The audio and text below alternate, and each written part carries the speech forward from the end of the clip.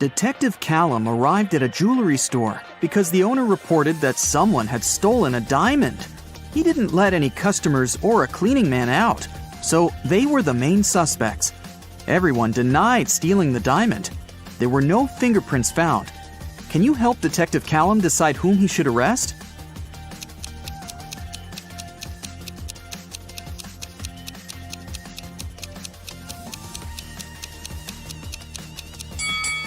He should arrest the man and the woman wearing gloves.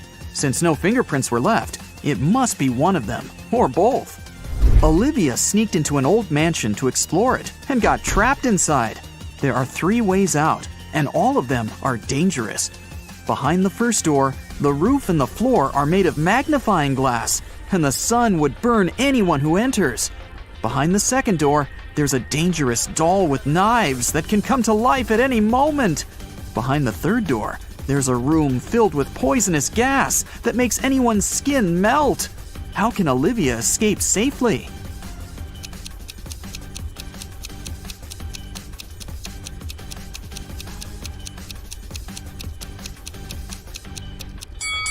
She can just leave through the first door. It's night, so the sun isn't shining, so the first way out is safe. Detective Callum was abroad, traveling by train, when he heard 2 men arguing. One of them, Hendrix, was blaming the other, Brian, for trying to steal his suitcase. Their suitcases looked exactly the same, and Brian claimed that he had just confused the 2 by accident. Detective Callum asked both men to open their suitcases. Do you think it was an accident?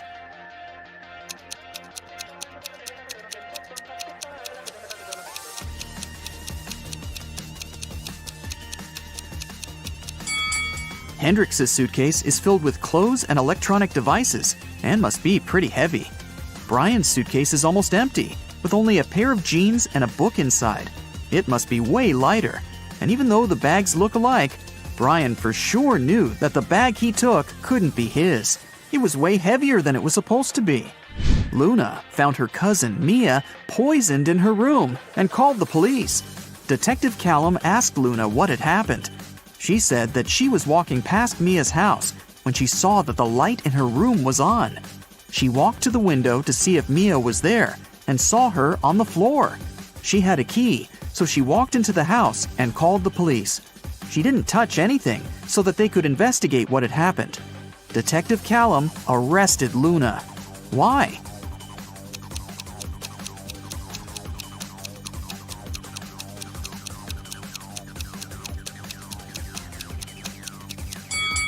She said that she saw Mia in the window. But look, the blinds are closed. If Luna hadn't touched anything, she couldn't have seen what was going on in the room. She must be lying about something. While Ms. Virginia Dell, a rich lady, was on her 3-month business trip abroad, her mansion was robbed. The security was notified, and Detective Callum started the investigation. There were 3 people caught on the security camera, and he started interrogating them. Charlotte, Ms. Dell's cousin, said that she'd visited several times to collect the mail. Camilla, the housemaid, said that she had come 3 days ago to clean the house. Ismail, the gardener, said that she came every Wednesday to take care of the garden. All of them denied stealing anything. Detective Callum arrested one of them. Whom?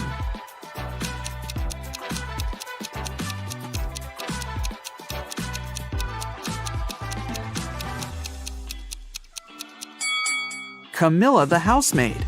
She said that she had cleaned the house 3 days ago. But look at the house. There's dust and dark stains. It doesn't look like the house has been cleaned recently, so she probably lied. Abigail stayed late in the office because she had a lot of work to do. She left the room to get some snacks and a coffee. Half an hour later, she returned and found out that someone had stolen her wallet, so she called the police. Detective Callum interrogated 3 people who were still in the office. Noel, the cleaning man, said that he had been cleaning another floor and had never stepped into Abigail's office that day yet. Sonia, the accountant, said that she had been talking on the phone with her mom. Sean, a regional manager, said that he had been in his office, flooded with work. Who stole the wallet?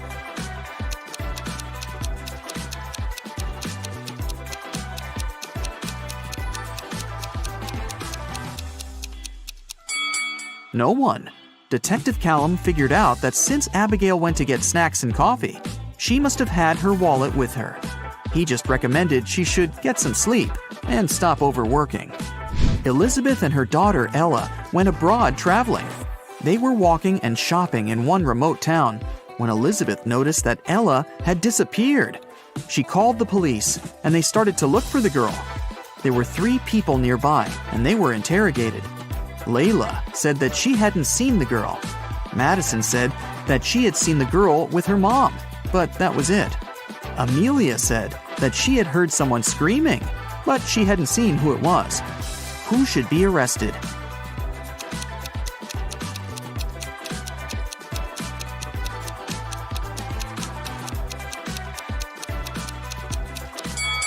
Layla. Look, she's carrying Ella's purse. Gideon had a girlfriend, a sister, and 2 cousins. Figure out who Gideon's sister is if the cousins are saying the truth and the sister and the girlfriend are lying. Chloe. E is his girlfriend. Ruby. Chloe is lying. Skylar. Ruby is lying. Lily. Skylar is not his sister.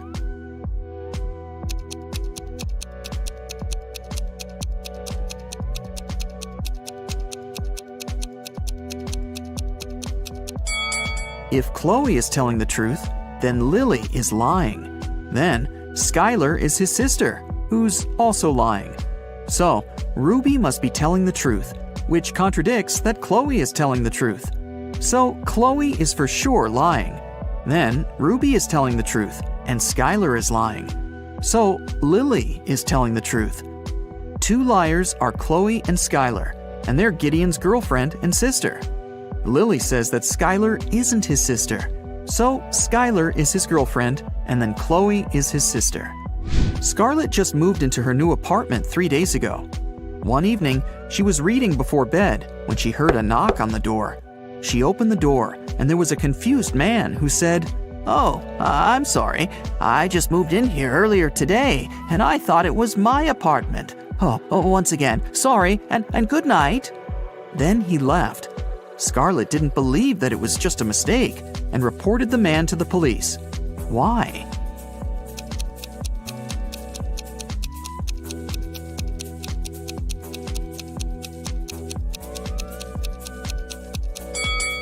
The problem was that the guy had knocked. If he had really thought it was his room, he would have tried to open it with his own keys. Nora lived alone in the city suburbs.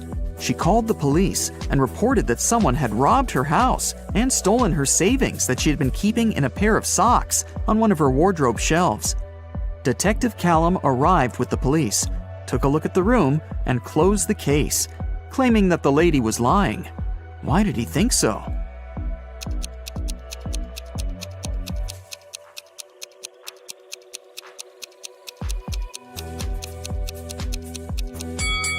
The room was absolutely clean. If someone had robbed the house, they would have made a mess while searching for money. The person who took the money must have known exactly where it was, which is unrealistic. Mrs. Ledger is a high school history teacher. One day, she started a sudden oral test, asking students questions from the back of the book. If the students figure out the order in which she asks, they can find the answer to their question in advance. The first 3 people she asked were Atlas, Eleanor, and Gracelyn. There are Zoe, Luca, Sienna, and Victoria left. Can you guess who will answer which question?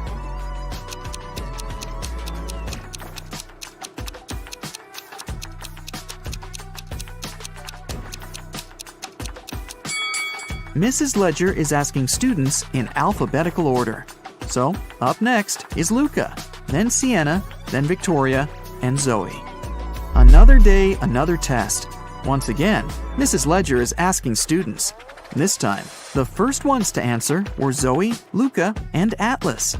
In which order will she ask the remaining students?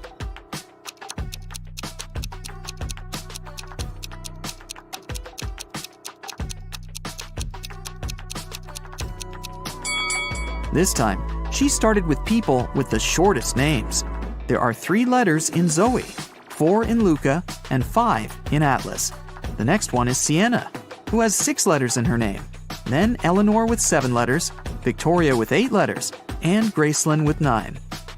Ellie found herself locked in a dungeon and couldn't remember what had happened. She looked around and saw a door that could have been a way out, but it required a passcode and she didn't know it. Luckily, there was a hint.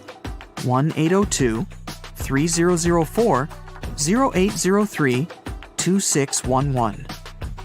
She has just one chance, and if Ellie doesn't get it right, the dungeon will get locked forever. Can you help her decide which password is the correct one?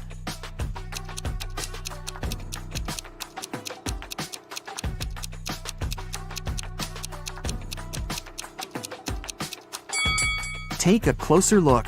Some numbers have faded away a bit. This is probably because they had been used the most. They are 1, 2, and 6. The only code that uses all of them is the last one, 2611. It must be this one. Aurora came home after a long day at the university and was excited to eat the mint-flavored ice cream she had bought in the morning. But when she opened the freezer, the ice cream was gone. Aurora asked her 3 siblings who had eaten her ice cream, and they all denied it. Dawn said, "I'm on a diet, and I haven't been eating ice cream and stuff for a week now." Everett said, "Dude, I had my chips. There was no need to eat your ice cream this time."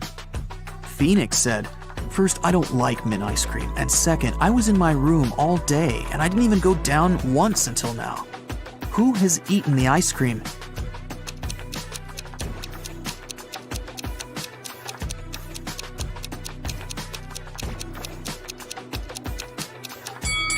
It was Phoenix. Aurora never mentioned the ice cream flavor, but he still knew it.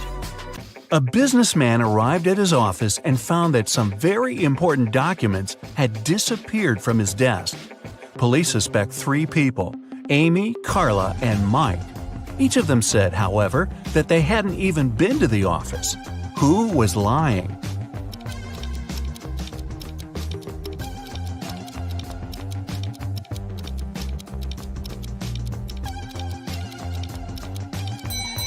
It was Mike. Both Amy and Carla are wearing high heels, while the dirty footprints on the floor were clearly left by sneakers. The king of a faraway kingdom was getting old and started to think of announcing his heir. He had 3 daughters, each with their own virtues, and the king couldn't decide which of them would be the best queen. Then one of his counselors suggested an idea. The king should give each of his daughters a teapot filled with water, and the daughter whose pot started to boil first would be proclaimed the heiress. When the day of decision came, the 3 princesses started boiling water. 2 of them really wanted to become the next queen, but in the end, the one that didn't want the throne won the competition. How did that happen?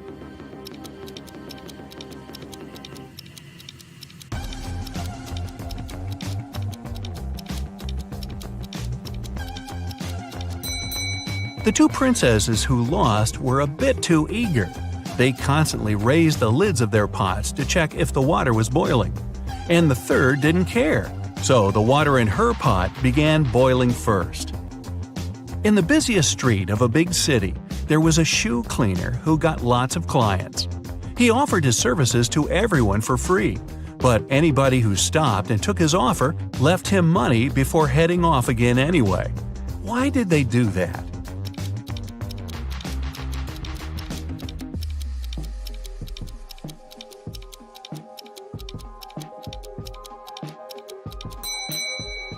He cleaned only 1 shoe for free, and if the client wanted their second shoe cleaned, they had to pay.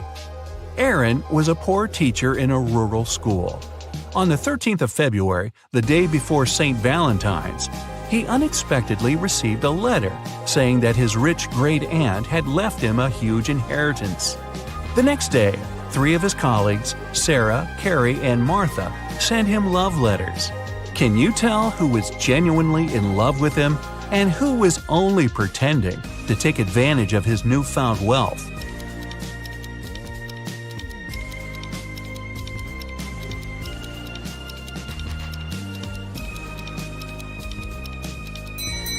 Carrie was the honest one.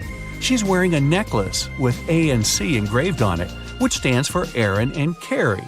Clearly, Aaron gave it to her as a gift because they'd been dating even before he got the inheritance.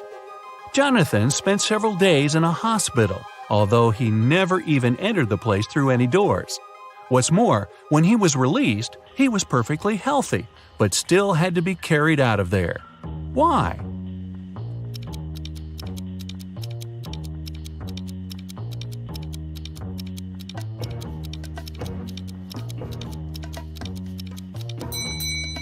Because Jonathan was a newborn baby. A village in the far north has found itself in big trouble.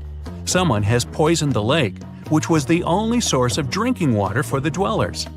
When the police arrived to the place, all they saw was a set of weird prints on the snow. There were footprints between two parallel lines. They didn't know the name of the culprit, but they at least knew who they had to look for. Can you follow their logic?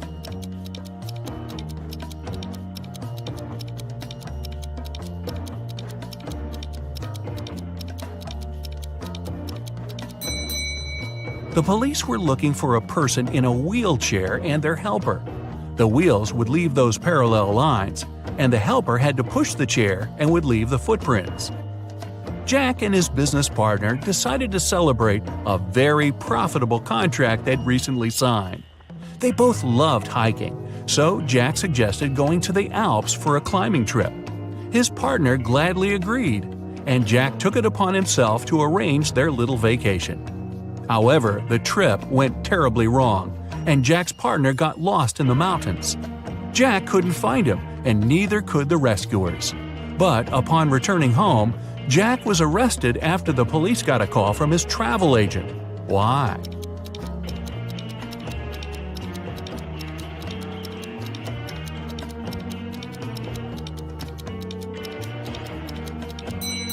The travel agent told the investigators that Jack only bought one return ticket for himself. For his partner, he bought a one-way ticket. Someone had broken into Mr. Jenkins' house and taken all his valuables while he was on vacation. His neighbor, Mr. Brown, called the police to tell them about it because he'd witnessed the event. He said he'd come back from work late and saw the lights were on in Mr. Jenkins' house. Mr. Brown knew his neighbor was away, so he carefully approached the window to look inside. The glass was frosted over, so he breathed on it to melt the ice and saw a man in a gray hoodie stuffing valuables into a blue backpack. Then Mr. Brown ran home and called the police. The officers listened to the story and immediately arrested Mr. Brown. Why?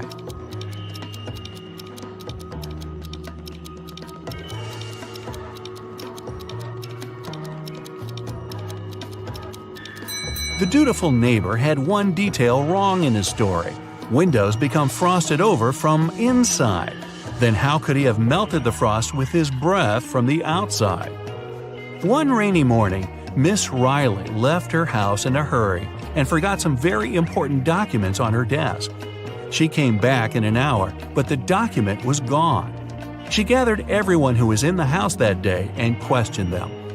Ryan, the cook, said he'd been preparing dinner and didn't even set foot in Miss Riley's room. Sal, the janitor, said he'd only come in, turned on the lights to see if cleaning was needed, and left.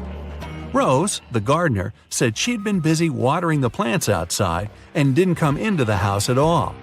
Who took the document?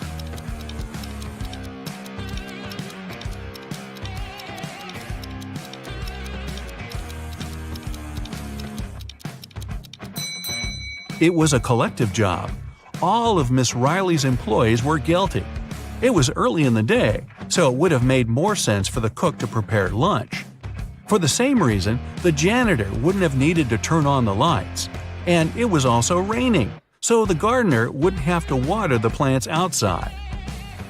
There are 4 glasses on the table in front of you. Each of them is filled with water to the exact same level, and in each of them, there's an object. In the first glass, there's a baseball. In the second, a pencil eraser. In the third, a wristwatch. And in the fourth, a paperclip. Which of the glasses has more water than the rest?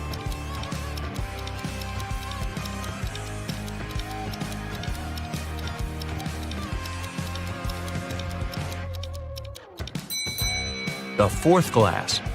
If you take out the objects from their glasses, the water level will drop because they'll stop taking up the volume. The paperclip is the smallest object, so there's more water in that glass. Humanity is coming to its end. The last man on Earth is going about his day, working the field, gathering wood for the fire, making supplies for the winter. At the end of the day, he's getting ready for bed when he hears a knock on the door. He isn't scared and goes to open it. Who's standing behind the door?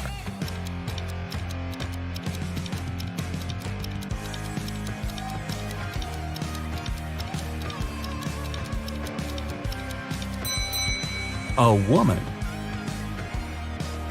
Mark's best friend, James, lives in another city, and his birthday is soon, so Mark decides to send him a present.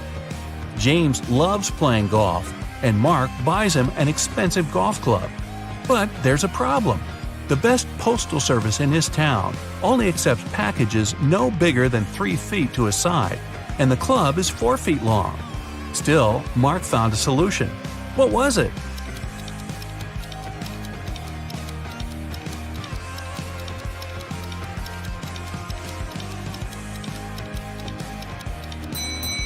Mark bought a square box with a side of 3 feet and put the club inside it diagonally. Jenny's sister goes to a private party to which Jenny wasn't invited. Envious, Jenny still decides to go, but finds out there's a guard at the entrance who asks all visitors for a password. She hides around the corner and eavesdrops on the other guests. One couple approaches the guard and he says 11. They reply 9. And he lets them pass. The next visitor is a guy to whom the guard says 6. He answers with 4, and the guard lets him through. Certain that she gets the principal, Jenny comes out of the shadow. The guard looks at her and says 110. Jenny replies 108, but the guard doesn't let her through. What's the correct answer?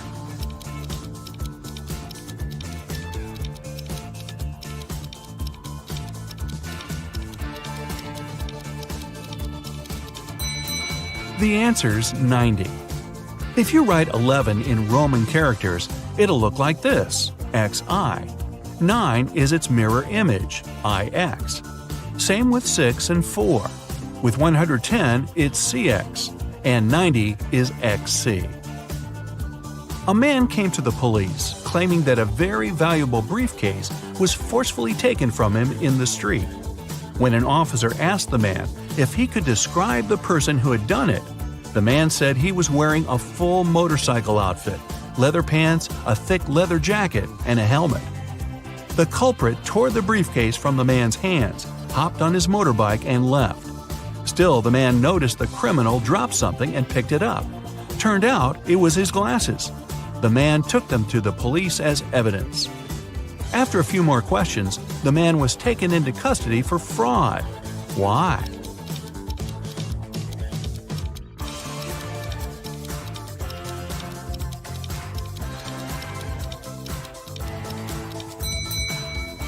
If the culprit was wearing a helmet, then how could he have lost his glasses?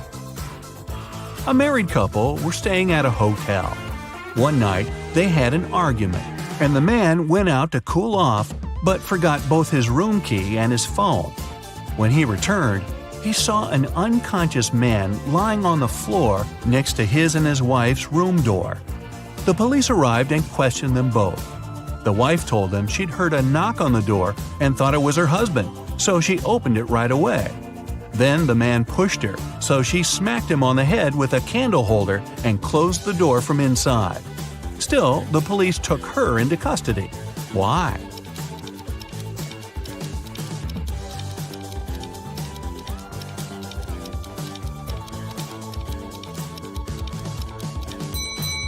The woman thought it was her husband, but still approached the door with a candle holder in her hands. That means she wanted to hit him with it in the first place. Lights out. James is a famous blogger. He arrives at an abandoned haunted castle to film a video. James hasn't even entered the house yet, but he has already spotted 5 weird things about this place and freaked out. Can you see them too?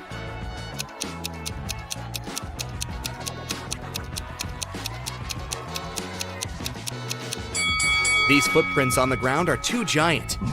It's winter, but this cherry tree is blooming. It should be the moon in the sky, not Saturn. Also, this black cat has 4 paws, but leaves footprints from only 3. James walks around the castle and gets lost in the garden maze. But in a while, he arrives at the front doors. Can you guess which way brought James here?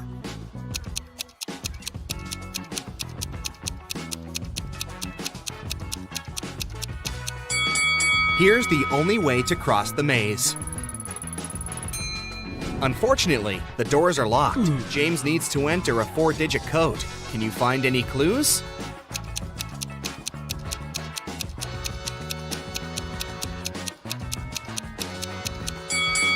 Take a closer look at the door. There are 4 stars painted on it. The first one has 5 rays, the second has 4 rays, the third one, 9, and finally, the fourth one has 7 rays. Therefore, the correct code is 5497. James enters the castle. It's very dark. Suddenly, someone grabs his camera and runs away to the library. James follows the thief. In the library, he faces a werewolf, a vampire, and a lady ghost. James questions them all. The werewolf says, "I only come here for magic books to find a way to become human again. I'm not involved in the robbery." The lady ghost says, "Someone spilled cherry juice on my favorite dress. I spent an hour in the bathroom trying to clean it. I didn't see anything suspicious." And the vampire says, "It's early evening now. I got up just a minute ago. Why would I need your camera anyway?" Who is lying?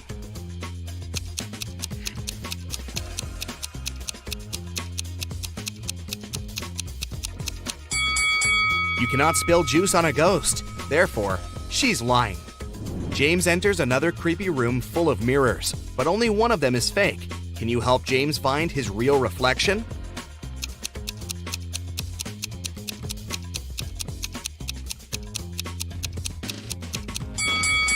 Only the second mirror shows the truth. Oh, yeah. James enters the toilet room, but all cabins are occupied. Can you spot a zombie among the visitors?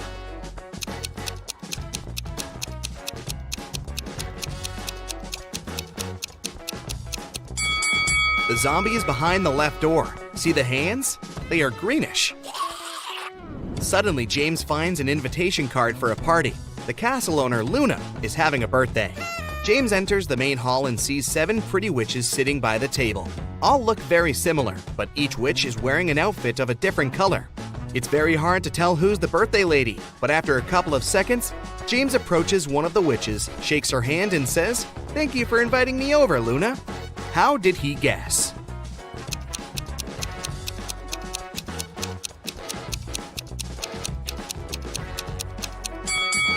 Take a look at these gifts. Each witch brought a box wrapped in the color of her outfit, but the green box is absent because Luna is wearing the green dress. Luna leads James to a company of 4 ghosts and says, "Welcome, stranger. Meet my granny." Can you help James find out Luna's actual grandmother?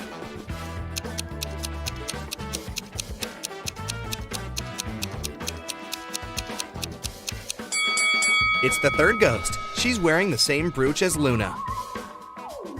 One of the witches, Zelda, likes James and wants to impress him. She shows him some pictures of her fabulous vacation, but James spots fake right away. How?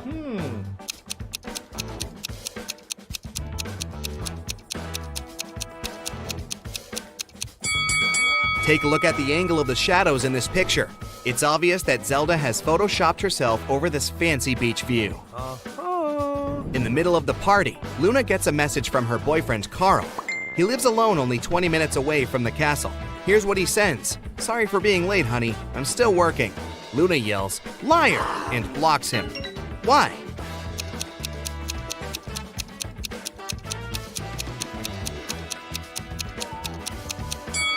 It's because of his selfie. There's a lipstick mark on the glass in the kitchen.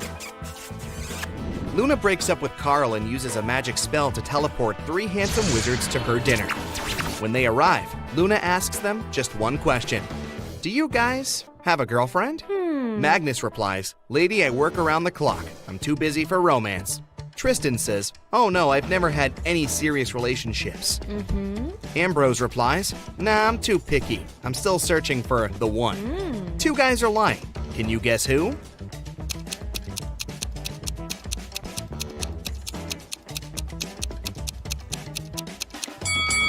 Magnus. There's a romantic tattoo with a female name on his chest. And Tristan. He has a tan line around his ring finger. Therefore, he had been wearing a wedding ring. James goes to the kitchen to help Luna with coffee. He spots 3 odd things right away. Oh. Can you see them too?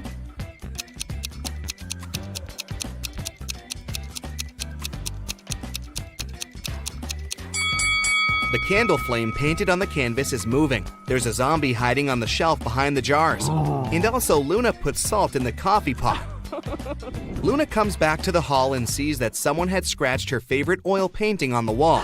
She interrogates 4 suspects among her guests. Magnus says, "Whoa, I haven't even noticed the painting." Sophia says, "Sorry, I was having a phone call." Zelda says, "No worries, honey. I can paint you a new one better than this." And Glinda says, "I was in the bathroom. I don't know who ruined the painting. Who is guilty?"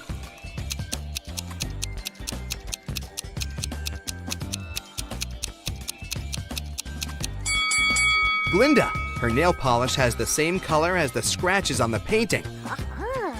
Luna takes James to the garden and turns him into stone. Can you find the enchanted James among these 3 statues?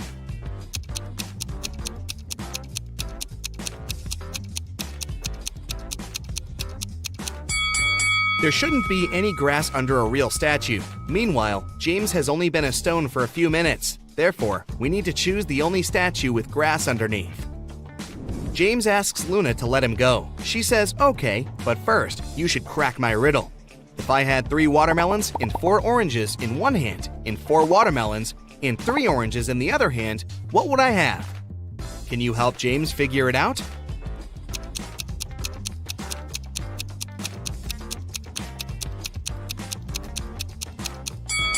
To solve this riddle, we need to think literally. The correct answer is, she would have very large hands.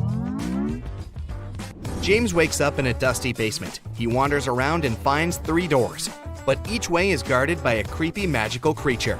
A hungry vampire is hiding behind the first door, and a fire-breathing dragon is waiting behind the second door. And there's a giant mutant rat behind the third door. Can you help James choose the best option?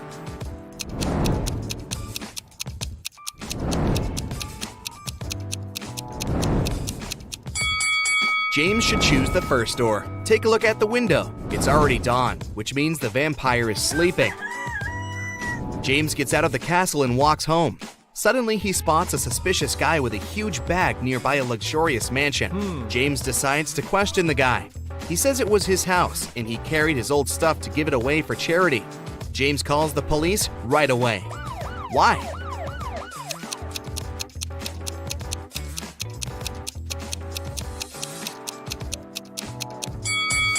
Take a look at the window. The glass is broken, and the guy's coat is torn. Why would he need to leave his own house through the broken window? Therefore, he's probably a thief. Finally, James arrives home. He checks his emails and finds 3 letters from different witches. Linda offers him to study at her magic school. Zelda invites James to visit her villa in Antarctica. And Sophia invites him on a date. But only one of these emails isn't fake. Can you find it?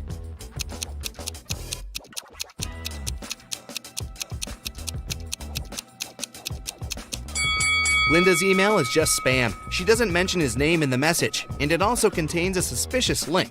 Zelda sends him a picture of her villa, but it's clearly not in Antarctica, so only Sophia's email is real. James agrees to go on a date. He arrives at the meeting point and faces not 1 Sophia, but 5. Unfortunately, a wicked wizard had cloned her. He tells James, "You only have 1 chance to choose the real Sophia. If you succeed, I'm gonna let her go. Can you help James?"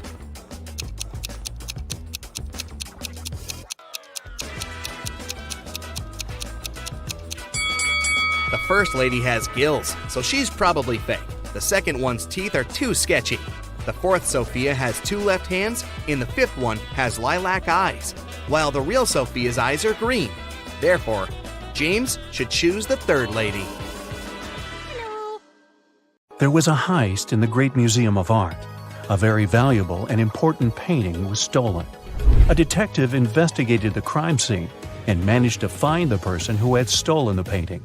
However, when the detective asked the thief to give it back, the criminal gave him 3 copies of the same painting.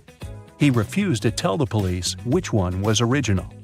But the detective immediately figured it out. How do you think he did it?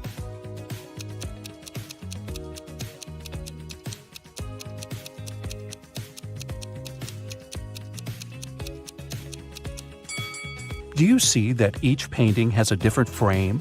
But only one of them is similar to the frames of other paintings in the museum. And since this museum is known to use the same style of frames, this one is the original painting. Jeremy was accepted to the best school of witchcraft and wizardry. One of the classes he had to take was about transforming into animals. 3 professors taught that class, and each of them specialized in transforming into one certain animal. Can you tell which professor turns into what kind of animal?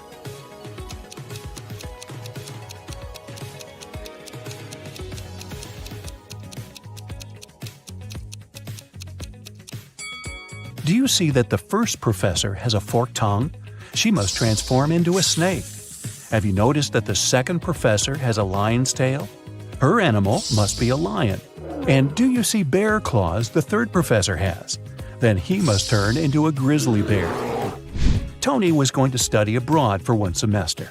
He flew into another country, found his new dorm where he was going to stay, and unpacked his stuff. Then he called his parents to inform them he'd arrived. They asked him, "What time is it there?" Tony was pretty tired and jet-lagged, so he couldn't immediately tell what time it was. Can you help Tony figure out the time?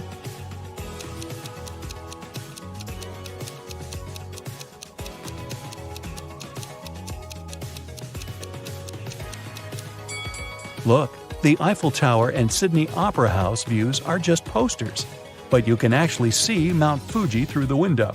So, Tony is in Tokyo, and it's 8:45 there.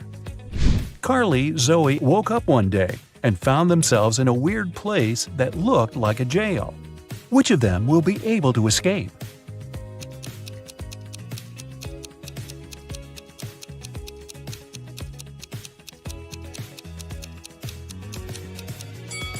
Carly can escape because the bars of her prison cell are made of wax. She'll be able to use the candle on the floor behind her back to melt them. Zoe can also escape. Do you see several rats in the corner that are munching on the bars? It's because the bars of the girl's cell are made of salted breadsticks, and she can eat them and escape. Isabella was a princess and the heir to the throne. One day, an evil witch lured her into an enchanted forest so that she could take over the kingdom. Isabella got lost, but fortunately, she had a magic pendant. The king's magician gave it to her some time ago, claiming it would help her find her way back if she ever got lost. She used the pendant, and 3 spirit animals appeared. The first spirit animal was an owl, the second one was a butterfly, and the third spirit animal was a hawk. Only one of them knew the way back to the castle.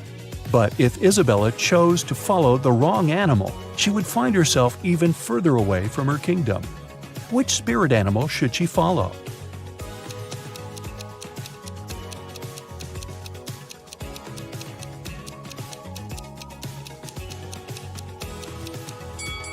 Have you noticed the kingdom banner in the throne room? It has a butterfly on it, so it's the official symbol of this kingdom. Isabella should follow the butterfly. Toby was a rich businessman. One day, he came back home from a dinner party and saw that somebody had broken into his house and stolen his expensive watch from his safe. He called the police. They investigated the crime scene and found 3 suspects. Gordon said that at that time, he'd been at home trying to make his teenage kids go to bed. Danny said he'd spent the whole night at a party with his friends. And Matt claimed that he'd been at a movie theater watching a new superhero movie between 12 and 2 a.m. The police immediately realized who'd broken into Toby's house and stolen the watch. Have you figured it out?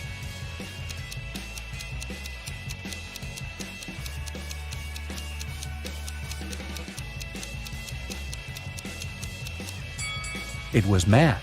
When Toby arrived home, it was 11:30 p.m., so it doesn't matter where Matt was between 12 and 2 a.m. Elliot was a crazy scientist who was obsessed with the idea of parallel universes. He dedicated his whole life to figuring out how to create portals to other dimensions. One day, he finally succeeded in building a portal machine. When he tried to test it, 3 portals appeared in front of him, and then the machine just blew up. And since he had meddled with the laws of physics, the universe where he lived started to collapse. The scientist had to choose one of the portals to escape through, and fast. The first portal opened to the universe in which Elliot was a supervillain. The second portal opened in the world in which the man was a ruthless king. The third portal opened on the planet where Elliot was an underwater creature. Which portal should he choose?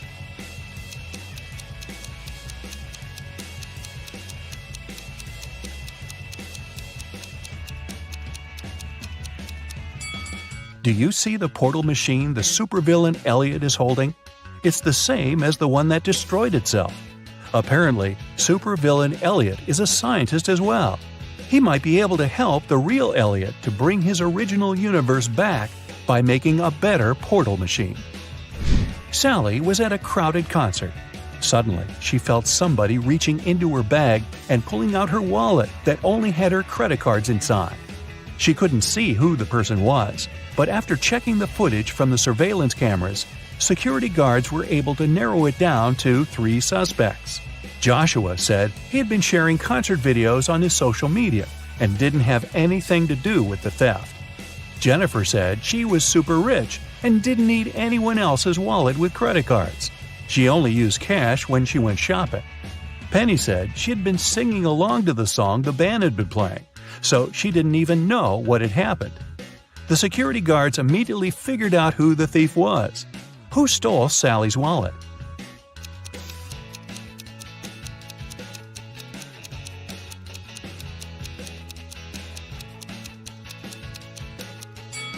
Nobody told Jennifer that the wallet contained only credit cards, but somehow she still knew it. She must have stolen it. Mary found a new job in another city, so she had to move. The realtor found 3 options for Mary to choose from and took her to see each of them. First, she brought Mary to apartment number 1, which was located downtown. Second, she took the woman to apartment number 2, which was within walking distance of a subway station. After that, she took Mary to apartment number 3, which was next to a grocery store. Which apartment should Mary choose?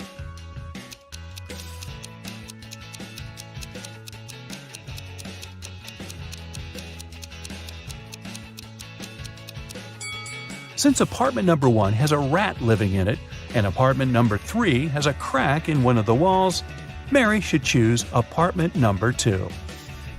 Miss Sanders took her students camping at the weekend. She wanted to tell them about forest plants. During the trip, one of the students wandered off and got lost in the forest. Hours passed, but he couldn't find his way back. The guy felt very hungry, but he didn't have any food with him. That was when he saw 3 different bushes with 3 different kinds of berries in front of him. Only one type of berries was safe to eat, and the other 2 were poisonous. Which berry should he eat as he's waiting to be rescued?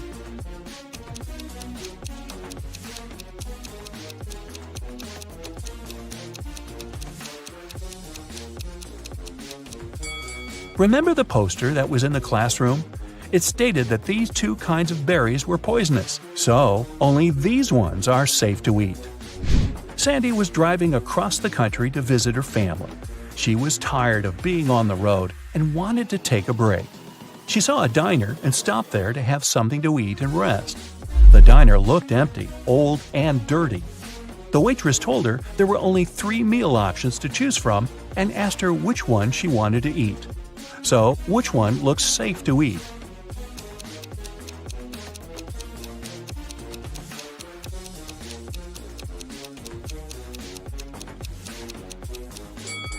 Do you see the fumes coming from the first meal? They're green. That can't be a good sign. And the third meal has a little bug on it. Yikes! So Sandy should eat the second meal and get the heck out of there. Audrey won the Best Actress award at a film festival. But when she left the stage and went to give an interview to the reporters, her award was stolen. A police officer arrived and found 3 suspects. The first suspect was Grace, a cleaning lady. She said she had been taking selfies with her favorite celebrities backstage and didn't have anything to do with the award. The second suspect was Gabrielle, a reporter. She said she had stolen the award because she had been with other reporters waiting for her turn to ask Audrey some questions. The third suspect was Catherine, an actress. She said she was not the one who had stolen the award because she had been among guests watching the show. Besides, she already won the Best Actress award last year. The police officer knew who was lying. And you?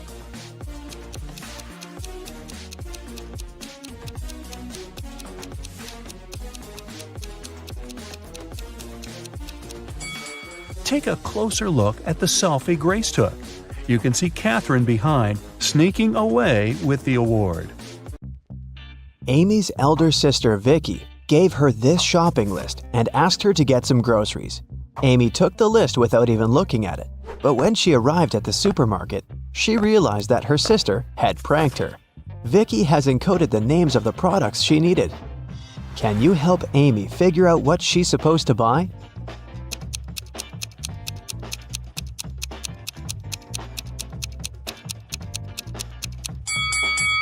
Here's the first product. It's blueberry. What about this one?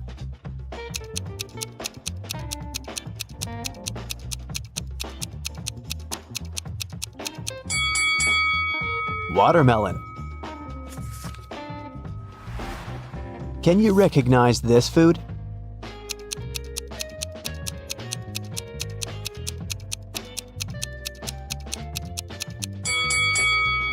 That's right, it's kiwi. Here's the next rebus. Can you crack this code?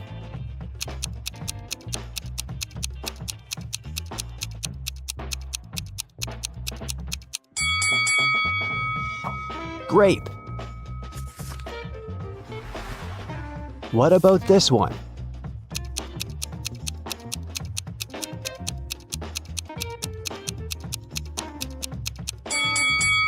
Pineapple. Great job. Next riddle. Any ideas?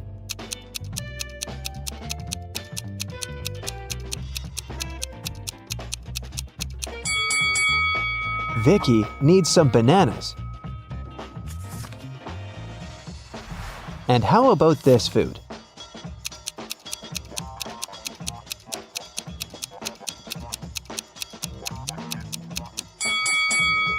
That's right, Amy should buy some oranges.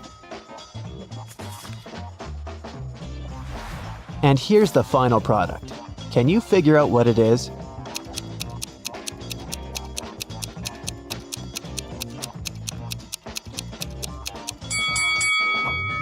Lemon. Amy took everything she needed and headed to the cashier. He said, "I'll give you a 90% discount if you manage to solve my riddle." Amy agreed. Here's the riddle. If you had 3 apples and 4 oranges in one hand, and 4 apples and 3 oranges in the other hand, what would you have? Can you help Amy crack this riddle to save some money? Try to think outside the box.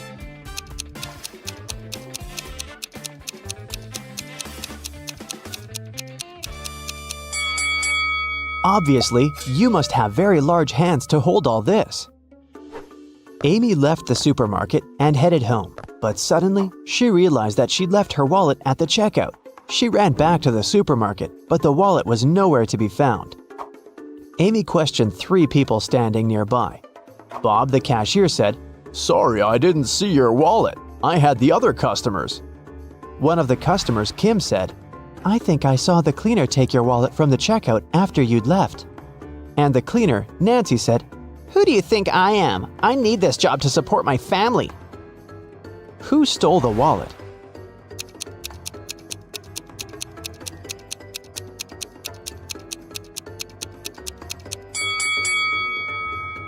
It was Kim. She's holding her own wallet in her hand.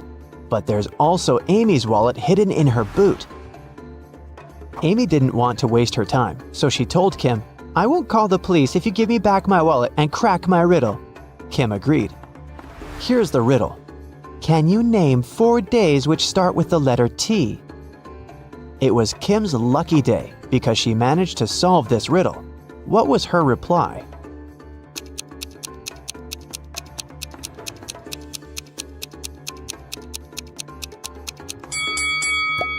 Tuesday, Thursday, today, and tomorrow. Amy, Vicky, and their boyfriends Josh and Greg went hiking and got lost. They wandered around the forest for a few hours and found this sign. There were 3 paths through the forest. The first one would take them to a toxic swamp. No one has ever returned from that swamp alive. Hungry tigers were blocking the second road, and to use the third path, the guys had to cross an ice-cold mountain river. Which way is the safest?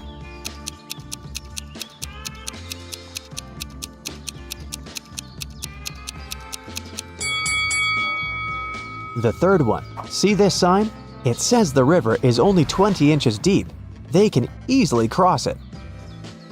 It got dark very fast. While the friends were still trying to find a way to cross the river, their phones had run out of battery, and they only had 1 torch. The river is too risky to cross without any lighting. If all 4 people started crossing the river at the same time, the torchlight wouldn't be enough. Plus, each person would be crossing the river at a different speed. Amy would need only 1 minute. Vicky would do it in 2 minutes. Josh would need 7 minutes, and Greg, 10 minutes. What's the shortest time needed for all friends to cross the river?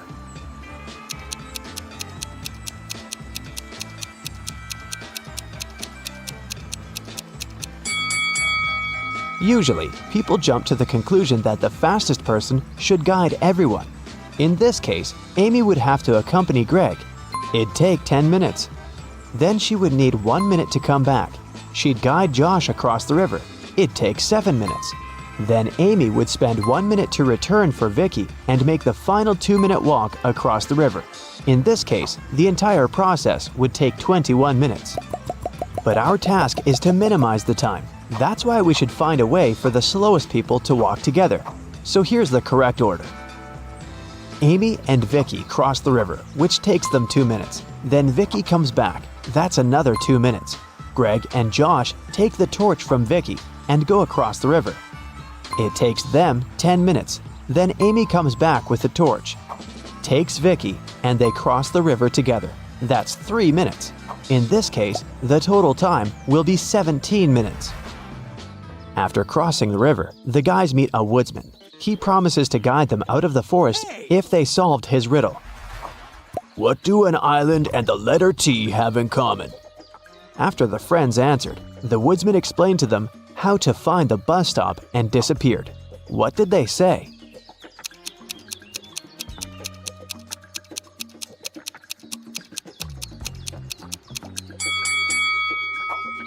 The letter T and the island are both in the middle of the water. It took a while to find the bus station, and the guys got hungry. That's why they decided to buy some food. But only one of these vending machines is safe to use. Can you tell which one?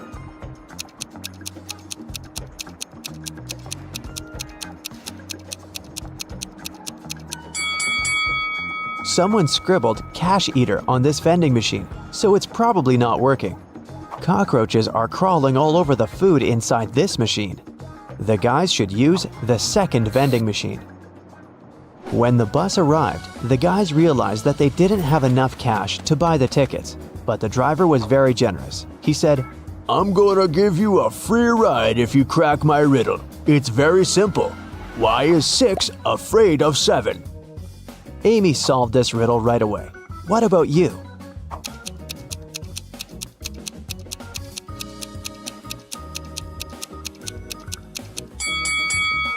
Because when it was hungry, 7 ate 9. The guys took their seats on the bus. Can you find anything weird here?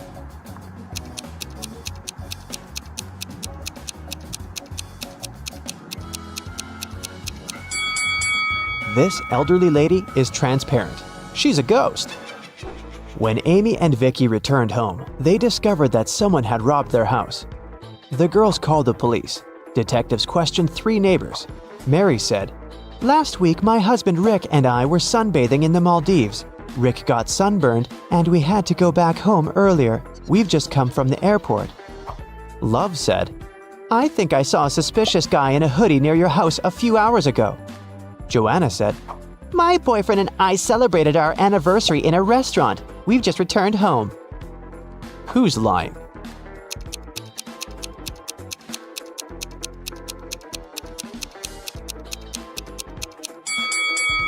Mary.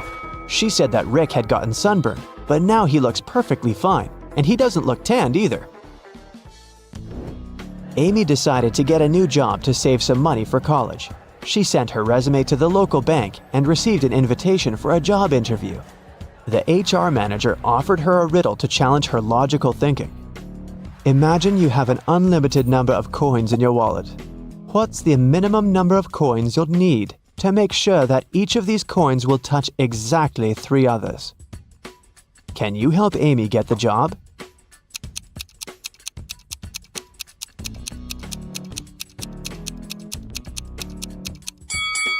The correct answer is 4. She should place 3 coins flat on the table so that they form a triangle and their edges touch each other.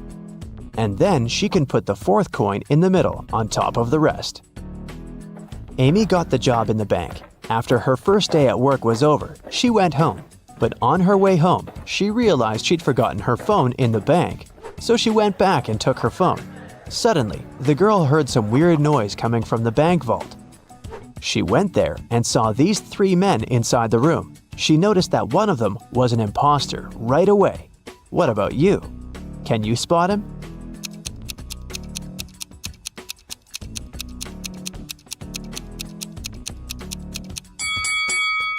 The 3rd guy doesn't belong here. Look, he's wearing a police badge. He must be working undercover. The robbers ran away and locked Amy and the police officers inside the vault. Now they have to solve this riddle to unlock the door. They have to find a way to connect these 9 stars by using just 4 lines, all without lifting their hand even once. Can you help them find the right way?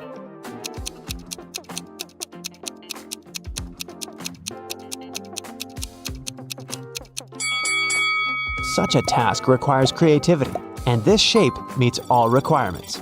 But maybe you came up with something better. Amy bought flowers for her sister's birthday. She was walking down the street holding the bouquet in her hands. Suddenly, a man in a mask ran up to her, grabbed the flowers, and ran to the nearest restaurant. Amy started crying. A patrol car stopped next to her. Amy told the police officer what had happened. They went to the restaurant together to find the criminal. There were 4 men with very similar bouquets. Can you tell who robbed Amy?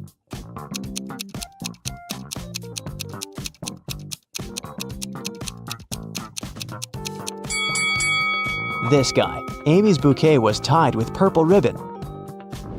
Vicky organized a birthday party. To avoid uninvited guests, she asked the security guard to set a special password, but her boyfriend Harry, who was most definitely not invited, developed a plan that could help him enter the party. He hid near the door and started to listen attentively. When the first guest arrived, the guard said 12. The guest answered with 6. Then the second guest arrived, and the guard said 6. The guest replied with 3. Harry thought he'd heard enough and walked up to the guard. The man said 8, and Harry replied with 4. After hearing this answer, the guard asked Harry to leave. Why?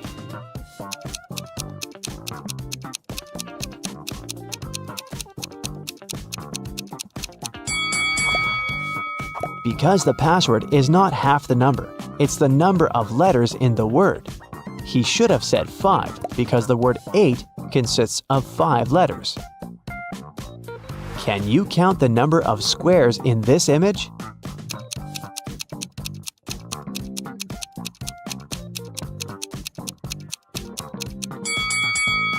The correct answer is 40.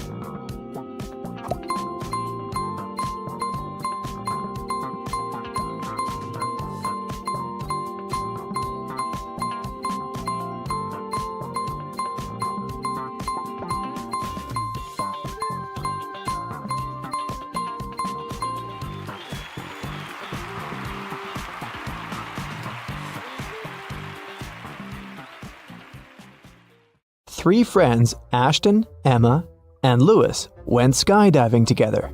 This is them right before they jumped out of the plane. Which of them is in danger?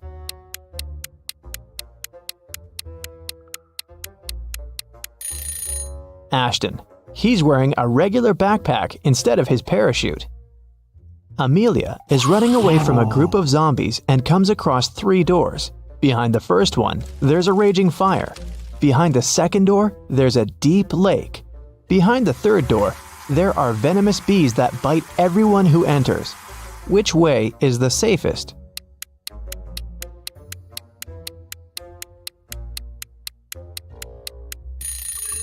I'd choose the second door and then just swim away. It's just a lake. Amelia can probably do it. Esme was walking in the forest and got lost. It was late evening when she finally found a witch's house and asked the woman to help her get home. The witch recently got internet access and was shopping online, but there were lots of fake items on the internet and she needed to buy only original products. Unfortunately, she didn't know the correct logos, so she needed Esme's help. First of all, she wanted an iPhone. Which iPhone logo is the original one?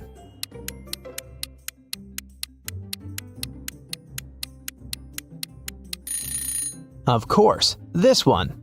Next, she needed a pair of sneakers for her morning runs. Which logo is correct?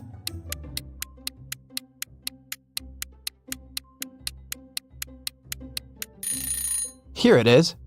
Next, she wanted to get a fancy purse. Which Chanel logo is correct?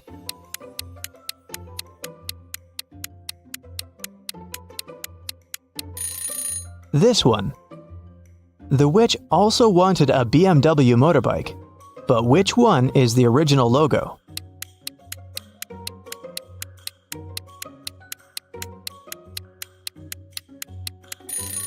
Yep, that's right. When the witch needs gas for her motorbike, what 7-Eleven should she go to?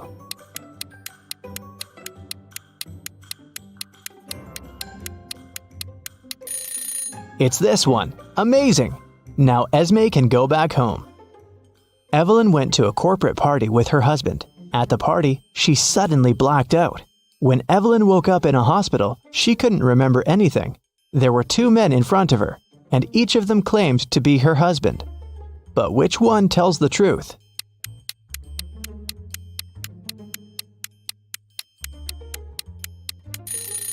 Since Evelyn and her husband were at a corporate event, they were both dressed accordingly. The guy in a hoodie doesn't look formal enough, so her husband must be the one who's wearing a suit. Miss Lodge was going on a vacation. She cleaned up her office and left, taking the key with her. When she came back 2 weeks later, she immediately realized that someone had been to her office while she'd been away. How did she understand it?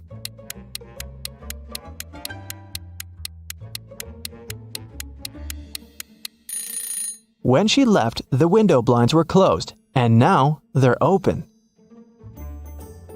A group of friends met in the evening for a game night.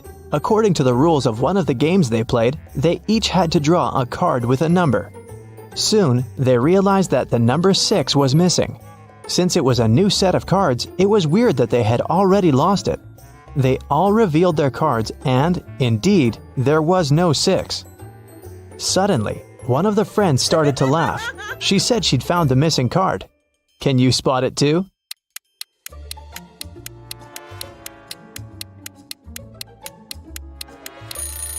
The player who has a 9 actually has a 6, but he's holding it upside down. There are only 8 cards and the highest number is also 8.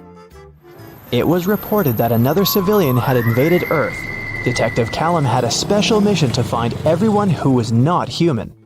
He entered a cafe searching for invaders and noticed one of them right away. Can you tell which customer is not human?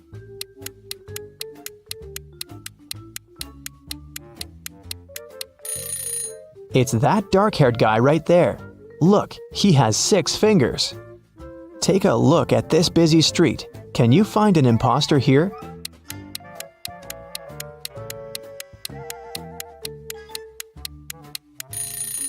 It's this guy. His clothes are super warm, but look, his face is blue. Now we're moving to the mall. Try to find an intruder here.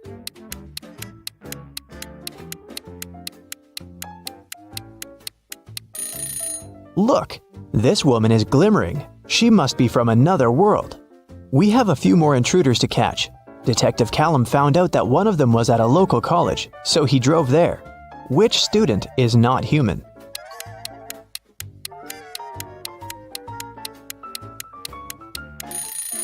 Look, that girl is floating, just a couple of inches above the ground, but still, definitely not an ordinary student.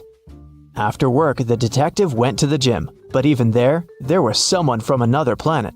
Can you spot them?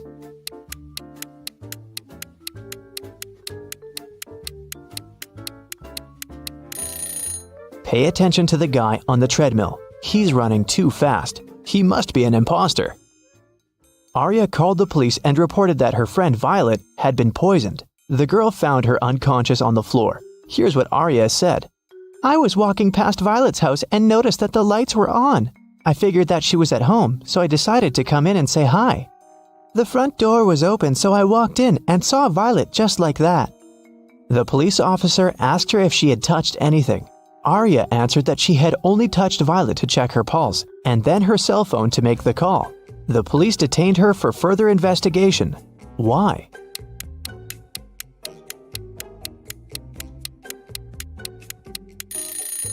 The lights in the room are off, but Arya said that it hadn't been dark in the room. That's why she entered. If she didn't touch the switch, then she's lying now.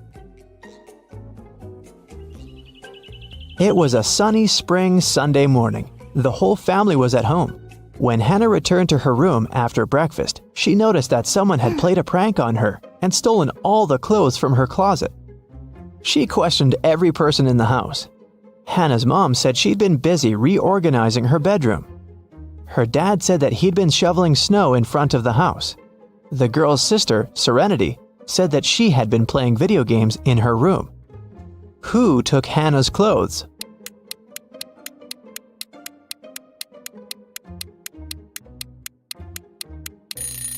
It was her dad. There is no snow outside. It's spring. He couldn't have been shoveling snow. So he lied. Tyler came back home and found a love letter in his mailbox. It was a very sweet one, but the sender didn't write their name. Instead, there was some code added at the end. Can you figure out the name of Tyler's secret admirer?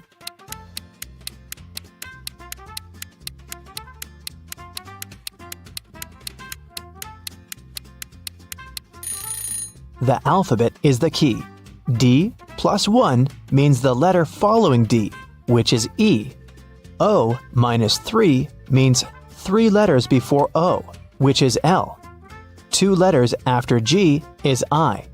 Z plus 0 is actually Z. And C minus 2 is A. It seems that the girl's name is Eliza.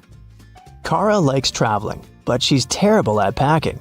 So, your task is to check her suitcase and find one thing she doesn't need to take with her. Kara is going camping with her friends. What's that extra thing she packed that she needs to leave at home?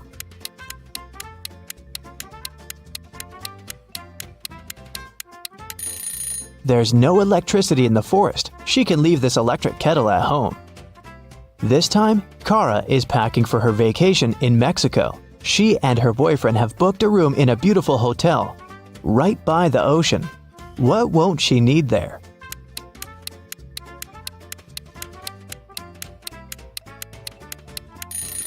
She probably won't need the towel. Hotels usually provide them and replace them every day with clean ones. This time, Kara is going on a ski trip with a group of friends. The task is the same. What won't she need there?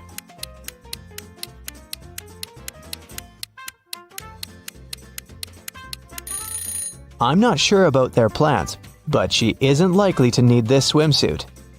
And finally, Kara is going to visit her grandparents. They live on a farm, and she'll stay there for a week.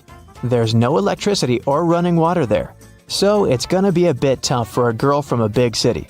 What doesn't she need to take with her?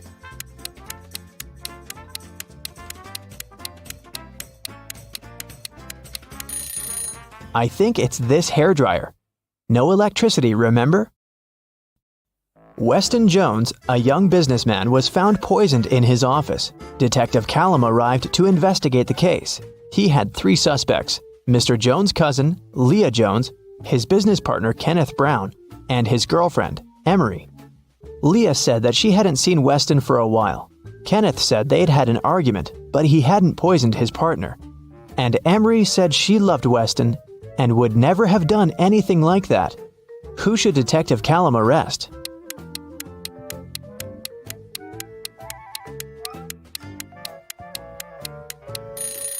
Look, there's a lipstick stain on one of the teacups in Mr. Jones's office.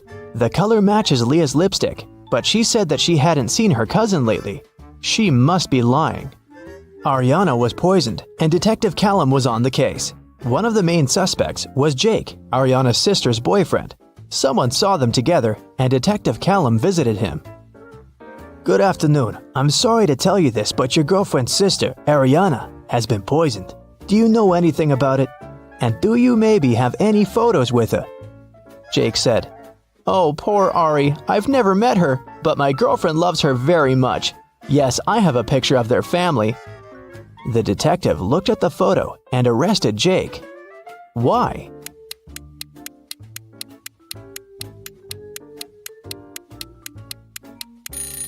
Look, Jake is in the photo too.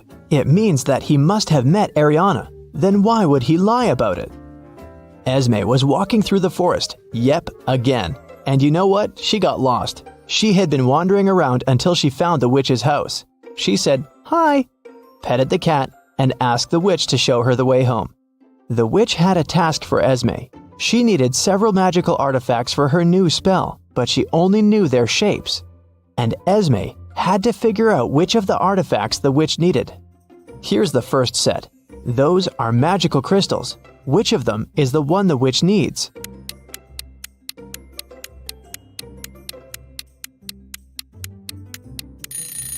Here it is. Okay, here are several plants. Can you spot the one the witch needs?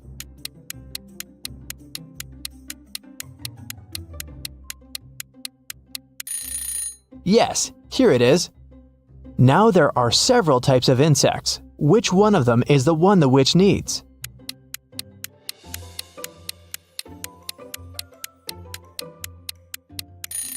Perfect. Here it is. And the last crystal. What's your guess?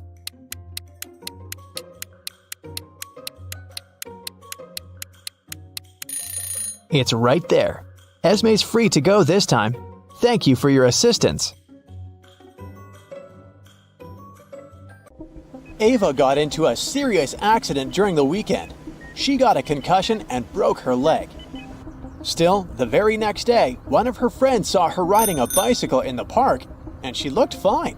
How is that possible?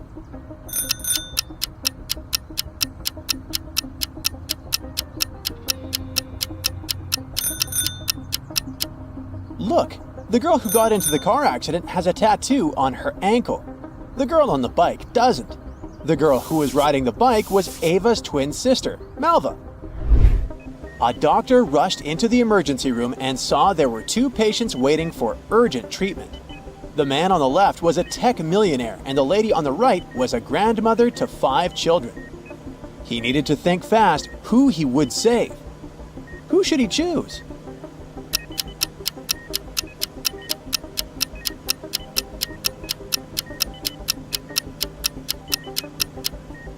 He should choose the grandmother. The man on the left has a phone next to him. He could call someone else for help. 3 scientists went to research in the Amazon forest. Bianca had some trouble with the harsh weather, but felt it was worth it in the end. Pablo had a great time photographing the wildlife for his social media page, and Helena got to study a rare species of carnivorous plant. On the last day of their trip, passing through airport security, one of them got caught trying to take something in their backpack. Take a look at the picture. Can you tell who it was?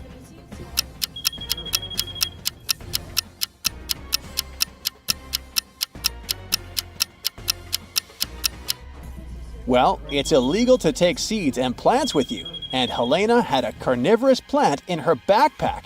Yikes! Mia went to Rome for summer vacation. She was wandering through the streets when she saw an artist's easel was knocked over. He said he had stepped away for 1 second and the tragedy happened.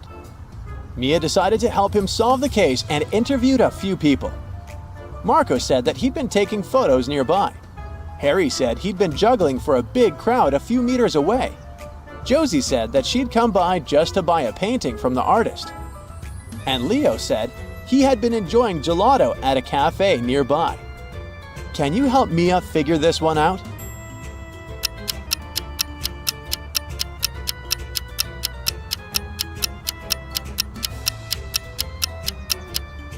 Well, look at Harry's backpack. There are some art supplies sticking out of it.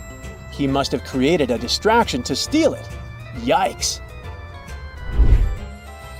Barbara invited her colleague Sabrina for lunch at her place.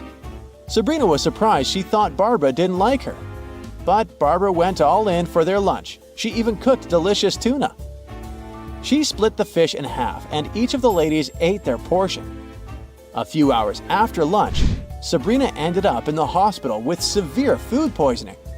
After a thorough investigation, the police popped over at Barbara's house and arrested her. But how is this possible?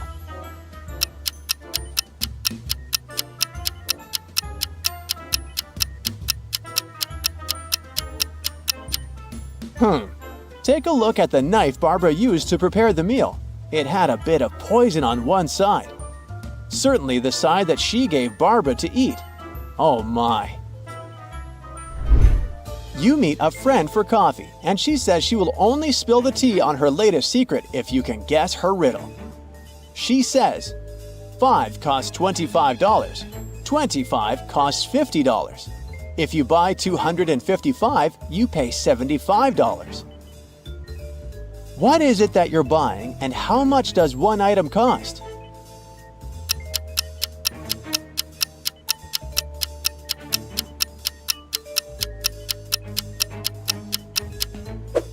You're buying door numbers, and each number costs $25. It took a decade for Professor Evans' archaeological mission to find a priceless artifact.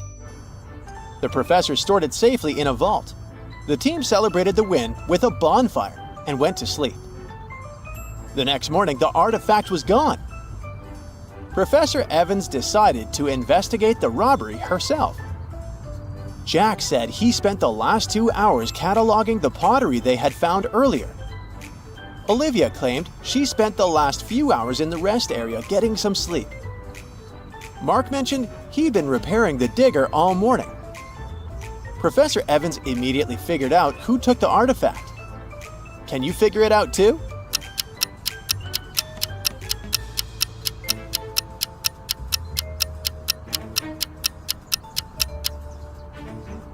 It was Mark. He claimed he spent the entire morning fixing the digger. But take a look at his hands. They should be dirty from the repairs. A car crashed into a restaurant window and drove straight inside. The owner was horrified and called the cops to investigate. There were 2 main suspects, Julia and Bernard. Each of them claims it was the other person who is the culprit. Take a look at the image. Can you figure out who's lying?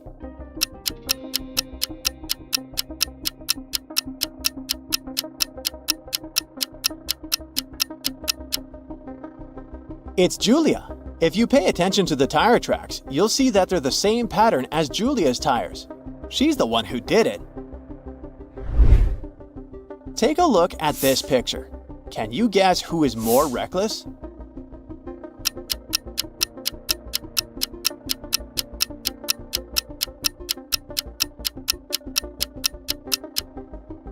Let's see. On the first pic, we see a little kid on the beach playing near the water. His super muscular dad is in the background talking to a couple of women. In the second pic, the little kid is playing catch with a not-so-friendly dog. But hey, his dad in the background is paying close attention. It's safe to say the dad on the first pic is more reckless. You are in Greece, exploring some of the country's ancient ruins. You get lost from your group and find the entrance to a hidden cave. you come across a mysterious chamber with 4 massive doors, each with a unique symbol. Beside it, there is an ancient scroll. When you open it, you find a message that tells you to trust that your mind knows the fleeting nature of time. The first door carries the symbol of a shield. The second door has a crown. The third door features a pair of wings, and the fourth door has an hourglass on it. Which door will lead you to the treasure?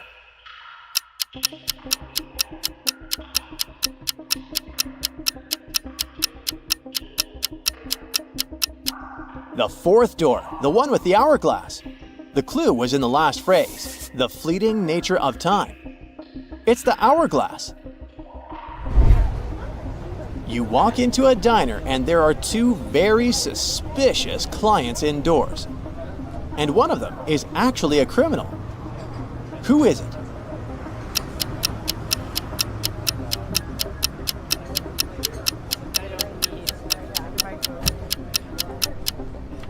Let's have a look. The first guy looks suspicious, especially since he's holding a defensive device. The second girl looks more innocent. She's just sitting holding a knife and cutting her salad with it. But hey, she's the guilty one. That huge knife is too big for cutting a salad, and it's got a red stain on it.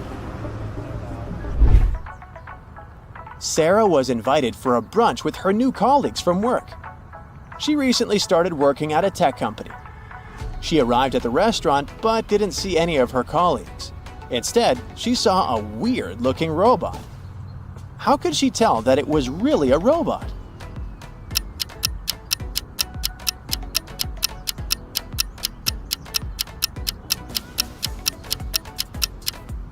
I know it looks like a person, but hey, look at her wrists. She has USB entrances on both of them. It must have been one of the pranks her colleagues decided to play on her. Maeve quit her job and decided to travel the world. Her first destination was Paris. She didn't know anything or anyone over there, so she arrived and looked for the first hostel she could find. But, oh no, she really shouldn't go inside this place. Take a look at the image. Can you figure out why?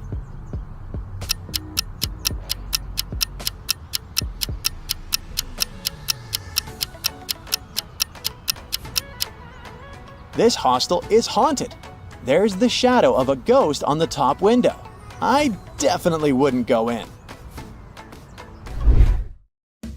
One late summer evening, a thief broke into a renowned artist studio and stole a rare painting. He didn't manage to get too far though, because a security patrol passed by while he was escaping. The thief stashed the painting under a thick bush and hid behind a nearby wall. The artist was quick to notice they had been stolen and called Detective Summer for help. The detective soon gathered 2 suspects. Take a look at the picture. Which guy did it?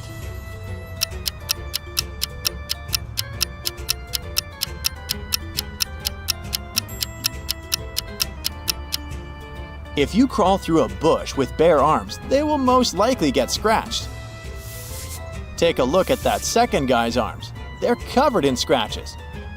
He must be the culprit. You ready? Here's another brain-busting workout for you. And off we go. After classes, Margot was studying in the library. At one point, she left for the bathroom. When the girl returned, she found out her wallet was gone. Margot immediately called the police. The librarian said she'd seen some guy, but she had poor eyesight and couldn't remember what he looked like. After listening to her vague description, the police officers questioned 3 students. Owen said he had been studying and hadn't even left his desk until the police arrived.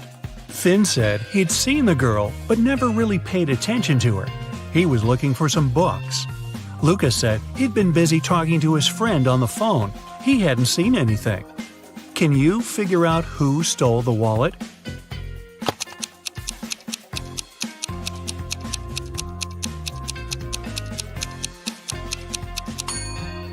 It was Luca. He said he'd been talking on the phone, but it's prohibited in the library. If he had used his phone, he'd have been immediately kicked out. So he's lying. During a casual walk deep in the forest, Esme got lost. After hours of wandering, she saw a witch's house. Esme asked the elderly woman to show her the way back. The witch refused, but she was in a good mood and offered a deal. She gave Esme 3 apples. 2 of them were poisoned and 1 was okay to eat. The girl had to pick 1 apple and bite into it. If she didn't get poisoned, the witch would show her the way home. Esme was a smart girl and managed to do it. How did she know which apple to pick?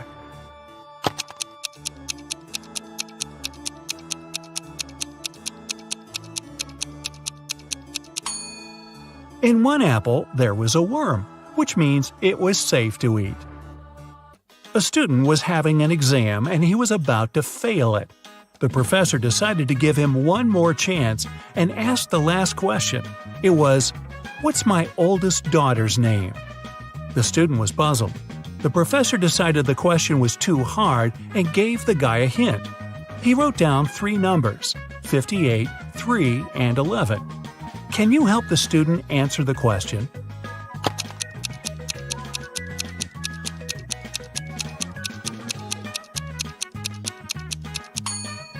It's a chemistry class. The riddle must be related to this subject. Have a look at the periodic table. The 58th element is cerium, or Ce. The 3rd element is lithium, Li. And the 11th element is sodium, or Na. If you put all of them together, you'll get the name Selena. The professor liked the game. When another student was struggling with his task, he gave him another puzzle. The man said, "I have daughters. All of them, except 2, have dark hair. All of them, except 2, have blonde hair. And all of them, except 2, have red hair. How many daughters do I have?" Can you help the student out?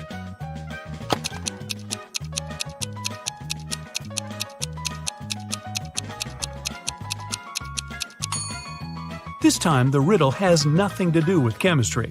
Pure logic. The professor has 3 daughters. 1 of them has dark hair, the second is blonde, and the 3rd daughter has red hair.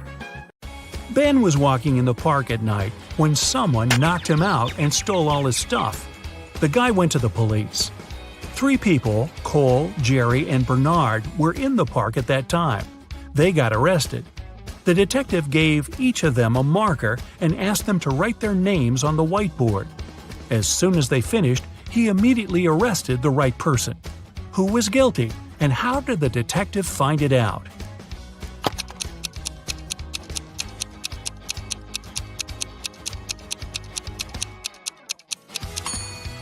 It was Jerry. Ben was hit from the right. It means the person who did it was left-handed.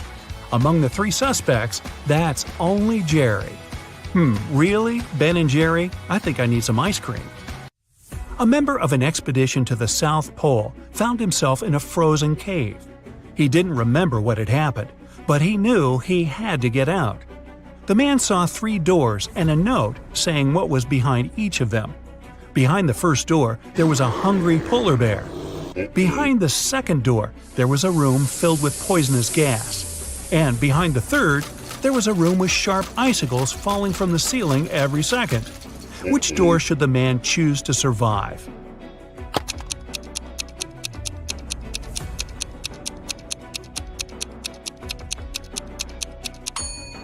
He should pick the first door. He's at the South Pole. There are no polar bears there. After classes, Nora stayed at the university. She needed to finish her project. She was sitting in the hallway. Soon she got hungry. The girl went to grab some food and left all her stuff behind. When Nora returned, she checked her things and called the police. She told them what had happened and reported her wallet stolen. There were 3 other students nearby. All of them were questioned. Kennedy said she had been texting her friends.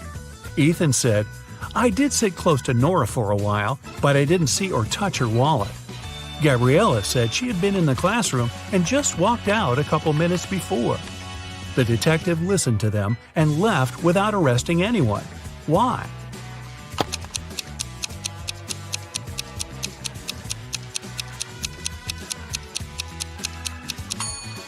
The detective remembered that Nora had gone to get some food. It means the wallet was with her and couldn't be stolen. The girl lied. 3 women, Sarah, Milla, and Eleanor, went shopping. 2 of them are pregnant, and 1 is a professional watermelon thief. Yeah, I know, but just humor me. Can you tell which one stole the watermelon?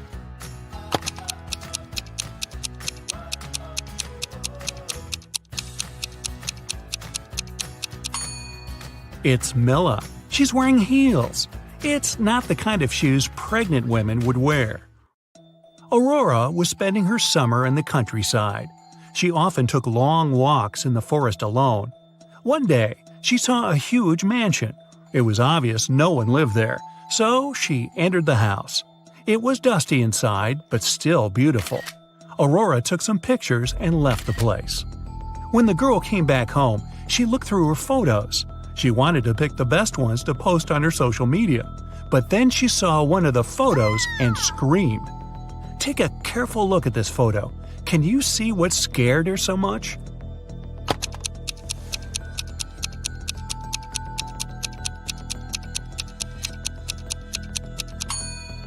Aurora noticed she, herself, was in the photo.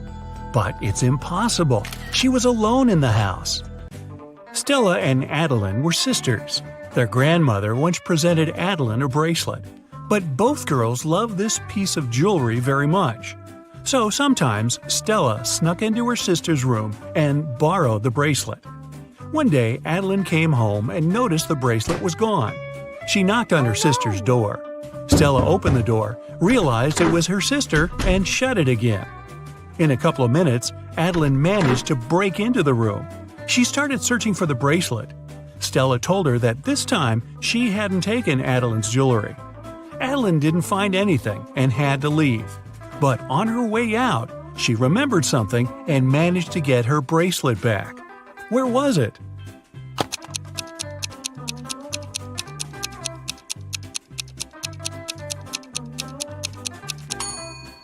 When Stella opened the door, she had her hair down.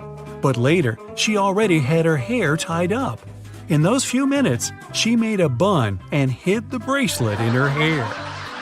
On a rainy summer night, Mrs. Miller came home after work. Her neighbor, Mrs. Smith, visited her. The women wanted to have some tea together. Mrs. Smith said her daughter was at a party. She met one of Mrs. Miller's triplet sons there. Mrs. Miller asked which one it was, but her friend didn't know. Her daughter could never tell the guys apart. The problem was all 3 of them were grounded and weren't allowed to go out until the next week. Mrs. Miller wanted to find out who had broken the rules. She called the boys and asked how they'd spent the day. Ian, the artist, said, "In the evening, I was outside drawing." Ryan, the musician, said, "I spent all day inside writing a new song." Luke, who likes sports, said, "I did a workout and spent the rest of the day reading." Mrs. Miller understood which of her sons was lying and grounded him for another month. Who's the liar, and how did she know?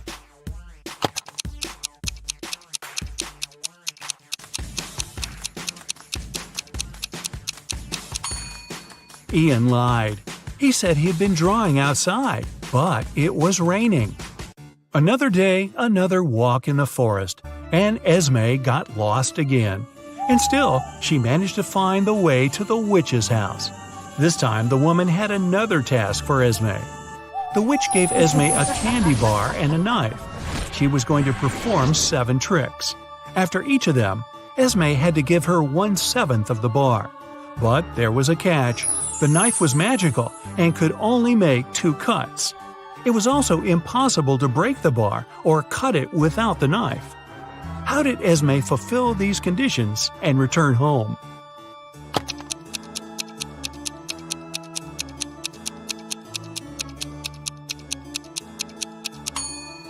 Esme made 2 cuts, dividing the bar into the following pieces: 1/7, 2/7, and 4/7. After the first trick, she gave the witch the 1/7 piece. After the second one, the girl offered the woman the 2/7 piece and took away the 1/7. After the third trick, she gave the witch the smallest piece back. After the fourth trick, Esme took away the first 2 pieces and gave the woman the 4/7 piece. Then she gave her the smallest piece again. After the sixth trick, the girl took away the 1/7 and gave the witch the 2/7 piece. And after the last trick, she gave the woman the smallest part of the bar again. Bonus question. Hey, if Esme is so smart, how come she keeps getting trapped in the forest? I have no answer. Erica works at the Railway Security Service. This morning, she received an emergency alert. There's a person with fake documents trying to escape to Canada by train. Erica and her colleagues found 3 suspects who look almost the same. Can you identify a criminal just by looking at one's passport?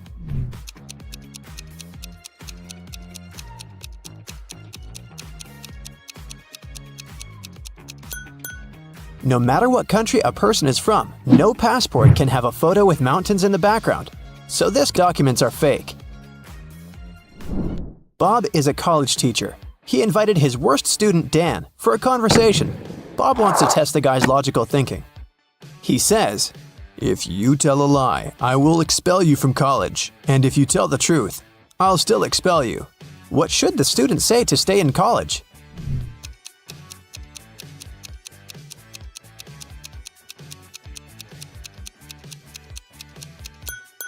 Bob should say, "I'm telling lies."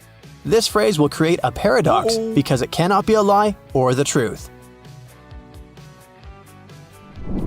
Nancy has 10 bowling balls. Her brother Josh decided to check her intelligence, so he asked Nancy to place those 10 balls in 5 lines, such that each of the lines has exactly 4 balls on them. Can you help her accomplish this task?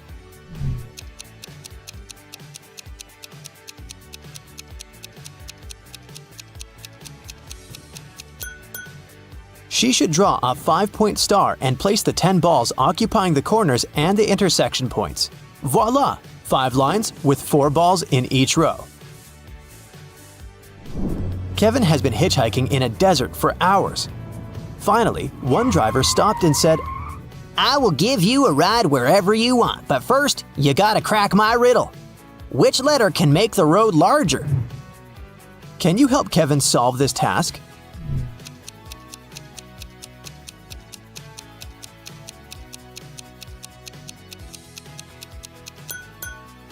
The letter B can turn road into broad.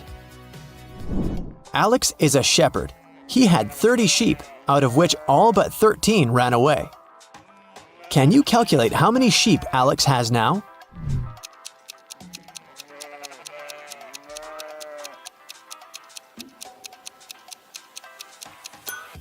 He has 13 sheep. The phrase "all but 13 ran away" actually means that all except the 13 escaped. Take a look at these 3 prisoners. The first guy pushes the iron bars. The second guy shakes muscles with dumbbells. The third guy sits and reads a book. There's a picture hanging on the wall. Can you say for sure who's likely to escape?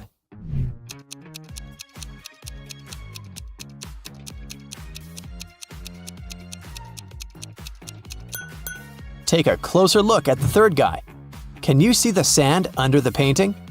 He must be digging a tunnel and covering it with a picture, so he's the one who wants to escape. All Becky's shoes are black except 2. Also, all Becky's shoes are red except 2. And all Becky's shoes are yellow except 2. Can you calculate how many shoes Becky has in general?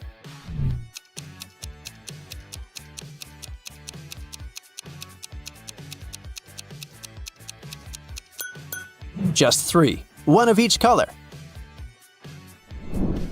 Dr. Smith prescribed Dan expensive vitamins. He gave Dan 2 bottles labeled R and B. The pills are entirely identical. The doctor asked Dan to take 1 pill daily from the R bottle and 1 pill from the B bottle. He can't take more or less than that. One morning, Dan was taking out the pills. He took out 1 pill from the R bottle as usual, and then, by mistake, he took out 2 from the B bottle. Now Dan has no idea which pill is which. He can't just throw away the expensive pills. What would you suggest?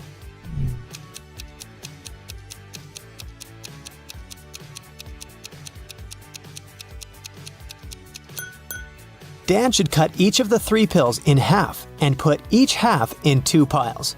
Now each of the 2 piles will contain half of pill R and 2 halves of pill B. Now, Dan should take 1 more pill from the R bottle, cut it into half, and put the 2 halves in 2 different piles. This way, we'll know that each pile will have 2 halves of pill R and 2 halves of pill B, or 1 complete R pill and 1 complete B pill. Dan can take 1 pile today and keep the second pile for tomorrow. I am red, but I smell like blue paint. What am I?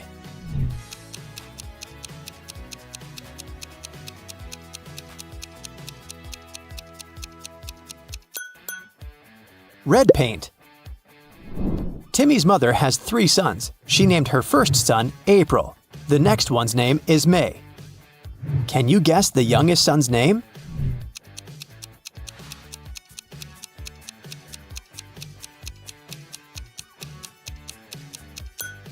And the correct answer is Timmy. Pretty obvious, huh? Can you spot what's wrong in this picture?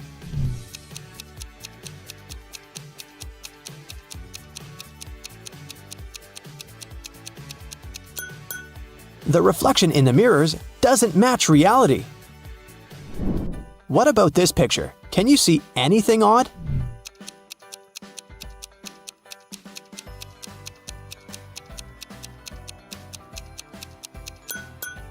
These 2 ladies seem completely fine, but there's a bandage on this guy's leg. No one would go to a swimming pool if they had big scratches, unless they're a zombie. The king of octopuses has sons who have 6, 7, or 8 legs. The one with 7 legs always lies, but the one with either 6 or 8 legs always tells the truth. On a certain night, 4 sons meet and chat. The blue octopus says, "We have 28 legs altogether." The green one says, "We have 27 legs altogether." The purple one says, "We have 26 legs altogether." And the red octopus says, "We have 25 legs altogether." Can you identify the color of the sun who's speaking the truth?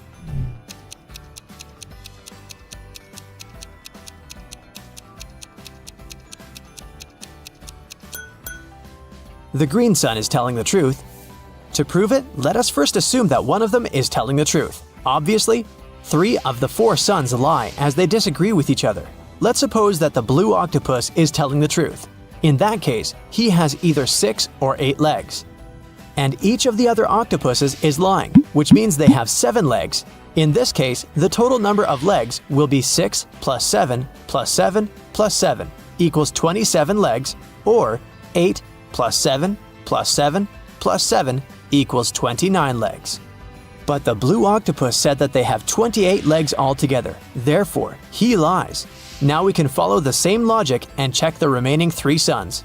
And we'll find out that only the green octopus is telling the truth. I have an eye, but cannot see. I'm faster than any man alive, but have no limbs. What am I?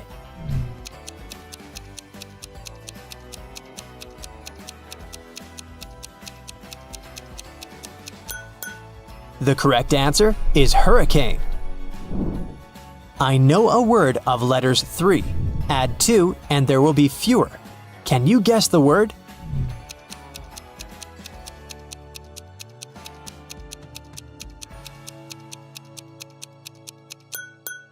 The correct answer is few. I have a beard without being a man. I'm green, but I'm not a lizard. I'm white, but I'm not snow. Who am I?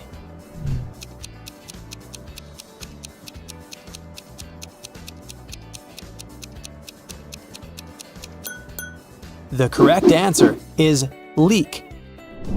A wicked wizard has imprisoned Billy in his tower. Billy ran away from the wizard, but now he needs to choose between these 3 doors leading outside the tower. There's a toxic gas behind the first door. The second path is full of poisonous scorpions and snakes. And behind the third door, there's a pride of lions which haven't eaten for 3 years. Which way is the safest?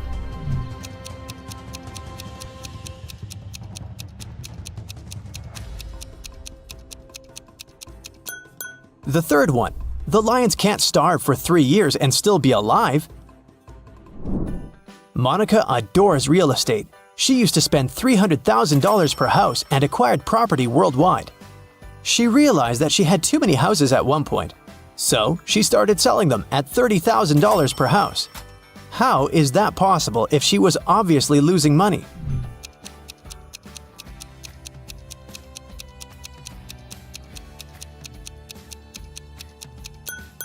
Before selling her property, Monica used to be a billionaire. Since she started losing money, she became only a millionaire. I'm full of holes, but I still hold water. What am I?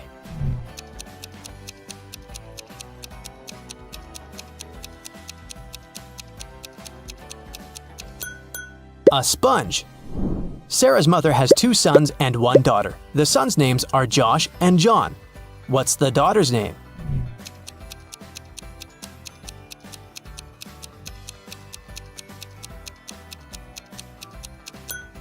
Sarah. You're in a room with 3 monkeys. 1 monkey has a banana, 1 has a stick, and 1 has nothing. Can you tell for sure who's the smartest primate in the room?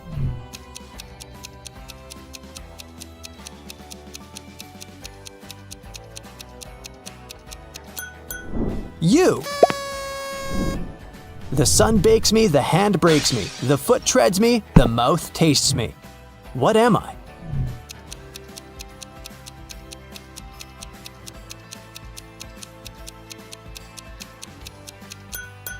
The correct answer is grapes. Bobby participated in a brain teaser contest. The host blindfolded Bobby and gave him a basket with 25 red apples, 47 green apples, and 3 yellow apples. What's the minimum number of apples that Bobby has to pick to ensure that there are at least 2 apples of different colors?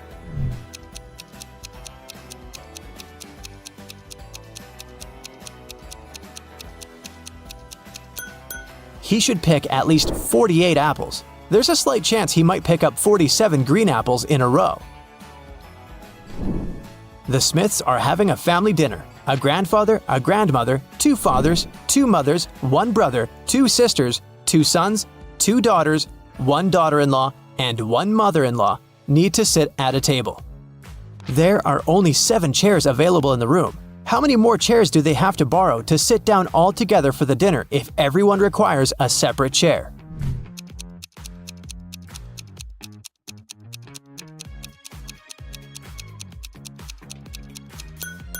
They don't need additional chairs. There are only 7 people. A grandfather married a grandmother. They have a son who has married a woman.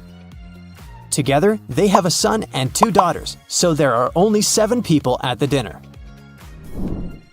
What has to be broken before you can use it? Any ideas?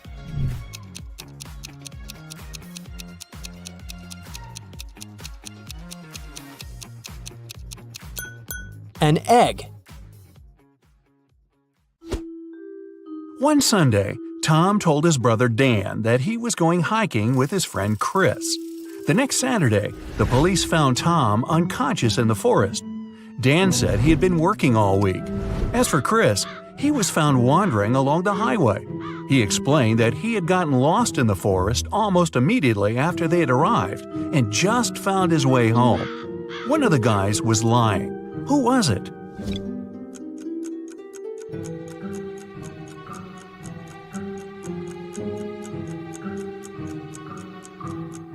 Look at Chris. He's too well-shaven for a man who spent a week in the woods. There are 5 girls in the room. Ashley is drawing, Olivia is reading, Maria is playing hide-and-seek, and Emma is tidying up. What's Sarah doing?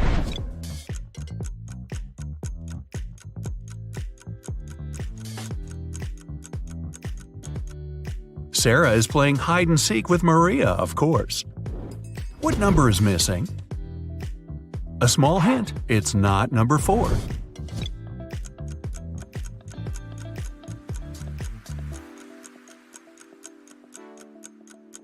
Number 5 is missing. The subsequent number of 234 is 235. In the small town of Sunshine Valley, 3 teachers went on a sick leave all on the same day. Jenna says she got into a car accident and broke her leg, so she can't walk. Emma complained she had a very unfortunate workout and injured her neck, so she can't turn her head. And Tina says she fell from a bike and fractured her arm. But one of them is lying. Can you tell who?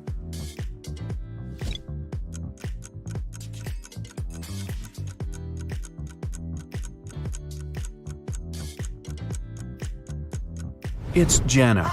If she can't walk, why does she even have a crutch to hold her up? If it's raining at midnight, can you expect that in 72 hours it'll be sunny?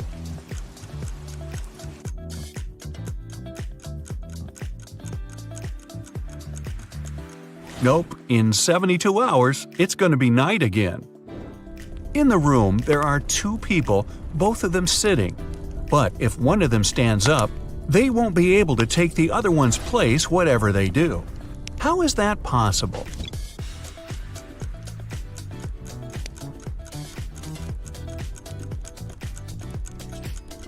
The second person is sitting on the first one's lap. A father tells his teenage daughter, "You arrived very late at 3 a.m. and made us all worry a lot. I don't want this situation to repeat." His daughter, though, replies that it will never happen again. How can she be so sure?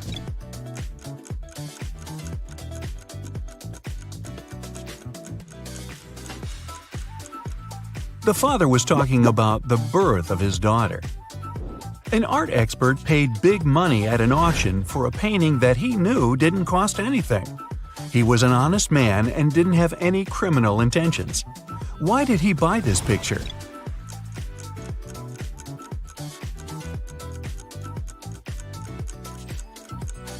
Although the painting cost nothing, its frame was a beautiful and expensive piece of art. A street food vendor has a sign on his stall saying, "1 hot dog, $1.50. 3 hot dogs, $5. He knows it's more expensive to buy 3, but doesn't change his sign. Why?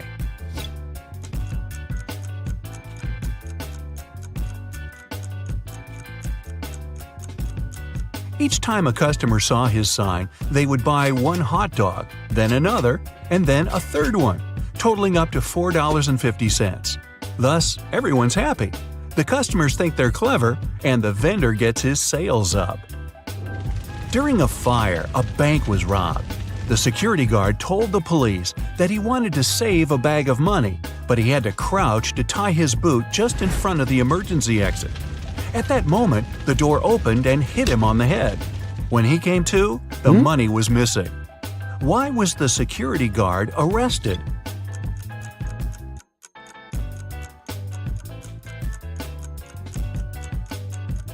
Well, all emergency doors open outwards. You find yourself in a photo gallery. After looking at the wall, you realize that one of the pictures doesn't belong to the rest. You see a raccoon, a llama, a football, and a balloon. Can you tell which is the odd one out?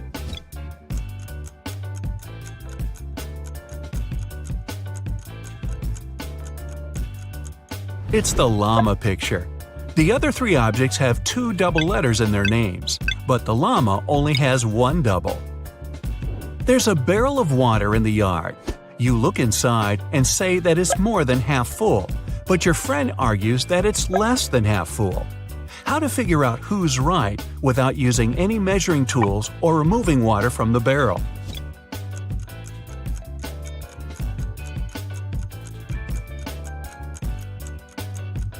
Tilt the barrel so that the water touches the rim.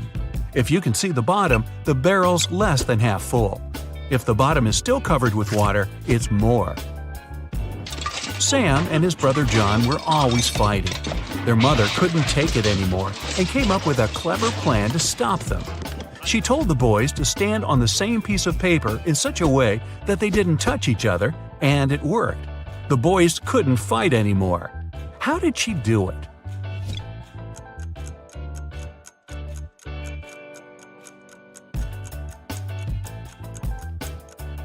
The woman slipped the paper under a closed door and made Sam stand on one side and John on the other. There is a bridge that is 1 mile long. It can hold only 5,000 pounds at one time. That's exactly the weight of the truck that's crossing it. The truck reaches the middle of the bridge and stops. Suddenly, a bird lands on the truck. Is the bridge going to collapse?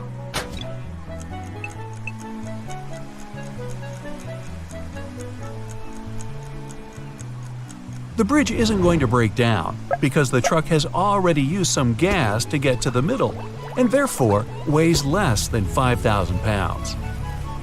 A young woman is sitting near the window. At first, she's deep in thought. Then, she suddenly decides to throw something out of the window. A couple minutes later, she drops on the floor unconscious.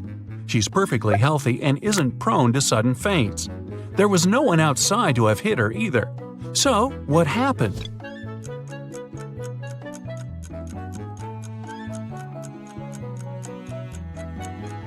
She was knocked out by the very same thing she'd thrown out the window. It was a boomerang that came back and hit her on the head. Well, that was a dumb thing to do. Two men are in a room facing each other. One of the men is a psychic and can see into the future. He predicts that in 10 minutes, the other man will be hit on the back of his head. Of course, shocked and paranoid, the other man can't stop staring at the clock on the wall. And exactly 10 minutes later, he's lying face down on the floor. How could it happen?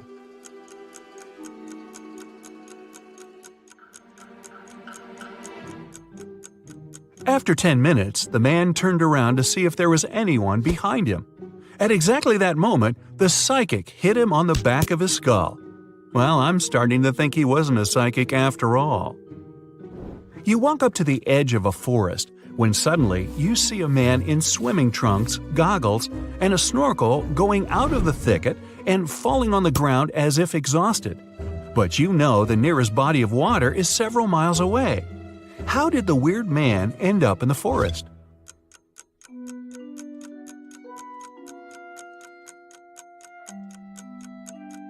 There was a huge forest fire, and the plane that was extinguishing it had to scoop up water from the lake several miles away. Doing it, it accidentally captured the man snorkeling in the lake. He was dropped down together with the water and miraculously survived. Upon receiving an anonymous tip, the police rushed to a house where a suspect was said to be. They have no physical description, but they do know his name is John. When the cops reach the place, they see 4 people sitting at a table: a carpenter, a firefighter, a truck driver, and a mechanic, none of which have name tags on their uniforms. Without a moment's hesitation, they arrest the firefighter. So, how did they know that's their guy?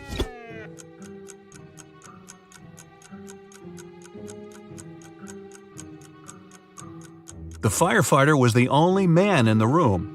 All the others at the table were women and couldn't be named John. A man and his wife are driving down a highway when they run out of gas. So the husband decides to walk to the nearest gas station, which is about an hour's walk away. Before he heads off, he tells his spouse to stay in the car and lock all the doors and windows. The wife, bored and wanting to entertain herself, turns on the radio only to hear some shocking news. A notorious criminal has escaped from prison and was last seen on that very highway where the car is sitting. The reporter on the news gives a very detailed description of the escapee. The wife gets so scared that she quickly turns off the radio. She double-checks all the locks, but when she looks up, she sees the escapee just a few feet away from the car.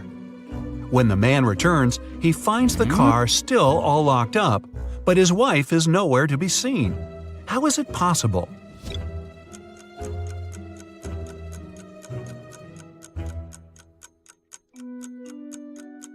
The answer is simple. The couple had been driving a convertible with the top down, and the woman wasn't, dare we say, terribly bright. An adventurer found a treasure chest in a cave that was guarded by a pirate. He had 3 keys, gold, silver, and black, but only one of them could open the chest. The pirate would give the adventurer only one chance to reach the treasure. If he chose the right key, he could take the chest. If he chose incorrectly, the pirate would attack him. Arr! The only clue was this cipher. Which is the right key?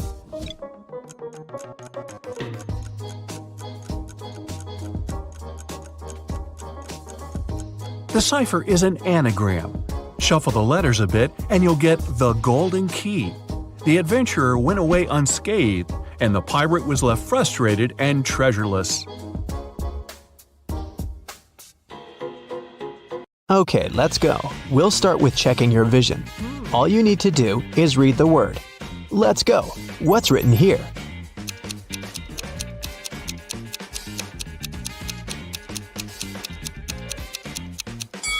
It says vampire. Next one. Can you read it?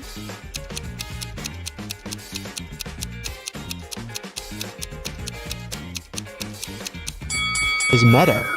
Another one for you. Look closely.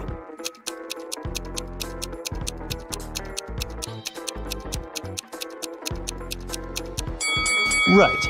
It says snowflake. Next one's up. Are your eyes sharp enough to read it?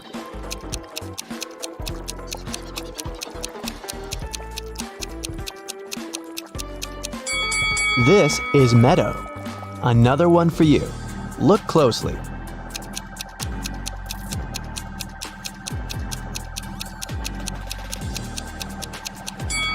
Yeah, that's waterfall. Now I'll be showing you some pictures, and your task will be to find all the hidden objects in each of them. Here's the first one.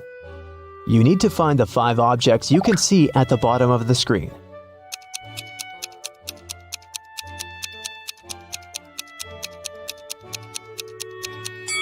Okay, here's where they are.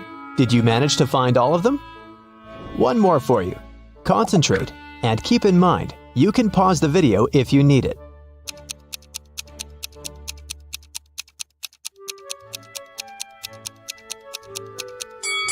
Great. 1, 2, 3, 4, and 5. I hope you spotted them all. Emmeline is an archaeologist working in Africa. She has accidentally gotten stuck in a cave, and there are just 3 ways out. Her map shows that if she goes left, she'll come to a pond that pulls everything in. If she goes straight ahead, she'll run into dangerous dinosaurs that eat everything they see. If she goes right, she'll find herself very close to an erupting volcano. Which way is safe?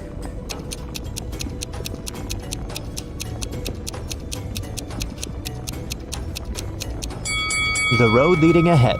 Dinosaurs went extinct millions of years ago. It was Dana's birthday, and her best friends had prepared a gift for her. But first, the girl had to find it. They gave her a note with a hint. Do you know how Dana can read it?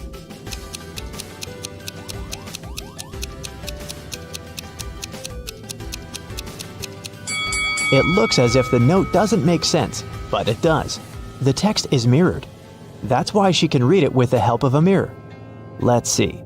So it says, "Your present is in the laundry basket in the basement." Cheryl had to sneak into her dad's computer to delete some emails she had accidentally forwarded him. Her dad had memory problems, so luckily for Cheryl, he always left notes with his passcodes. And indeed, one of such notes was right on his desk. Cheryl typed in 6989. Unfortunately, this passcode was wrong. Can you figure out the correct one?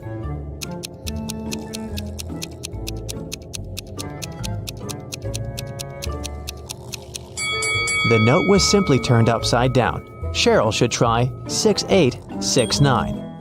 Reese was on vacation in Cyprus. One day, he saw a beautiful woman and asked her out on a date. The woman said that she would go out with him, but only if he guessed her name. He said it was impossible, and she gave him a hint. The capital of Spain, the capital of Austria, the capital of Romania, and the capital of Australia. Can you help Reese figure out what the woman's name is?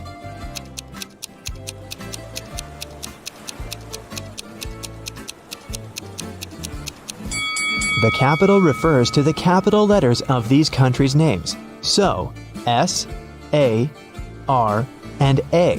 The woman's name must be Sarah. Yvonne has 4 frogs: Dot, Hoppy, Yoda, and Aristotle. One of them is black and green, and 3 of them are black and blue.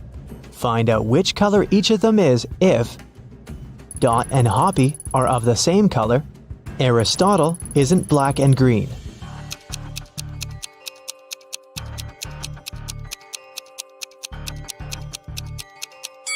If Dot and Hoppy are of the same color, then they must both be black and blue, since there's only one black and one green frog. If Aristotle isn't black and green, then it's black and blue too. So Yoda is black and green. Honor and Alea are identical twins.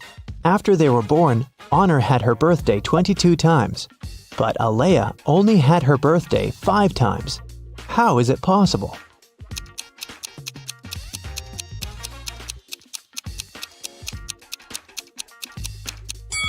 They were born on a leap year. Honor was born late at night on February 28th, let's say at 11:59 p.m. And Alea was born a bit later, at 12:01 a.m. It was already February 29th, which only occurs once every 4 years. Now let's relax a bit and try to guess some movies. I'll show you some combinations of emojis, and your task is to guess the movie. Ready? Here's the first one. What's your guess?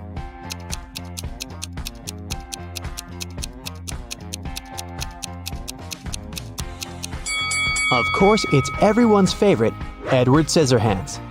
Okay, here's the next one. You must know it.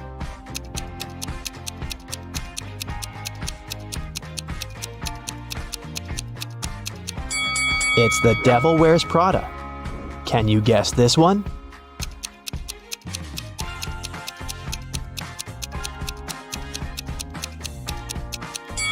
It's $1 Million Baby. Moving on. You just can't get it wrong.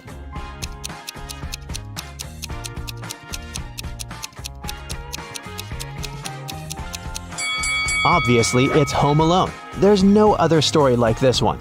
Can you guess this movie?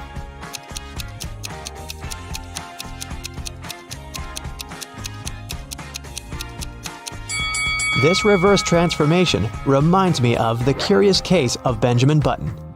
I have a couple more for you. I love this movie. Do you know it?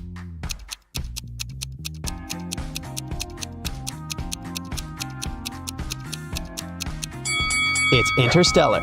And how about this one? What's your guess?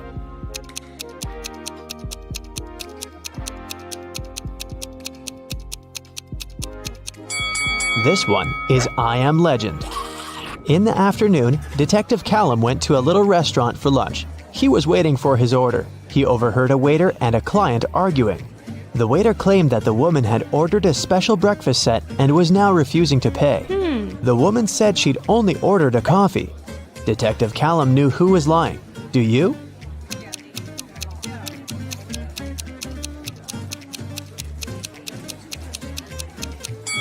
It's afternoon. No one serves breakfast specials at this time, so the waiter was lying. Miss Vidges called the police and reported that someone had broken into her house, tied her up, and robbed her. When police officers arrived, the house was a mess, and the woman was indeed tied to a chair. Still, the officers didn't believe that it was a real robbery. Why?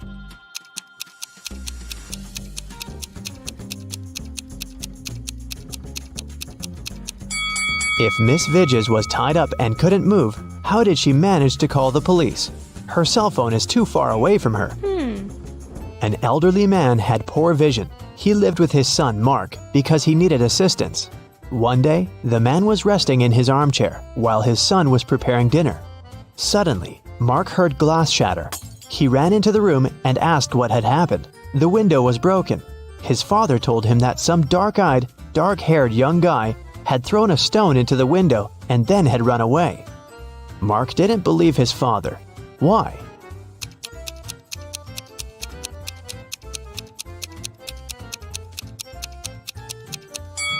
The man had poor vision. He couldn't see the boy, and of course, he couldn't figure out the color of his hair and eyes. Miss Nebula Hayes left for vacation. While she was away, her home office got robbed. All the people whose fingerprints had been found in the office were interrogated. Celeste, Nebula's cousin, said that she'd been to the house just once because Miss Hayes needed her to send her a document from her office. Alyssa, the gardener, said that she'd been coming every third day to take care of the garden and plants. Cash, the cleaner, said that he'd come every Wednesday to clean the house. Who robbed the office?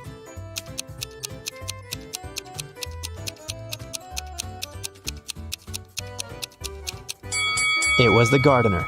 Celeste and Cash had some reason to be in the office, so their fingerprints aren't that suspicious. But why would Alyssa come there?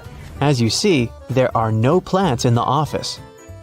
In a VIP club, a rich lady was robbed. Someone stole her diamond necklace. The police visited 3 main suspects and interrogated them.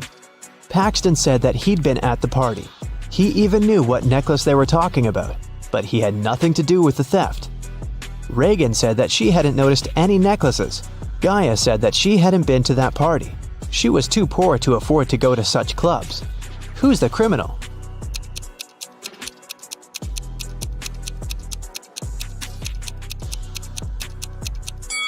It must be Gaia. She said that she was poor, but look at her huge house and her fancy car. How can she afford all this if she's poor? Let's take a little break and check how attentive you are. Look, here's a ball and 3 cups. I'll put the ball here, in this cup in the middle. Your task is to watch the cups and then tell me where the ball is. Ready? Go! So where's the ball?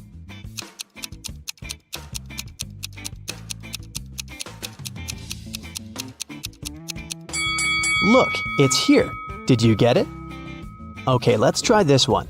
Now I have 4 cups, and I'll be moving faster. I put the ball right here. Watch it closely. So where do you think it is?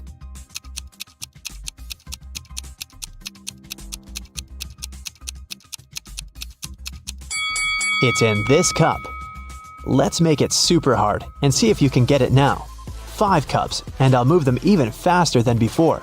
Ready? So where's the ball?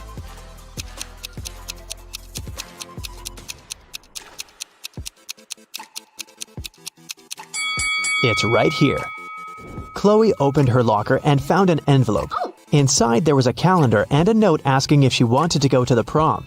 The note wasn't signed. There were just several numbers at the bottom. 25, 30, 24, 11, 26. Can you help the girl figure out who asked her out?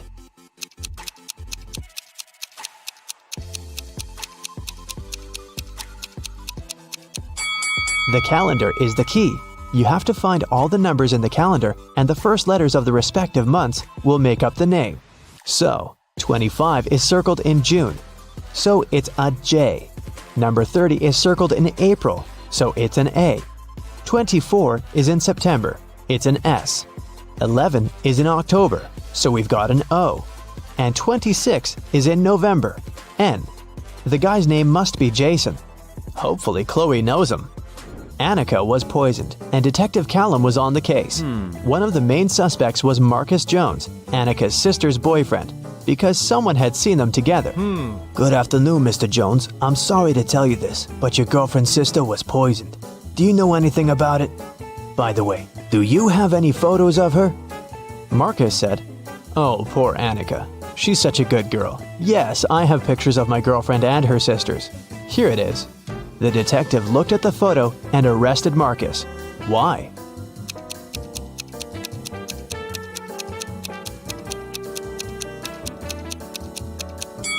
In the picture, there are 4 girls. This means that Marcus's girlfriend has 3 sisters. Still, Marcus somehow knows exactly which one of them was poisoned. Josh is an elite hunter for all things paranormal. He's called to visit a rich man's house. When he gets to the 2nd floor, his paranormality detecting watch starts beeping. His watch never lies, so he knows there must be some scary creature nearby. Before him, there were 3 doors. Just by looking at them, can you guess behind which door the ghost is hiding?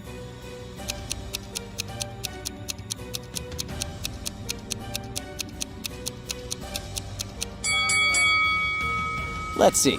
There are footprints leading to all 3 doors, but the footprints leading to door B are uneven. So this could be the ghost trying to trick Josh. He walks inside the room and encounters a werewolf. Yikes! After this successful mission, he gets on his motorcycle and drives home. But when he stops at a red light, his paranormal watch starts to beep again. The watch is even more sensitive to ghosts, so he senses there must be one nearby. Take a look at the image. Do you have any clue where the ghost might be?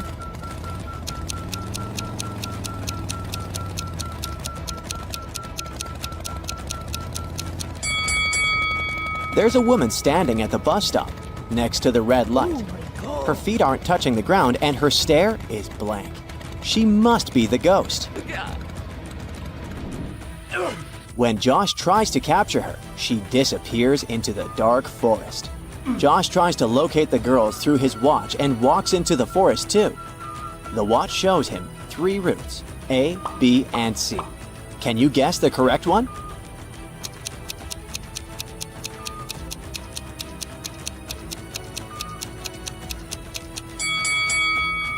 It's Route B. That one leads to the girl. Josh follows the route, but it leads him to a meadow with different trees. Take a look at the image. Can you guess where the girl is hiding? Tree A or tree B?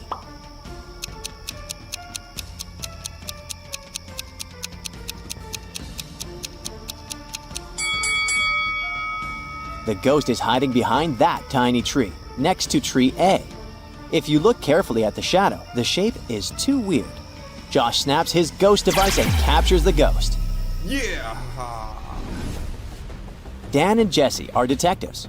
Early one morning, they got an urgent call from one of their clients, saying they needed to come over ASAP. They got into their vehicle and drove to the location. On the way, they were stopped by a police checkpoint. Dan and Jesse had to get out of the vehicle for an inspection. But Dan noticed something strange. The cop was a fake. How could he tell?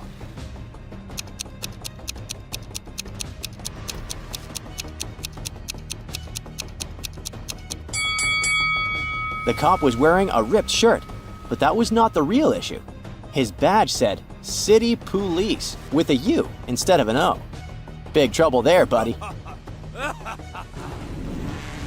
3 vehicles are racing each other for a $20,000 prize. They're driving on a dangerous road, and each of them has their obstacles to overcome. Take a look at the image. Which vehicle is going to win the race?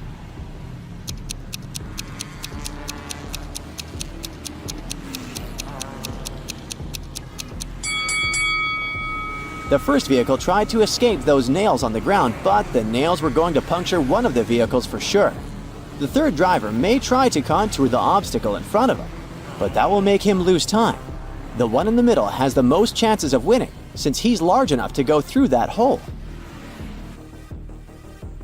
Maya and Rob are a couple famous for robbing expensive stores.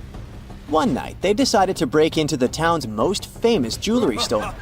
In the middle of the night, they arrive in front of the store and see there is a complex lock system protecting the store. Rob pulls 3 keys from his toolbox. One of them opens the lock, but if they use the incorrect key, the alarm will go off. Take a look and give it your best guess to find the correct lock.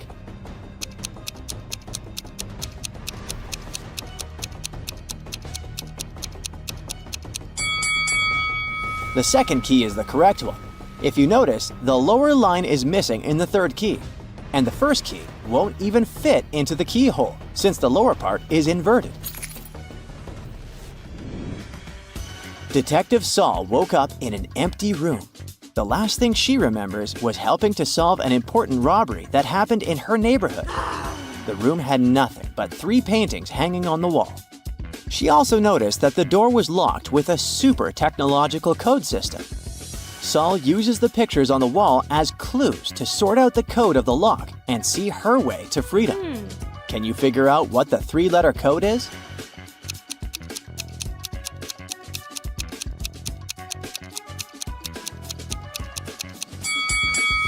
The code is ICE. All 3 frames are related to ice. She puts in the code and it works. She's free! Yes! Jenny, Beth, and Prim are sisters.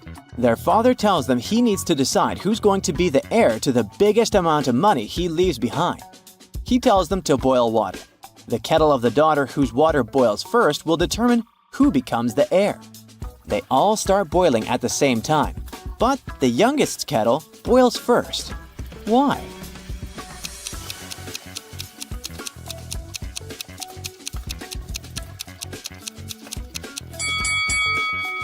While the other daughters kept checking by lifting the lid, the youngest daughter kept hers closed, making it boil faster. Way to go. Drake is a businessman and needed to drive from New York to Boston. As soon as he arrived in Boston, he noticed that his tire was punctured at the beginning of the trip. Somehow, his journey was unaffected. How is that possible?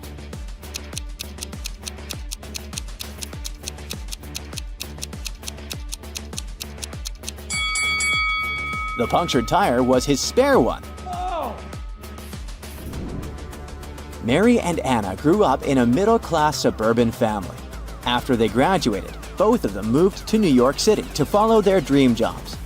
But while Mary succeeded greatly in her career, making a lot of money, the same didn't happen for Anna. Today, Mary is rich and Anna is broke. Take a look at the image of both girls inside their apartments. Can you guess who is who?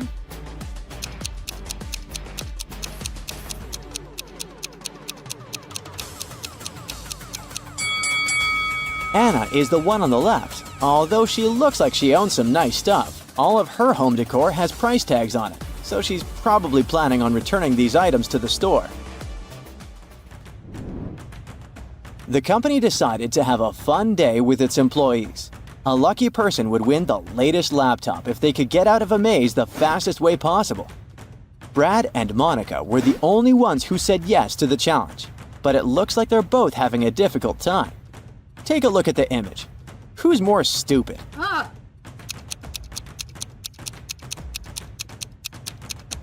no!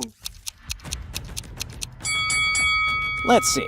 Well, Brad lost his glasses and he couldn't see anything. It's like he's trying to walk through the maze in a blindfold. Oh, really? And Monica just needs to turn her map the other way around, and she'll make it out okay. Oh my god. Jenny is moving to Australia. Her bags are packed and she's ready to leave the house. But on her way out, she noticed she was forgetting a few pretty important things. No. She needs to find her passport, her phone, and the note with the address of her hotel. Can you help her find these items?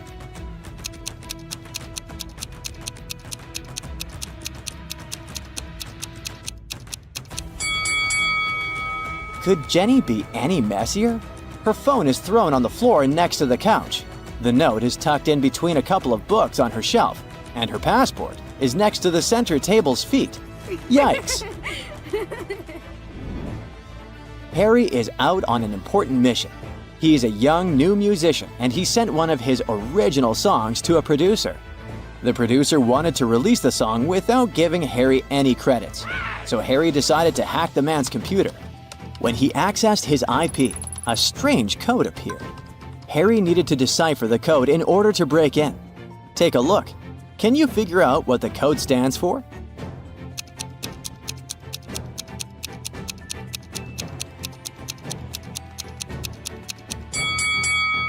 It's way simpler than you might think.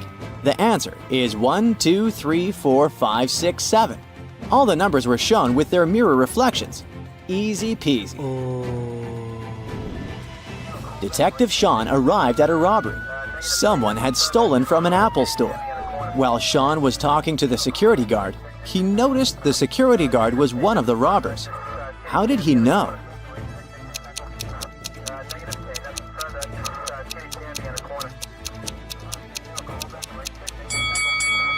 The security guard was standing next to a shattered glass that had been broken by hand, and his hand had lots of scratches and band-aids on it. He probably took advantage of the situation and took some things for himself. Mr. and Mrs. Luce have 7 daughters. Each daughter has 1 brother. Can you tell how many people there are in the family?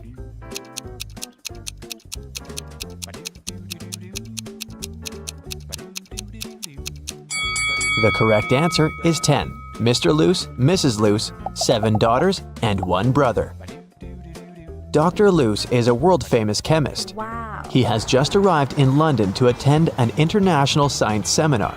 The next morning, the lab cleaner found Dr. Luce unconscious on the floor. One of the 6 lab assistants poisoned the chemist. The names of the 6 assistants are Austin, William, Oscar, Leo, DJ, and Robert. To solve this case, lab managers called the local detective, Mr. Smith. Dr. Luce left this mysterious note on the table. Here's what he wrote. 76, 20, 44, 79, 16, 22, 7. After reading the note, Mr. Smith asked the police to arrest 2 criminals. Who are the criminals?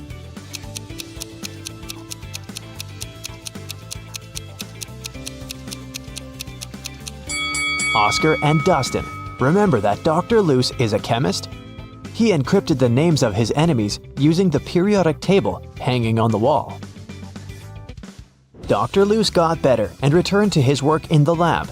He invited a young scientist, Oscar, for a job interview. His resume was too good to be true, so Dr. Luce decided to check Oscar's logical thinking. He offered Oscar to solve this number puzzle. Oscar cracked this task right away. What about you? Here's a little hint. You should read this puzzle from left to right and from top to bottom. Question 1. What are the next 2 rows of numbers? And question 2. Why?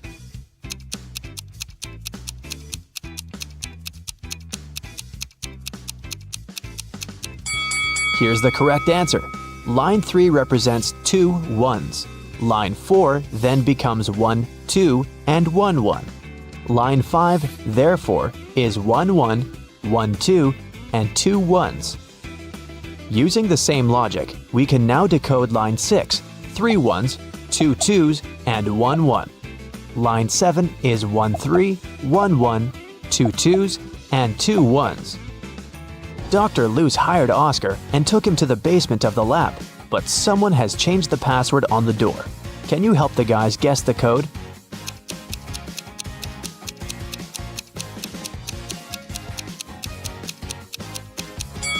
This rebus is a hint. The correct password is summary.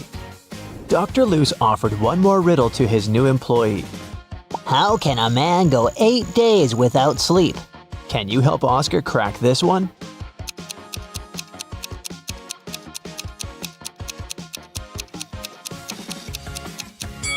The correct answer is easily, because people sleep at night. In the basement, Dr. Luce found out that someone had stolen his latest innovation, a superhero costume. Oh no! He had questioned 3 suspects. Jack, the cleaner, said, I've been cleaning the floor in the hallway all morning. I haven't entered your office yet. Peter, the lab assistant, said, I was working on my own project, and besides, I don't have a key to your private office. And Dr. Luce's wife, Helen, said, You never tell me anything about your work. How would I know what to steal? Dr. Luce took fingerprints from the closet where the costume was. But he found only his own fingerprints. Who stole the costume?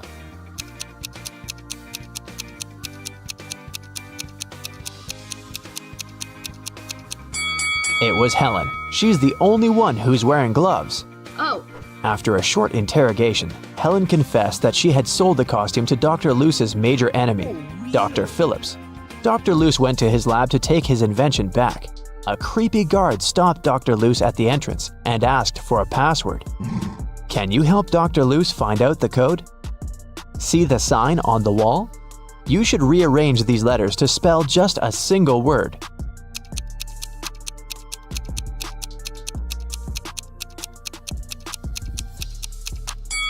So, the correct password is a single word. Dr. Luce entered the building and found himself in a strange place guarded by 2 people. One of the guards always says the truth, while the other one always lies. Dr. Luce doesn't know who is who. He can only ask one question to escape. What should he ask?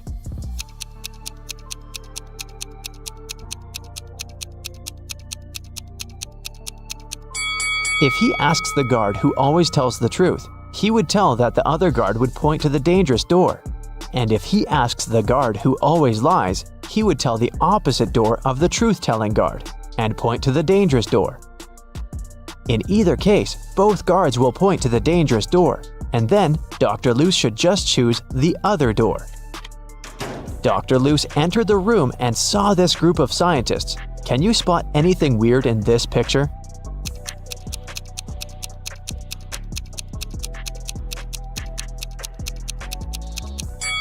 The scientists are holding 4 slices of pizza in their hands, but only 3 pieces are missing from the pizza box.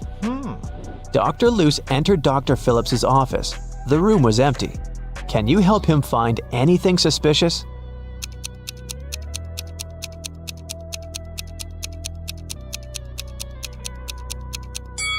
Someone is hiding in the ceiling vent.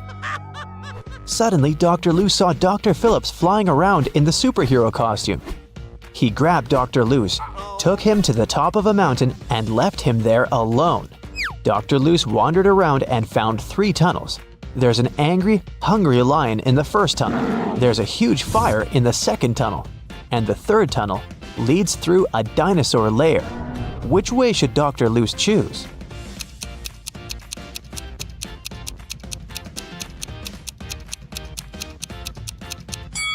The third one. Dinosaurs became extinct millions of years ago. Dr. Luce came to a village and asked the local farmer, Rick, for a glass of water. Rick told him that he'd been struggling to divide his entire land between his 2 sons. Both of the sons have been very good to him. And now Rick's only wish is to treat his sons fairly and divide his land equally between them. But the problem is that the land has a weird shape, and thus there's no way to split it into 2 equal halves. Dr. Luce said, I have an idea. It can guarantee that the land will be divided in a manner that will satisfy both sons. Can you guess what's on his mind?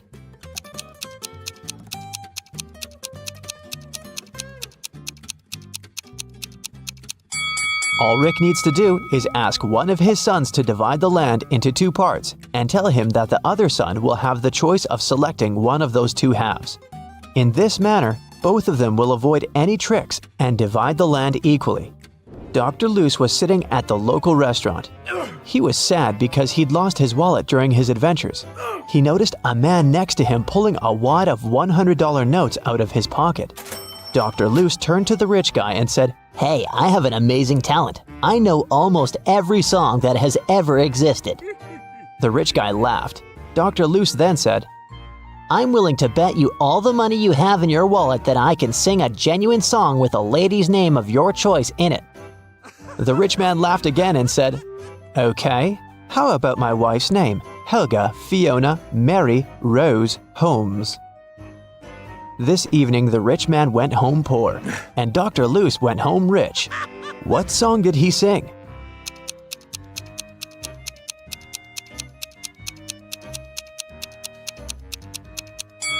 The Happy Birthday Song.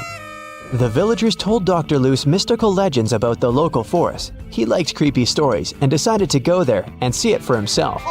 He set off at night and soon got to the forest. He noticed a small shop nearby. The seller said, Hey bro, don't go to this forest unequipped. Take this magic potion. It will make any creepy monster fall asleep for 10 hours. Dr. Luce took 1 bottle and continued the journey. He wandered there for several hours, but he didn't see anything mysterious. Dr. Luce was about to leave right before dawn. Someone appeared in front of him. A pair of vampires that feed on humans and a siren who hunts people using her singing. So there are 3 enemies, but Dr. Luce has only 1 potion. What should he do?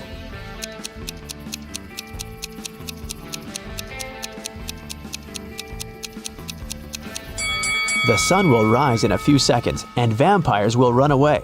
That's why he should pour the potion at the siren. Dr. Luce found an abandoned castle. As soon as he entered, someone locked the door. Dr. Luce found 3 ways out, but all of them were dangerous. The first path was full of hungry wolves. It was impossible to get through. The second passage was guarded by 5 vacuum cleaner robots that were reprogrammed to hunt down humans. And the third passage was filled with molten lava. What door should he choose?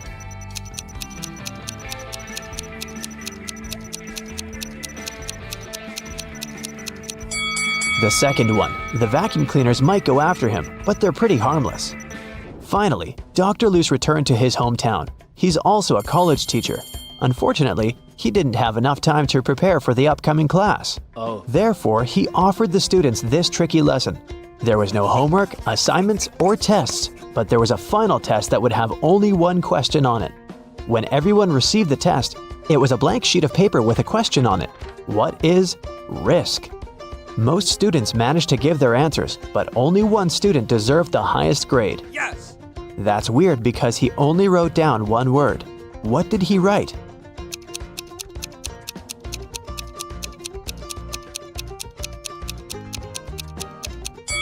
His reply was this. Dr. Luce went on a business trip to Vienna. He felt very nervous because he was about to meet a lady he used to date in college, Jane. She's also a scientist who's currently working on immortality pills. That's why she asked Dr. Luce to come over and help her. As soon as he entered her office, he knew that something had gone wrong. 3 zombies were standing in the room. Can you tell which one is his ex-girlfriend?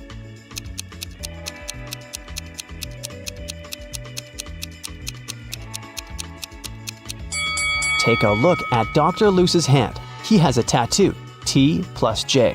So his girlfriend is the second zombie because she has a tag on her foot that says Jane. Mark and Ben are waiting for the elevator. Mark has to go down to the first floor, and Ben's going to have some dinner up on the 10th. 2 elevators arrive at the same time, and they both get in different elevators. Well, one of them isn't too smart. Which one?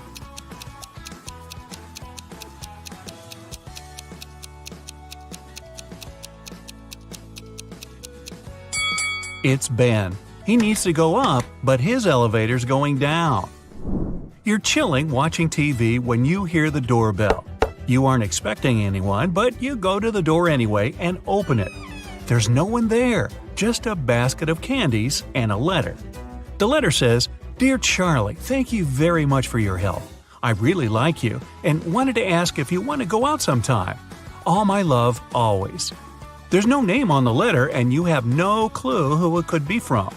Luckily, there's a short little riddle. 3rd of August, 4th of February, 2nd of May, 3rd of December, 6th of October. Can you crack the code and find out who your secret admirer is?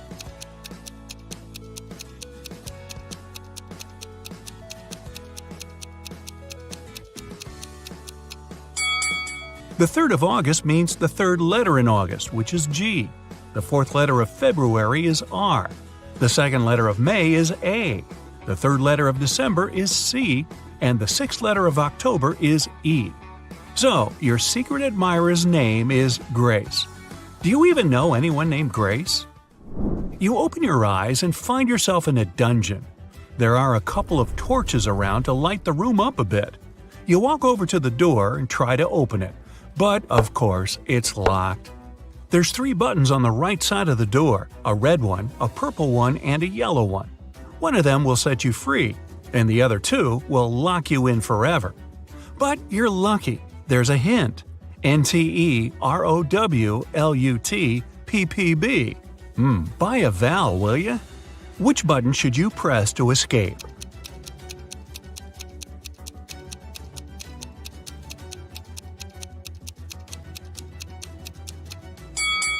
If you put the letters in the right order, you'll get purple button. Since only one button opens the door and the other 2 trap you in, you gotta try your luck with the purple one. Jessie is a mom of 3 who works as a detective. She comes home late one night and goes right into the kitchen to get dinner ready. Waiting for her in there, a huge mess. Looks like someone already had their dinner, a chocolate pasta sandwich. She doesn't let her kids eat that kind of stuff. So she goes upstairs and rounds up all her kids. Katie, Serena, and Hannah are all busy doing their homework. They all deny eating chocolate pasta, but she still knows who it was. Who's lying, and how did Jessie know?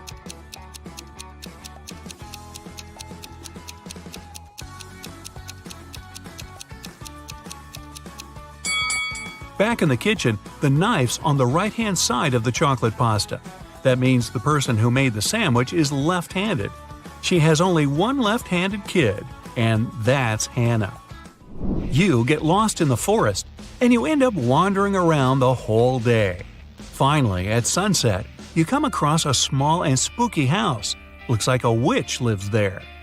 You have no other choice, so you go in and ask her to show you the way out of this crazy forest. The witch agrees, but on one condition. You have to play a game. If you answer correctly, she lets you go. If you make a mistake, you have to stay with her forever. Here's the question. You have something that's yours. You barely use it, but others use it a lot. What is it?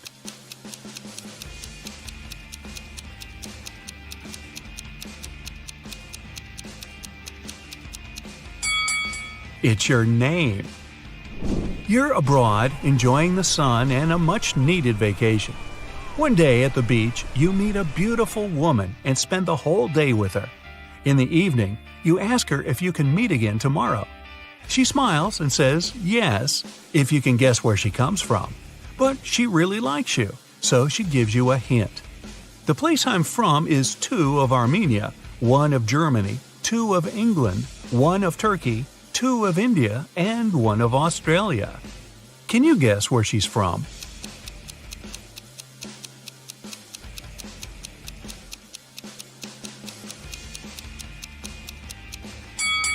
Two of Armenia means you have to take the first 2 letters of the name Armenia, A-R. The rest are the same. 1 of Germany is G, 2 of England is E-N, 1 of Turkey is T, I-N from India, and A from Australia. Together, they make Argentina. That was a lot of work. She better be worth it. You're wandering in a different forest and you come across a picnic. They're all witches. You try to hide before they notice you, but uh-oh. What do they want? Actually, they're pretty chill. They just need a little help. There are 8 of them, and one of them celebrating her 999th birthday. They've got a birthday cake, but there's a problem. And no, it's not that there's too many candles and too little cake. Their magic knife can only make 3 cuts, and they can't figure out how to cut the cake into 8 pieces. Can you figure it out?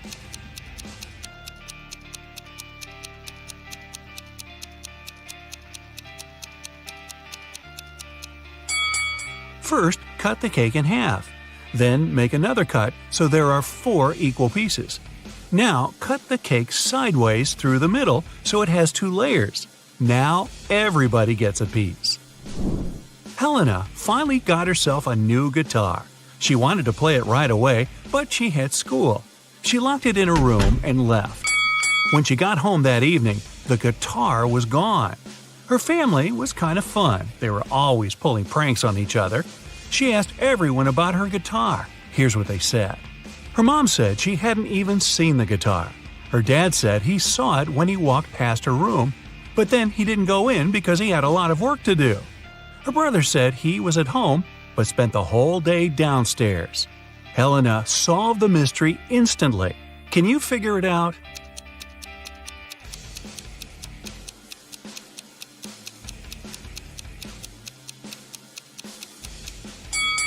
Her dad's lying.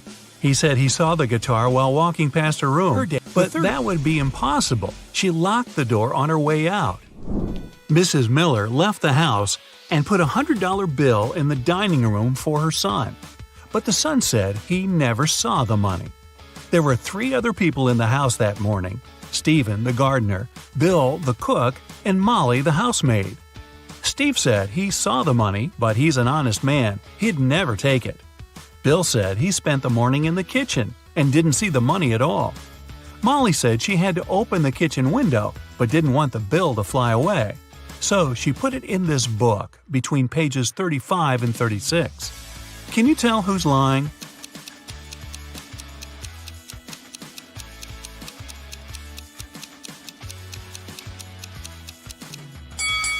Molly is. She couldn't have put the money between pages 35 and 36. They're 2 sides of the same page. Kevin's a single father of 4. He was working late one evening and got a call from a neighbor. The neighbor just saw one of his daughters walking around with her friends in a totally different neighborhood. It was dark, so the neighbor couldn't tell which daughter it was. When Kevin came back home, he asked his daughters which one of them was out after dark. Lily said she was reading all evening. Madison said she was playing Uno. Riley said she was in the backyard in the pool. Ava said she was talking to a friend in her room. Kevin immediately knew who was lying. Do you?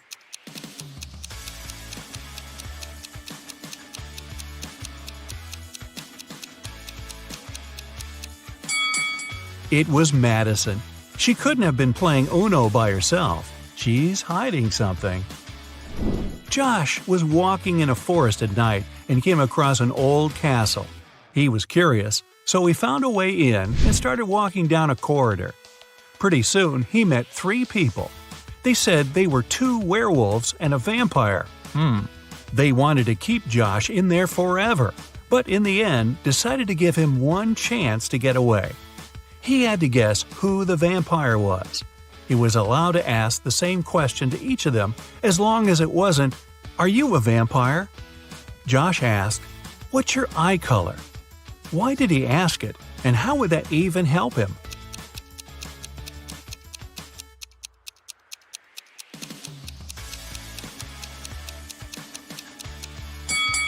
Vampires don't have a reflection in the mirror and don't show up in photos. The vampire probably wouldn't know what color eyes it had. Bonus time! Can you think of any other question that Josh could have asked those 3 guys? How well do you know your vampires and werewolves? So Mia wanted to go to the party her classmate was throwing, but her father didn't let her. Mia thought for a while and remembered her grandparents had just moved to their new 1-story country house. She asked her dad if she could visit them at the weekend, and the man agreed. But Mia went to the party instead. When she got back home after the weekend, her father asked her if she had had a good time. Mia replied she helped in the garden a little and spent the rest of the day upstairs. Her father immediately knew she was lying. How?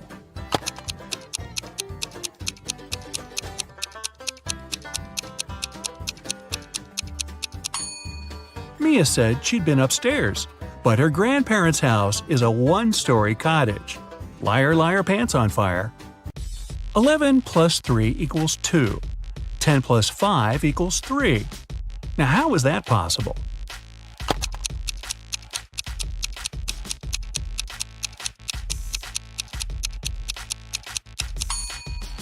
It makes sense when we talk about time. 11 o'clock plus 3 hours is 2 o'clock. 10 o'clock plus 5 hours is 3 o'clock. One king wants to find out which of his 3 sons is the smartest.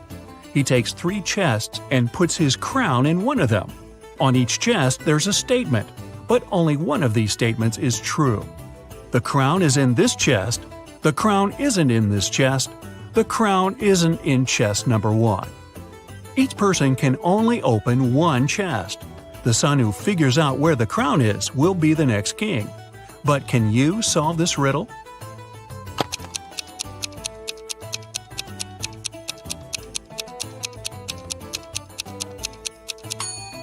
If the first statement is true, the other 2 must be false. It's not so because the second statement turns out to be correct. So this assumption's wrong. If the second statement is true, the crown isn't in the first chest. It's not in the second chest either. Then it must be in the third one. But this makes the third statement correct, although it shouldn't be. If the third statement is true, the first one's wrong and there's no crown in the first chest. The second statement's also wrong. Now there are no contradictions. The crown's in the second chest. Here's a sequence of letters. Which letter should you add?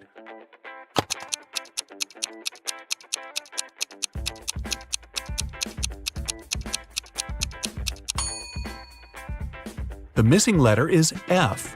If you put it at the end, you'll get E. James and Taylor were best friends in elementary school. Unfortunately, when the children were 10, James and his parents moved to another state. The friends lost contact. 15 years later, James and Taylor accidentally bumped into each other in a cafe. It was their first meeting since school. They recognized each other and started talking.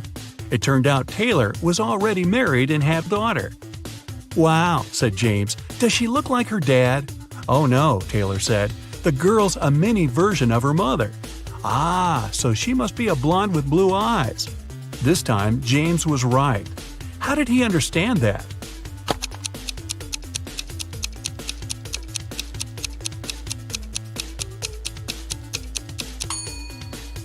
Taylor's a girl. She's the mother, and James only needed to describe her.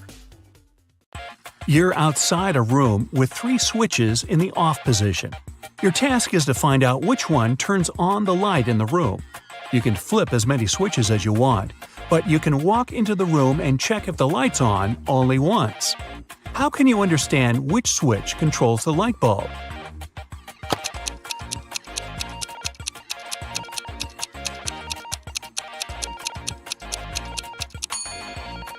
Turn on 2 random switches and wait for a couple of minutes. Then, turn one of them off and walk into the room. If the light's on, the switch connected to the bulb is the one you left in the on position. If the room's dark, touch the light bulb. If it's hot, then the controlling switch is the one you just turned off. If the light bulb is cold, the correct switch is the only one you haven't touched. Esme got lost in the forest. She was wandering around for the whole day. Finally, at dusk, she saw a spooky house. A witch lived there. The girl had nowhere else to go, so she entered the house and asked for help.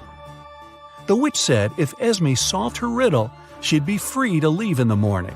Here's how the riddle went. 17J, 70M, 96A, 162J, 256S, 354, what's the missing letter?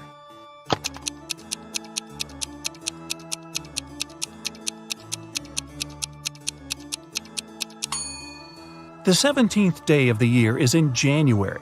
The 70th day of the year is in March. The 96th is in April. The 162nd in June. And the day 256 is in September. Day 354 is in December. The missing letter is D.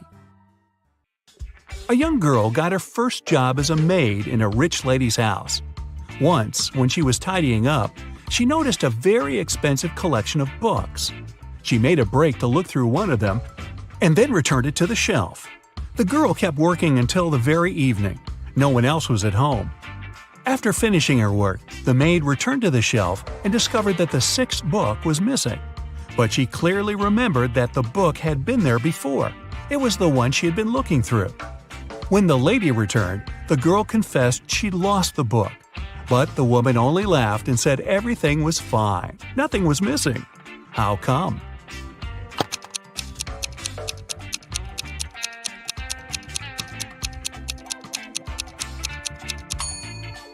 The collection had 8 books. The 9th book was actually the 6th one. The girl accidentally put it upside down. Right before Christmas, the police got information that a famous thief named Alfonso had left Chile.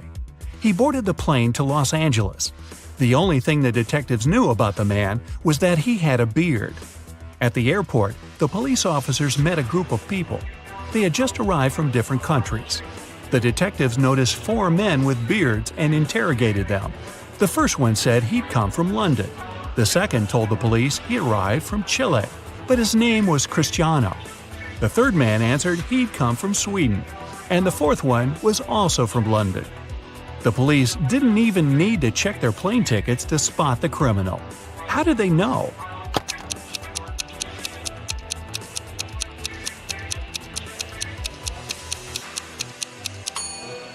It's Christmas time, but the man who supposedly came from Sweden is dressed too lightly for that climate. He must have arrived from Chile, where it's summer. A road accident happened on a foggy day. 2 drivers were taken to a hospital. Each of them had a concussion. Interestingly, their cars didn't even have a scratch. What happened?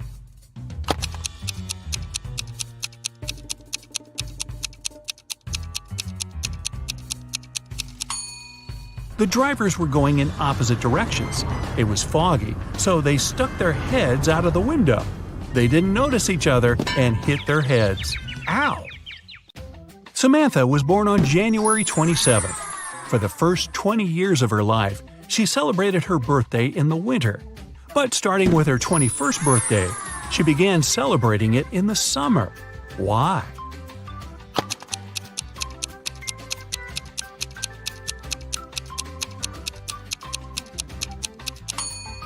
She moved to the southern hemisphere, where it's summer in January.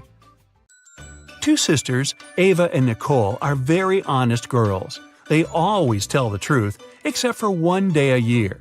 On their birthdays, they always lie. Today is September 17th, and you ask them when their birthdays are. Ava says hers was yesterday, and Nicole says her birthday is tomorrow. The next day, you ask them again, and they say the exact same thing. Can you guess when their birthdays are?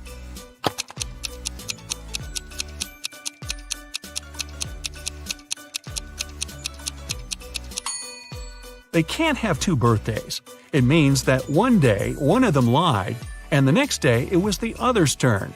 Since Ava mentioned yesterday, her birthday must come first. So Ava's birthday is on September 17th, and Nicole's on September 18th. Bethany, Tommy, Eliza, and James spent the whole day at home alone. Their mother didn't let them enter her room. When she came back in the evening, she wanted to eat her chocolate bar, but it was gone. She went downstairs and asked the kids who had eaten her treat. Bethany said she'd been doing her algebra homework the whole day and hadn't eaten anything at all. Tommy replied he had been playing football outside. Eliza said she didn't even know where their mom kept chocolate. And James simply claimed it hadn't been him. Their mom knew immediately who had taken her chocolate. How did she figure it out?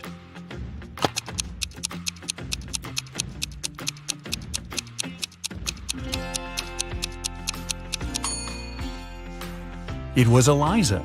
The mother never mentioned what kind of treat was missing, but Eliza somehow knew it was chocolate.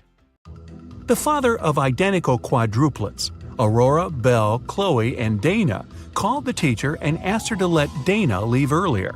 She had a doctor's appointment. The teacher couldn't tell the girls apart. To have some fun, the quadruplets refused to confess who was who, but gave their teacher a hint. Chloe is somewhere in the middle. Dana is to the left of Belle and to the right of Aurora. Aurora is right next to Dana. How can the teacher identify the girls?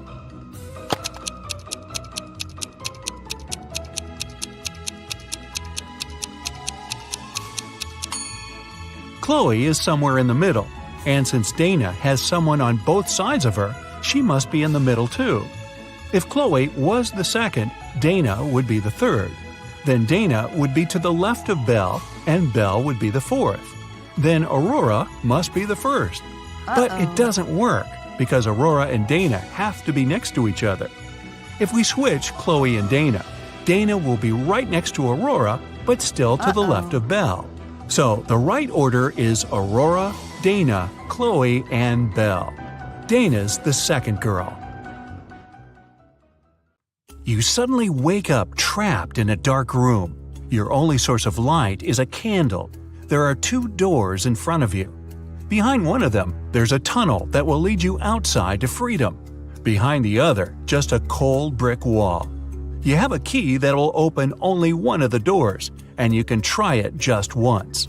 So how do you know which door to try?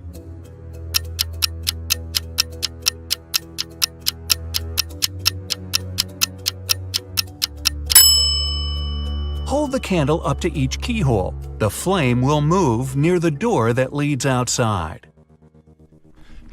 You escape to freedom, but you need to send some important documents to your friend Beth. You can't mail them in a regular package because the precious papers will get stolen. So you put them in a box and lock it. But Beth doesn't have the key to this lock. How can you send the papers if you can't send the key to the lock separately?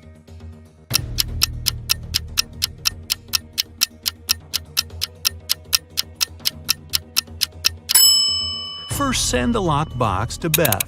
She'll attach her own lock and send the box back to you. Then remove your own lock and send the package again. Beth can then remove her lock and finally open the package. Bad news. You get a call one morning from Beth. She says the crucial documents were stolen from her office. They'd been on the desk the evening before, but are nowhere to be found this morning. You immediately go there to question the employees. In no time, you gather 3 suspects. Sean said he had been at the movies last night. Michael had taken his girlfriend to an amusement park. And Christina was at a prestigious art gallery. Who's lying?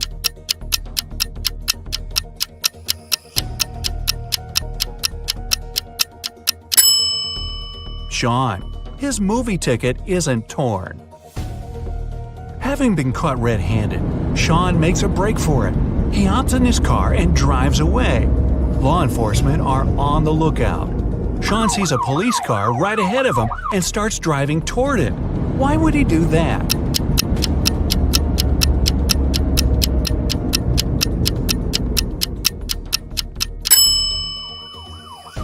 He was on a bridge. He needed to go toward the patrol car to get to the other side and make his escape. No such luck for poor Sean. He gets caught and locked up. But he starts hearing rumors of an inmate planning to break out.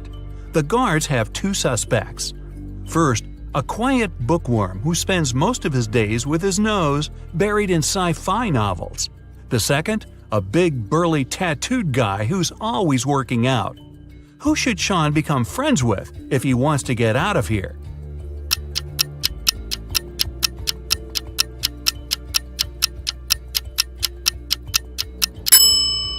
The bookworm. Look closer, and you'll see his bookmark is actually a file. On Friday afternoon, the owner of that same prestigious art gallery discovered that 4 of the most famous artists' self-portraits had been stolen during an exhibition. The police show up to do an investigation, and now they have 3 suspects. Sarah, the artist, said she disappeared into one of the studios to paint. John, the security guard, explained he was just waiting outside and had no idea the portraits were gone. Daniel, the caterer, stated he was at a nearby store picking up extra napkins when the robbery took place. So, who's the thief?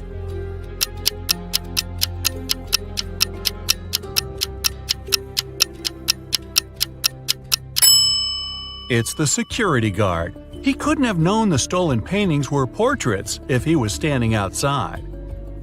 As fate would have it, there was another incident that night. Michael, who never really liked what passed for art in modern times, rushed into the gallery and caused millions of dollars worth of damage to several paintings. Yet the gallery's owner thanked him for his actions. How come?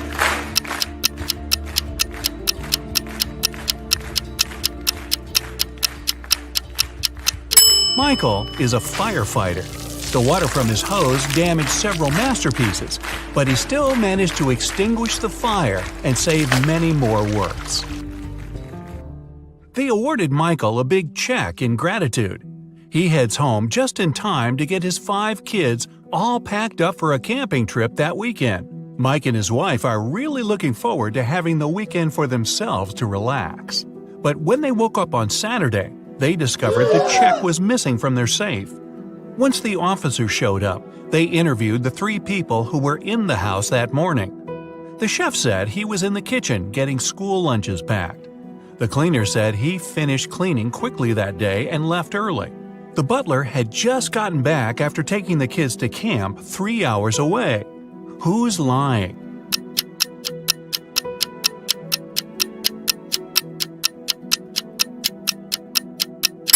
It's the chef. It's Saturday, so there's no school, and the kids have gone camping. Meanwhile, on the other side of town, a scientist is working on something bizarre. He invites Kevin and Claire as blind test subjects for his new serum invention. He gives them each a glass of ice-cold lemonade.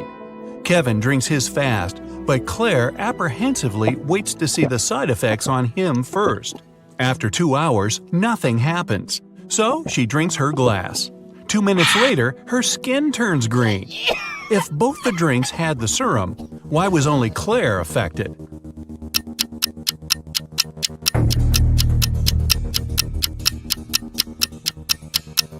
The serum was in the ice. Since Kevin drank his fast, none of it got in the lemonade. Claire runs out of the lab in horror. She gets in her car and speeds off.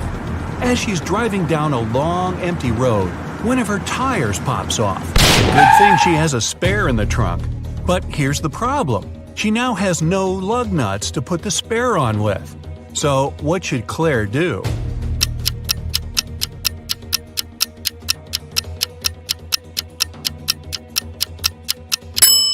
Unscrew one lug nut from each of the other 3 wheels and use them to attach the spare tire. It'll be enough to get to the nearest garage safely. As Claire is putting on her spare tire, the scientist catches up to her. He hands her 4 pills and tells her it's a complex cure to the green face serum. 2 of the pills are an antidote, and the other 2 are a catalyst that activates it. Claire must take 1 of each type together. If she takes 2 of the same, her face will stay green forever. Just as the scientist is handing her the pills, he trips and they get all mixed up. They look identical. What should Claire do?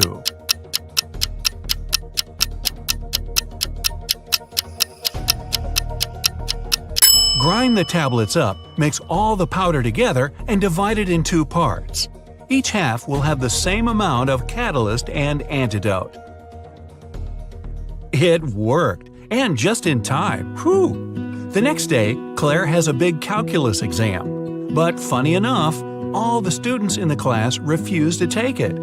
Professor Miller can expel only 1 student for skipping the test. All of them know each other's names. If a student knows they'll be expelled, they agree to take the test. How can the professor make all the students take it?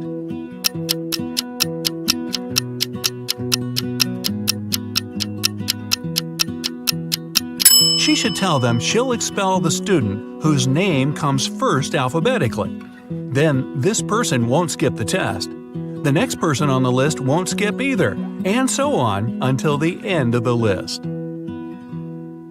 Professor Miller grabs her cup of coffee, takes a sip, goes to set it down, and what's this? It's stuck to her hand. Somebody put glue on the cup, and she's got 3 suspects. Look carefully to find out which student is playing tricks on the professor.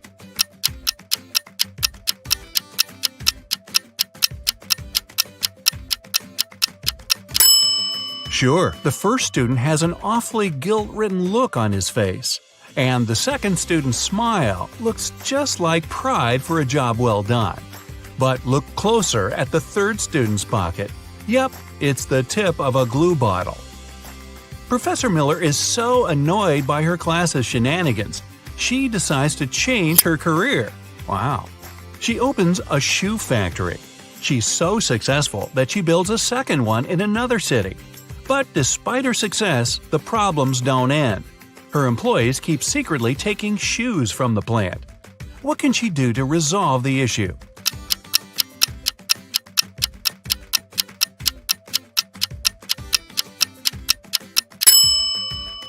Have one of her factories start making only left shoes, and the other only right ones. One of those shoe swipers is driving a semi-truck full of shoes to sell for a profit. He comes to a tunnel, and there's a major problem. His truck is just an inch too tall. But he can still drive through the tunnel. How?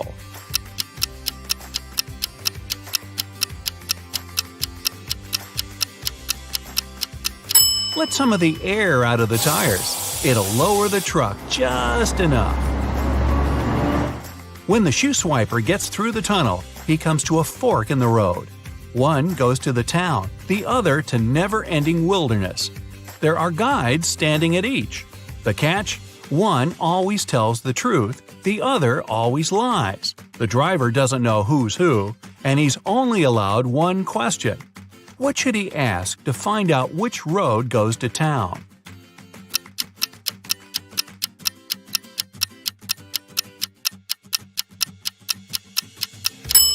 Ask either one of the guides which road the other would say is the right way.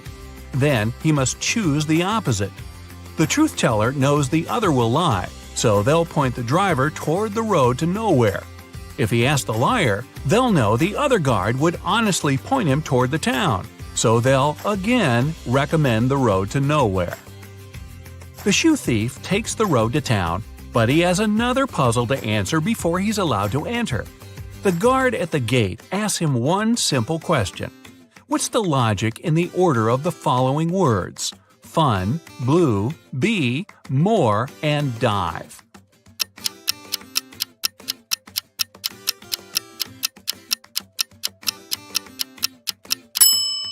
Every word rhymes with its number on the list. Fun 1, blue 2, bee 3, and so on. The shoe swiper finally settles down in this new town. Too bad for him, he can only use a payphone to make calls. One day, the phone breaks. He informs the phone company, but they do nothing. He tries again the next day. Same result. The third time, he finally gets them to come out and fix the phone. So, what did he say?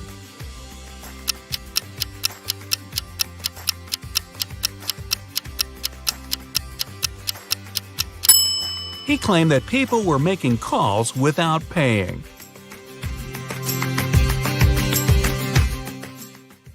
Welcome to Brightside U. You've got one more final before break, all riddles. Jot down your answers and we'll see what your score means at the end of the video. The university president's looking nervous. He gets to his office and opens the door. It's the end of the semester, and all the students are about to take their finals, except Intro to Geography. The teacher had to postpone that final for some reason. When he sits at his desk, he discovers that someone's been rummaging through his papers. They've stolen the physics final. How did they get in if the door and windows were closed? I'll give you 7 seconds for this one.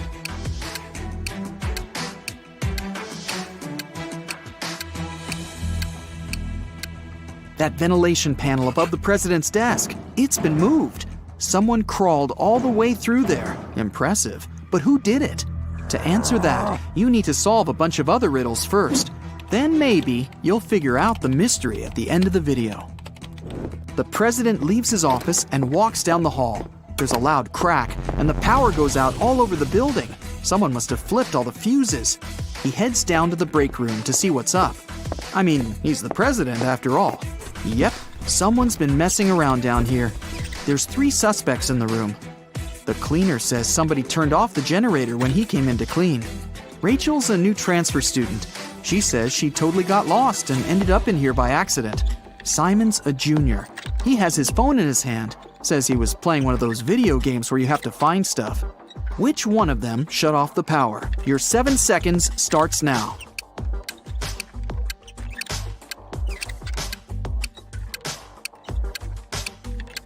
It was Rachel. It's the end of the semester. She wouldn't have transferred right before finals. But why did she do it? Maybe she wanted to disrupt the physics final. He turns the power back on. Ugh, hungry. Probably a good time to grab a quick snack. When he gets to the cafeteria, there's a new problem waiting for him. Someone emptied a whole bag of sugar into a huge pot of soup. Which student was it? You have 7 seconds.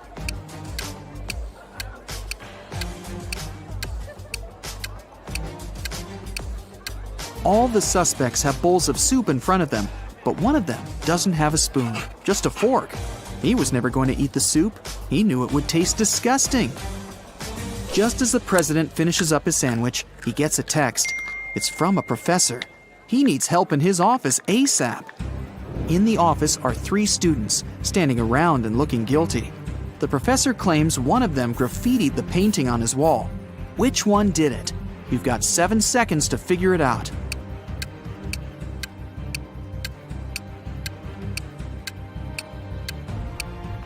It's that one. She's covering her hands. There's probably some paint on her fingers that she's trying to hide from you. Next stop, the infamous physics exam. The president heads over to the exam room. Everything's quiet in there. Looks okay. All the students have their heads down, staring at their papers. But someone's cheating. The president can sense it somehow. Help him find the sneaky student. 7 seconds to scan the room.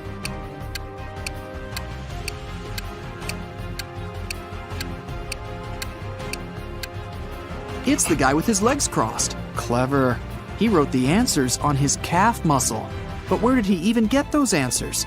After a brief shakedown, he spills the beans. He got them from a friend. That hassle's over. Time for a coffee and a snack. A big one. But just then, a piercing beep smashes through the silence. The fire alarm! Oh, come on. Students file out of their classrooms, and the entire university has to be evacuated. The students are standing outside, looking at the building. No fire, no smoke even. The president gets a text from the alarm company. The alarm was triggered by a person, not a smoke detector. The president looks around. Time to round up the usual 4 suspects. Matt says he was in the bathroom when the alarm came on. Julia was taking the geography final. Clark and Lex were studying strange green meteorites together in the science lab. Which one of them is lying? You have 7 seconds starting now.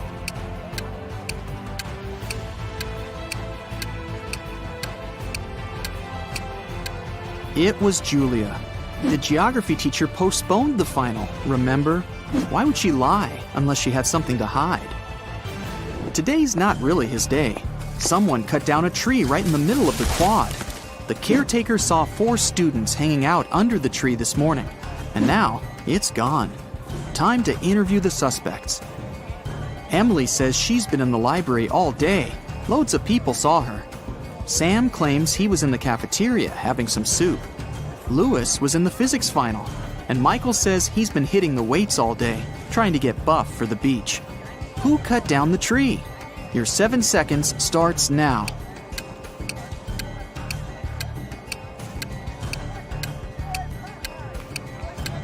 It was obviously Sam. He said he was having some soup, but remember, if he had really been in the cafeteria, he would have mentioned the whole sugar thing. Plus, the president was in there and didn't see him. He's lying. On to the biology final. They've got a new teacher who's giving a unique type of final. The president sneaks in the back of the room. The teacher explains that she gave her students ficus seeds at the beginning of the semester. Whoever has the most beautiful ficus plant will get the highest grade. It's time to present the results. The students start to file into the classroom. Half of them are holding pots with beautiful green ficus trees. The other half have pots filled with plain old earth. No leaves, no nothing. The teacher says the students with empty pots all get an A. Why did the teacher do that? Solve this mystery in 7 seconds. Go!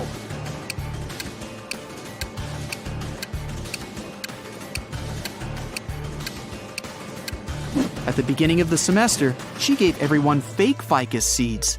The students who showed up with full-blooming plants must have bought a full-grown plant and stuck it in the pot. Ha! Busted! Last final of the day, philosophy. The young teacher is in there, waiting for all the students to take their seats. After that, he puts a bust of an ancient Greek philosopher on the table. The teacher says, "Write a short essay on the following topic: why this bust doesn't exist." The student with the most convincing argument gets an A, while everyone else gets a C. Huh, tough teacher. After an hour, the students hand in their papers. Most of them filled up the front and back, but one student only wrote 2 words, and she got the A. What did she write? I'll give you 7 seconds to figure it out.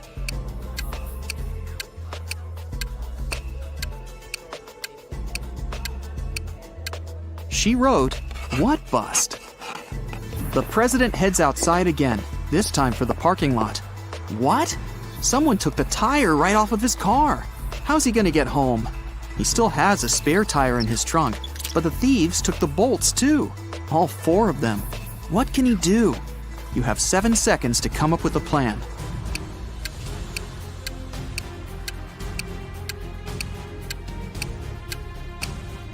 He needs to unscrew one bolt from each of the other 3 tires and attach them to the spare. Each tire now has 3 bolts. That'll be enough to get to the nearest service station. What an intense day. The president's ready to kick back for a few, but he gets another urgent text. There's broken glass all over the quad. Someone broke a window up there. The only 3 people around are a cook, a gardener, and a student. The cook says he's been boiling up a new soup for the last hour, since someone put sugar in the last one. The gardener admits he was up in a tree cutting branches. He saw a student break the glass. The student says he was studying in the library. I'll give you 7 seconds to figure out who's lying.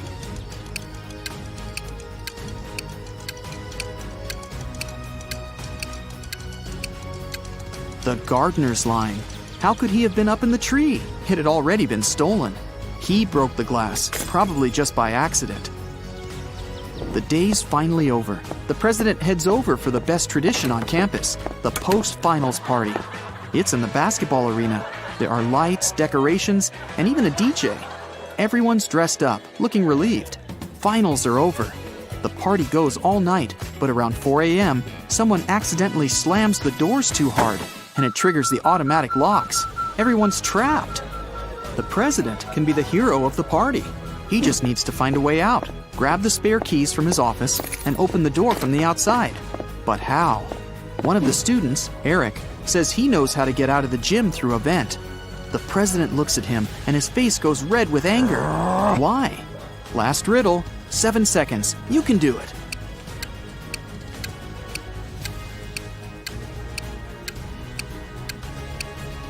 Eric just gave himself away. He's obviously been in the ventilation shafts before, so it was probably him who stole the physics final. How did you do? Count up your correct answers, and let's see how you fared on your final exam. 0 to 3 points. Looks like you'll need to sign up for some classes over break. Keep watching riddle videos. You'll get better in no time. 4 to 7 points. Solid B+, but I'm sure you can do better next time. 8 to 12 points. You nailed that final. Leave your books in your locker and enjoy your well-deserved vacation. Okay, bad news. You got taken. No time to explain. Let's just get out of here.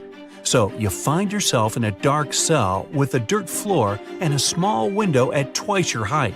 There's no food or water, but there's a shovel. Why did they leave the shovel? Don't ask me, I don't know. Just be happy you have it. However, you can't dig your way out because the walls go a long way underground. So, how do you get out?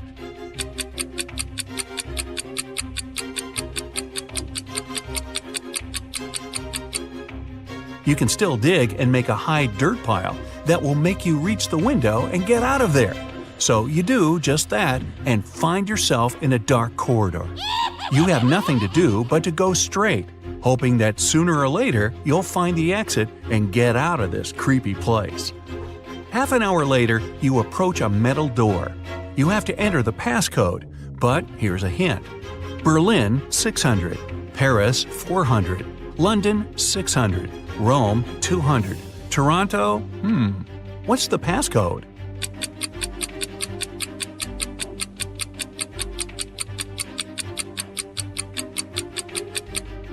Each consonant in the word gives 200 points, while each vowel takes away 100 points. In the word Toronto, there are 4 consonants that give 800 together. 3 vowels take away 300 points. So the passcode is 500. The door clicks and you leave another obstacle behind. Soon, you approach 3 more doors. Behind the first one, there's an iron block with a movement sensor that will crush everyone who enters. Behind the second door, there's an electric shocker that never misses. Behind the third door, there's broken glass all over the floor. Which way do you choose?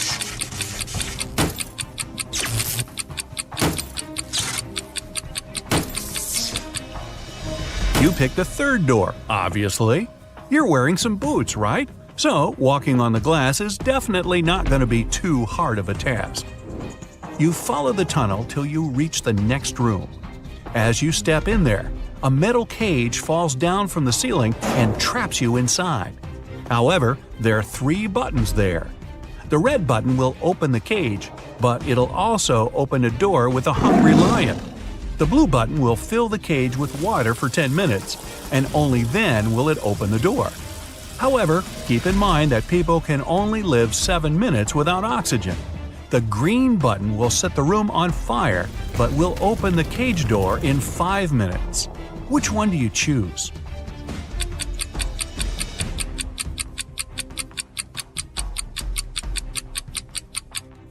You should choose the blue button. The water won't be able to fill the cage because it will just splash outside. You'll only have to wait 10 minutes until the door opens, and you'll be able to get out safely. You turn right and immediately bump into a huge guard. Your heart skips a beat and you get paralyzed with fear. To your surprise, the guard looks down at you and asks, "Want to pass?" Speechless, you just nod. Okay. You see, no one here wants to play riddles with me. If you solve one of my riddles, I'll let you go and won't tell anyone I've seen you. Deal? You nod again, and here comes your riddle. What is that invention that lets you see right through walls?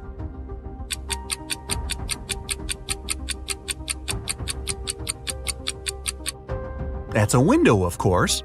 The guard smiles and says, "Beware of the vampires." Then he moves aside, letting you go. Wow, that was close. And vampires? This gives you chills, but you have to keep moving and get out. And again, another door that requires a passcode. Can you crack it? There's a hint again. You should continue the sequence. OTTFFSSENT.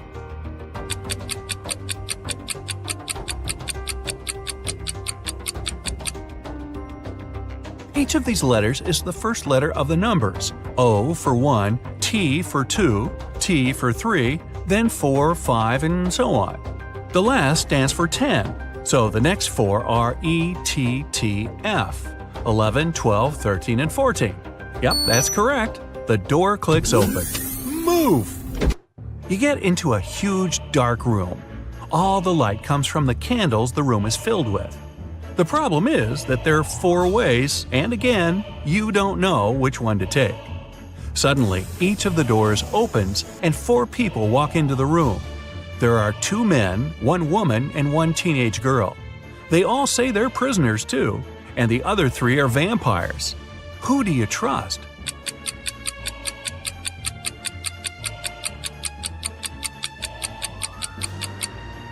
You should trust the second man. He's the only one who casts a shadow from the light of the candles. The other 3 don't, so they must be vampires.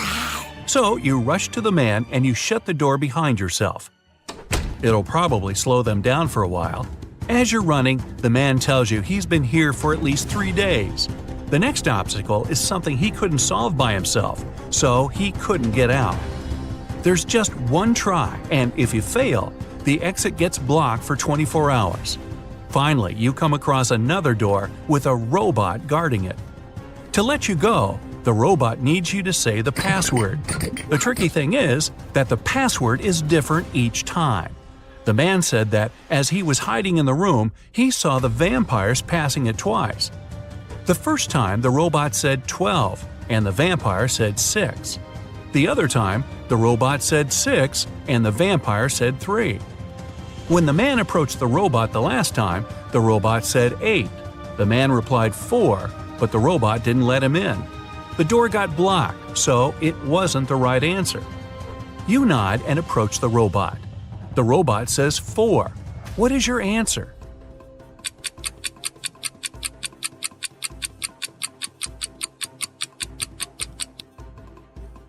The answer is 4. The rule isn't dividing the number by 2, but saying the number of letters in the word. Your answer is accepted. The robot opens the door and lets you go. Again, another dark room. But as you step into it, you get surrounded by 8 hungry dogs. In the middle, there's a meat cake standing so high on the table that the dogs can't reach it.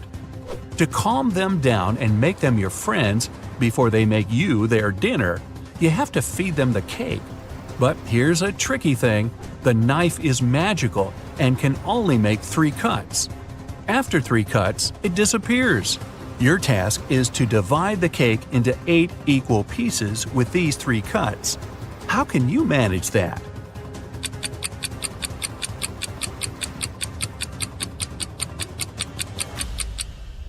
With 1 cut, you cut the cake in half and get 2 pieces. Then you make another perpendicular cut and get 4 pieces. With your last move, you have to cut the cake in the middle horizontally, splitting each of the 4 pieces into 2 at once. Great job! Now, give each of the dogs a piece of cake and get out of there immediately. You rush to the door and lock it behind yourselves. You're in a tunnel again, and this time there's no light at all. You move in complete darkness, putting your hand to the wall so that you know where to go. You walk like that for at least half an hour when, finally, you see some light. You run towards it and come across another massive door that requires a passcode. Luckily, there's a hint again, but there will be 2 questions appearing one by one. To get the passcode, you have to solve both of them and put the answers together. Ready? How many months have 28 days?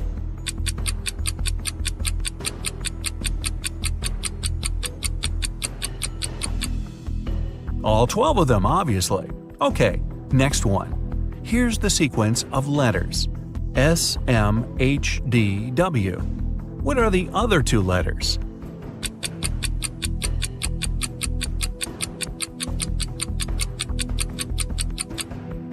S stands for seconds, M for minutes, H for hours, D is for days, W is for weeks. So the next letters are M for months and Y for years. And the full passcode is 12MW. The door clicks and you're outside. Finally! There's actual air and sun. But before you start thinking about what happened and what to do next, a police officer comes up to you. With him, there are two ladies wearing paper bags over their heads. "Sir, are you Mr. Jones?" the police officer asks. You reply, "That's you exactly." However, the police officer looks suspicious. "Well, we can't know for sure that you're not one of these criminals pretending to be someone else, so we have to test you. One of these ladies is your bride. Tell us which one it is." And now, you finally remember what happened. It was your wedding morning. You were about to get married, and then you found yourself in that dungeon. Well, the problem is that you haven't seen your wife-to-be wedding dress yet, so you can't even tell which one is the right one. Is there any other way to tell? Think carefully. With their faces covered, these girls are absolutely identical.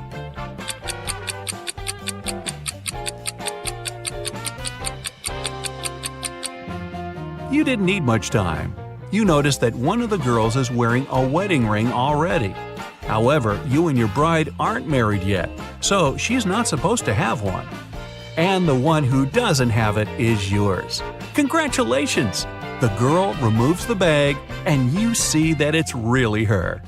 Right behind you, the door opens and the vampires walk out. You're about to start screaming, but they take off their wigs and they turn out to be your friends. So, was it all a prank? Well, yeah, it was. But don't be mad. You had fun, right? Well, most of the time. Oliver was attacked in his flat and taken to the hospital. There are 4 suspects, all of them Oliver's neighbors. Wow, I'd find another apartment. Amelia said she'd been walking in the park since early morning. Henry explained he had been painting in his studio and had heard nothing. Jacob said he had been repairing his car. Sophia answered she'd been taking a bath for the past 3 hours. Look at these people's hands and try to figure out who's lying.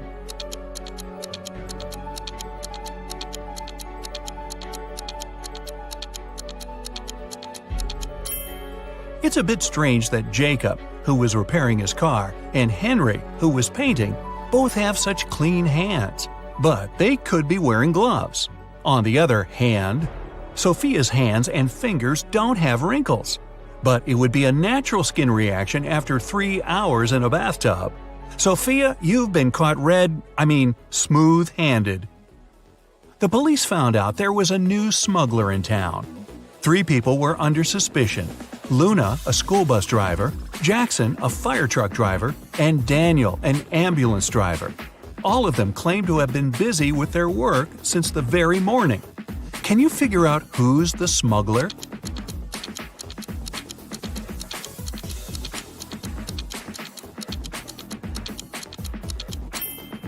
Look at the car Daniel drives. On such vehicles, the word ambulance is normally written backward. It's done so that other drivers can instantly read the inverted word in their rearview mirrors. Well, it seems Daniel has given himself away. It was the day when Jacob was supposed to be discharged from the hospital. He had spent a couple of months there and underwent several surgeries. His doctor told him he was going to be fine. It was safe for Jacob to leave the hospital. But the guy didn't believe these promises. In low spirits, he walked home. On the way, he accidentally bumps into an elderly lady. She gets furious and started to shout at Jacob. But instead of arguing back, he hugged the woman and ran home. Why?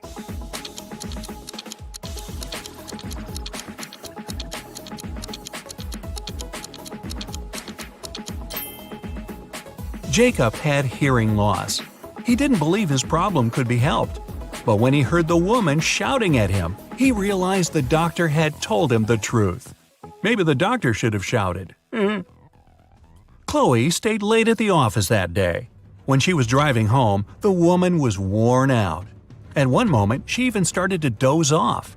That's when it happened. She spun off the road and crashed through the fence that was on her way. She couldn't control the car anymore. It slipped down a steep hill and ended up in a lake.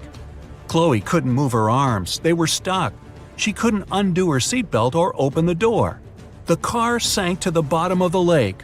Was Chloe doomed? Rescuers arrived 3 hours later. The woman was still in the car, but she was alive. How did she survive?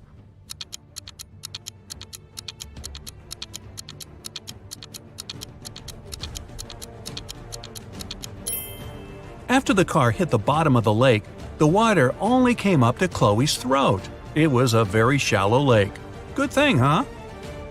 It was Jack's birthday, and the fellow got a present he had been dreaming about for ages – a motorbike. The next morning, he rode his bike to college and left it at the parking lot. During lunchtime, Jack decided to check on his motorbike. Imagine his horror when he found out someone had broken the mirrors. The security guard told Jack only 3 other people had left his building in the afternoon. They were Owen and Sam, 2 best friends, and Layla, the girl who once liked Jack but got turned down by him. Owen said he and Sam had gone to the campus cafe to get sandwiches for lunch. Sam confirmed this. He then added the bike could have been damaged by Layla out of revenge. But Layla told Jack her mother had visited her and they had spent 2 hours together. So, who's lying?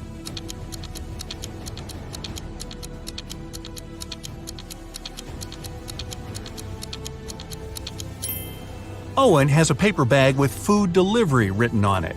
It means the guys ordered their lunch, not bought it in the cafe. They broke Jack's mirrors and tried to frame Layla. Not a good reflection on them, huh?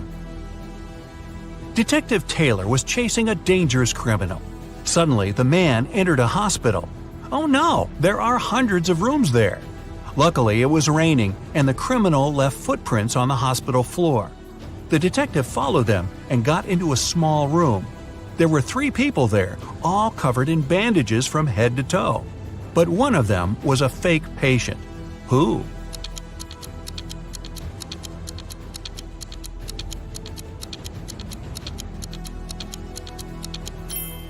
It was the dude in the middle. He didn't even have a medical chart next to his bed. Very quick job on the bandages, though. The CEO of a large company called the police. He was sure that one of his employees, Victoria, had stolen a memory card with secret information. She was going to sell it to their competitors. The police arrived at Victoria's house, but the woman didn't let them in without a warrant. The officers had to leave to get all the necessary papers. By the time they were back, Victoria had already been sitting in her car, ready to drive off. The police officers arrested the woman. They searched her car and clothes, but found nothing. And then, when they were about to give up, one of the detectives realized where Victoria kept the memory card. Can you figure it out?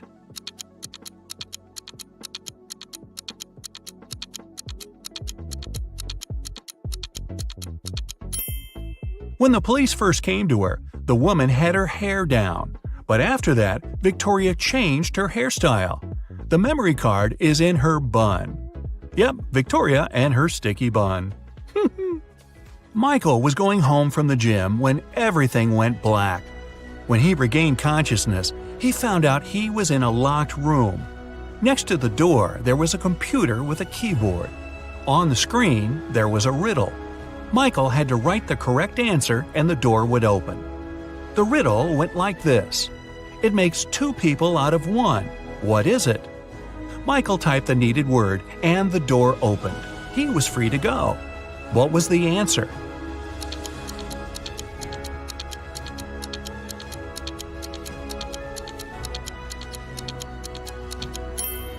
It's a mirror. Oh, I was guessing a buzzsaw, but this one is better, and not as messy. 2 best friends, Emily and Luna, came to a popular and expensive hair salon. At first, the administrator told the girls they had just one available hairstylist. But after making a phone call, she happily announced she had found another hairdresser. Emily and Luna could have their hair done at the same time. But in the process, it dawned on the girls that one of the hairstylists was fake. Which one?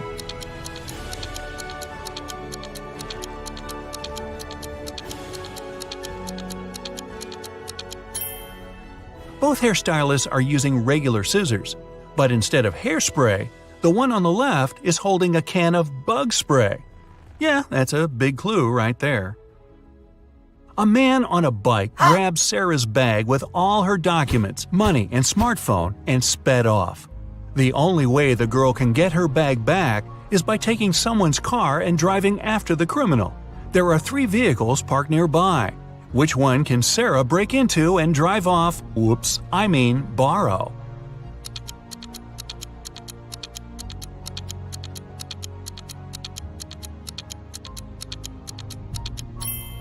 A man is sitting in the blue car. That's no good.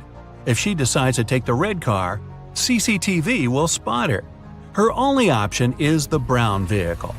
Oh, and Sarah, don't forget to return the wheels when you get your bag back, otherwise you'll be Grand Theft Sarah. Mary and her younger brother Alex were mushroom hunting in the forest. Wait, mushroom hunting? What do? Sneak up on them so they don't escape? Anyway, they started a quarrel. Alex got angry and ran away. After several minutes, Mary rushed after him. She was still fuming, but also worried. Soon, the girl reached a small river. A man was sitting on the shore. Did you see a teenager here?" Mary asked. "Yep, he's just taken a boat and made it to the other side." But Mary didn't believe the man. Why?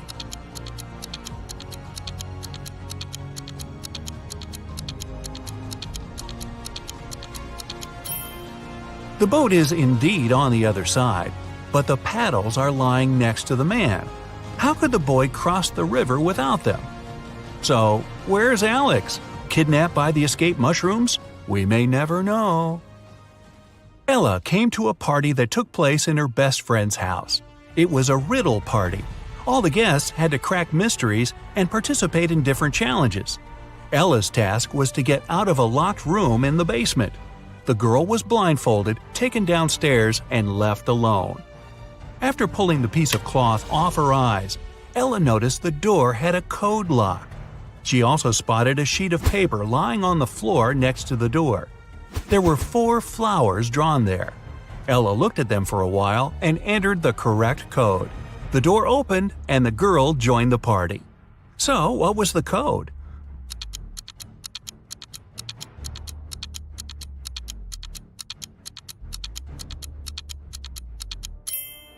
Ella counted the petals on each flower. The code was 5748.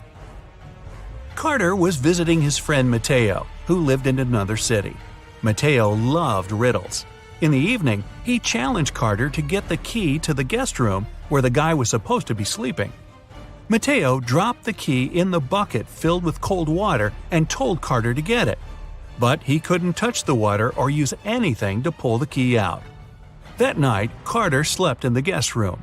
How did he get the key?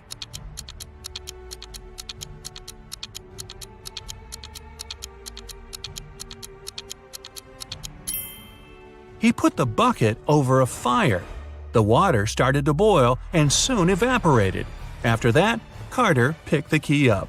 Mateo was steamed. Nora was an insurance agent. Once, her client called her early in the morning. The woman was in tears. At night, someone had broken into her house.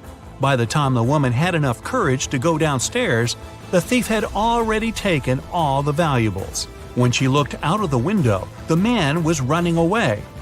"Do you remember what he looked like?" Nora asked. The client answered, "It was still dark outside. I understood it was a man, tall and thin. He had dark hair and was wearing a V-neck t-shirt." Nora immediately realized her client had staged the burglary.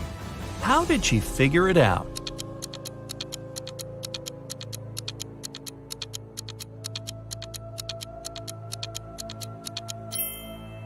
It was dark, and the man was running away from the client's house. Then how could the woman see he was wearing a V-neck t-shirt? Beats me. Wow. While working late at night in a top-secret laboratory, Michael finally managed to create the DNA of a hybrid monstrous creature. After all that hard work, he decided to grab a quick coffee and donut as a little reward. But he came back and saw that the specimen had disappeared from the incubator. Michael lined up Ryan, Jeff, and Laura and confronted them. "Who took an important top-secret piece of research I was working on?" Ryan said he'd been busy doing some additional research on a separate project and had no idea what was going on. Jeff said he hadn't touched the hybrid creature and had been in the archives digging through some files he needed. And Laura said she'd been in the bathroom the whole time. So, who took the specimen?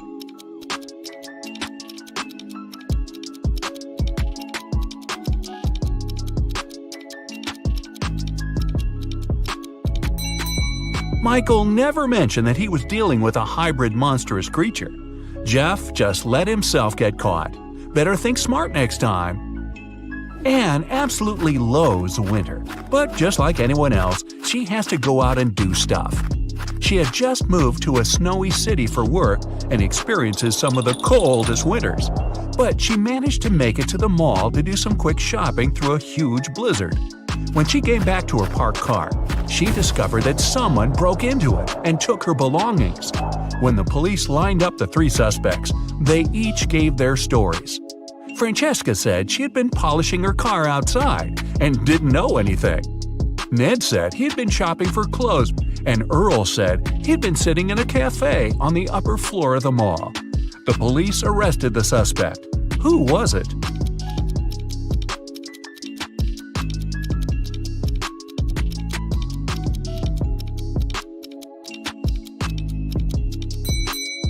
Francesca.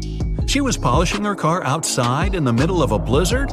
That's not only illogical, but not safe either. She just gave herself away. You wake up and find yourself trapped in a room with 4 doors in front of you. You don't have enough time to choose which door leads to freedom. You hear a monster coming, so you check out the doors quickly. The leftmost door has a sign on it saying, "Take the door on the right to break free." The second door also has a sign saying, "It's the right door." The third door has a sign, "Freedom is just right in front of you." And the last door has a sign, "Don't trust the signs." Which door should you choose?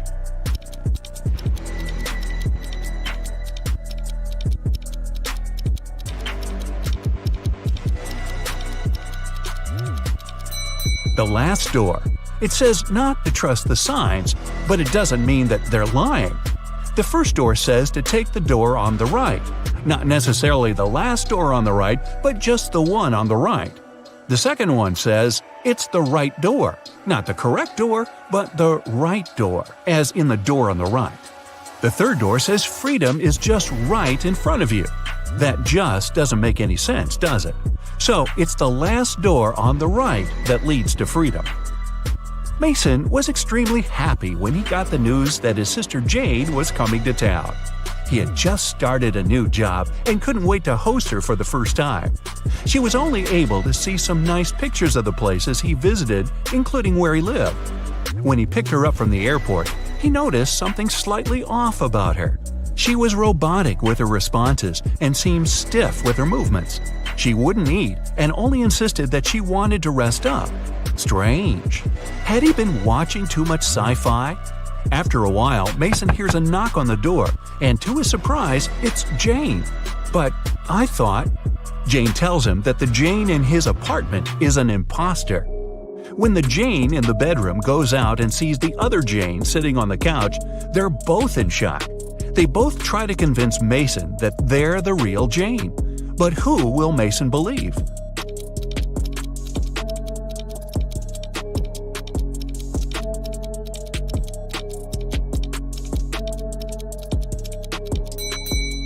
It's pretty normal to come back from a trip pretty tired and wanting to rest. But how did the second Jane know where Mason lived without prior knowledge? And she didn't even break a sweat running up to the apartment. On a nice day, Vivian, who lived in a town on the seashore, decided to go for a hike alone. But after hours of trekking, she ended up on a section of the forest she wasn't familiar with. Before her were 3 paths. One path had bare footprints leading away. Another had human shoe prints, and the third was right by the river. Which one should Vivian take to find her way?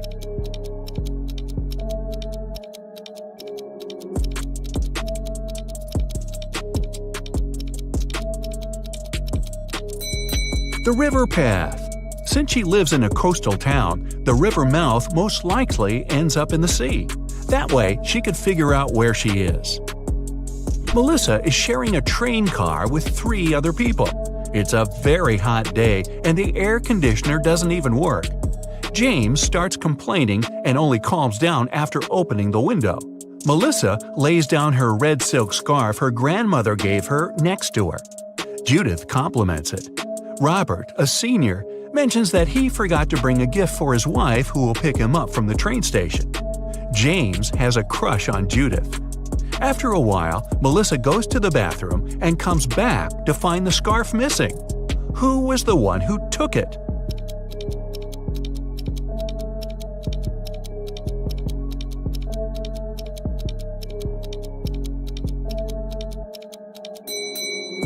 None of them.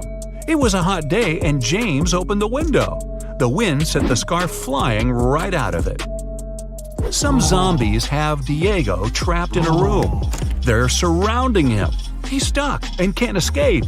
Their arms are breaking in and reaching for him.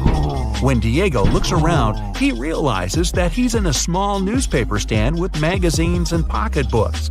And looking around him more attentively, he finds a roll of tape nearby. How can he avoid those nasty bites?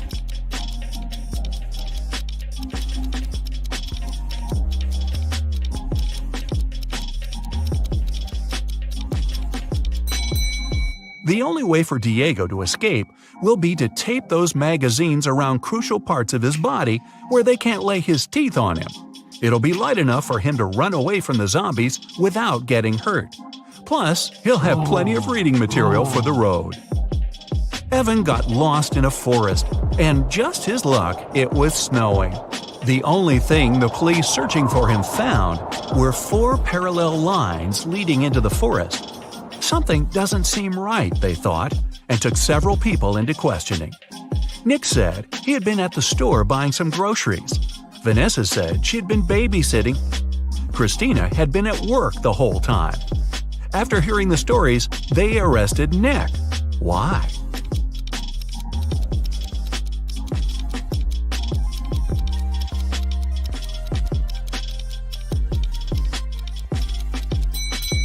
Nick was in a wheelchair.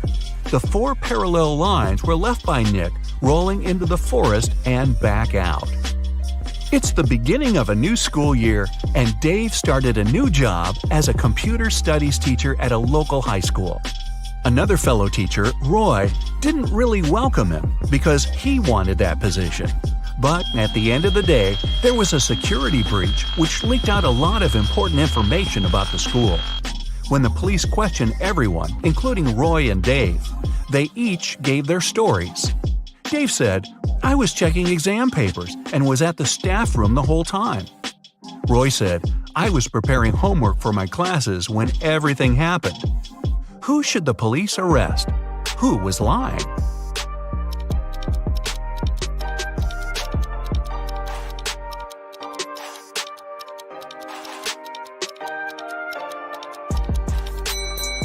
Dave. There wouldn't be any exams on the first day of school. Gareth is in a pickle.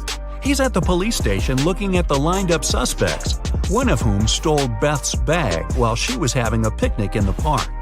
He observes them. Beth describes the culprit as someone big, no hair, and wearing a black jacket. All the men lined up matched the description. Gareth looks at each of them, and they all have one distinct trait that makes them stand out from each other. Suspect number 1 has a beard. Number 2 is wearing shorts. And number 3 is wearing glasses. Gareth knows immediately who to arrest. Who is it?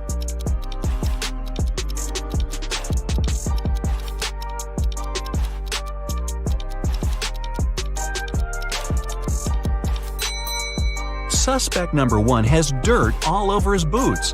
The rest are all clean. He ran through the mud tracks while Beth was having a picnic. Carl and his wife Olivia had dinner. They ate the same dishes: French fries, some fish, and vegetable salad. Half an hour later, Carl felt unwell and called the ambulance. But when specialists arrived, he was already unconscious. The man was immediately taken to a hospital. Luckily, doctors had enough time to save him. When they figured out what was wrong with Carl, everyone was shocked. The man had been poisoned. But how could it happen? He and his wife ate the same dishes, but Olivia was perfectly fine. Even more surprising, the next day, the police arrested the woman for trying to poison her husband. How come?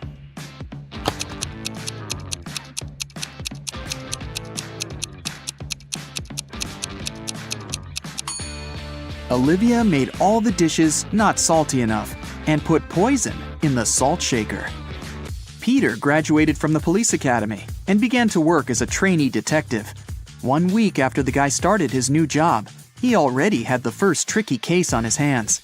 One of his colleagues was investigating a series of crimes connected with smuggling. She was close to solving the case, but several days ago, the woman disappeared. Peter visited the last location where his colleague was spotted and found a note. 710-57735 34 5508 51 7718. Peter has 3 suspects: Bill, a manager in an oil company; Todd, a jeweler; and John, a car dealer. Who's the criminal?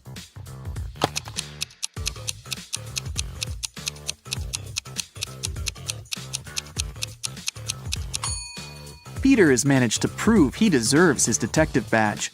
The guy turned the message upside down and tried to read it that way. Surprisingly, the letters made rather legible words. Bill is boss. He sells oil. Something went wrong in a super-secret laboratory. There was a leak of a newly developed experimental chemical, and it made several plants and animals mutate in the blink of an eye. Scientists ended up locked in one room with the vicious monsters. One of the researchers managed to figure out how they could get out of this dire situation, but the substance they needed was in another part of the laboratory. The scientists could get there through one of 3 corridors. The first was guarded by fire-breathing crocodiles. Hey, it was an experimental laboratory after all. The second corridor was filled with meat-eating sunflowers with extra sharp teeth. And the third passage was swarming with venomous bees. Which one should the scientists choose?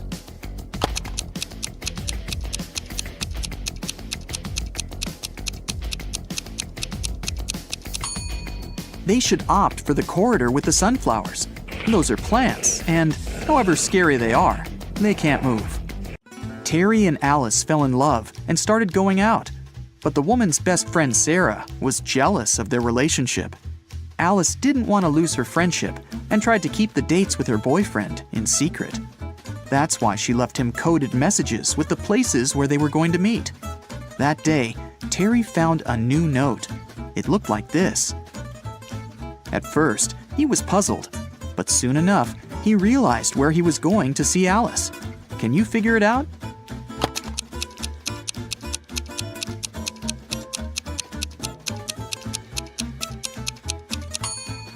Alice told Terry to meet her at the street corner. Patrick called the police. The man seemed to be worried sick. "My wife Victoria took our dog for a walk in the afternoon. Several hours ago, our pooch returned alone. I don't know where Vicky is." The police questioned the suspects. Mrs. Summers said she'd been watching TV all day long. "I was busy delivering the mail," said the postman. "I didn't have time to linger in this area, and I didn't see anything." And Mr. Thomas told the police he'd been working in his home office. The detective knew at once one of these people was lying. Who was it?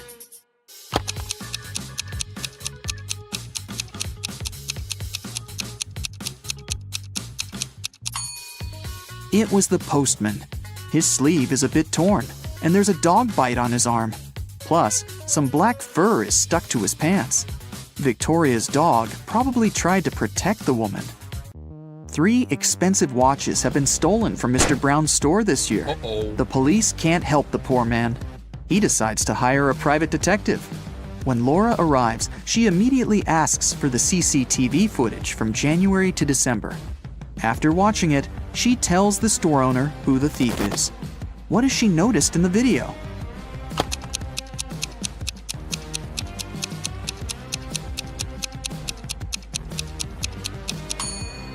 The same guy came to the store several times, in April, August, and November.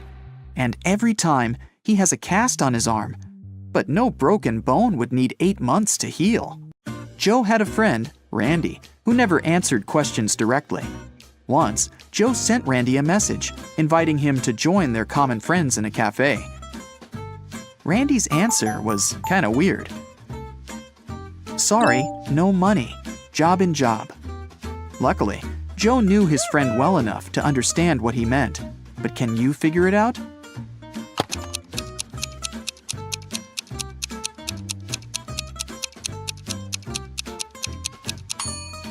Randy meant he had no money because he was in between jobs.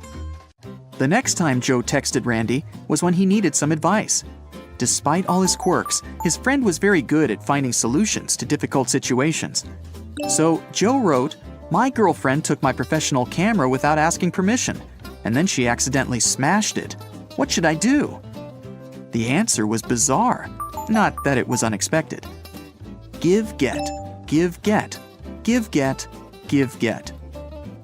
At first, Joe didn't think he wanted to follow this advice, but a bit later, he decided it was the best course of action. What was the advice?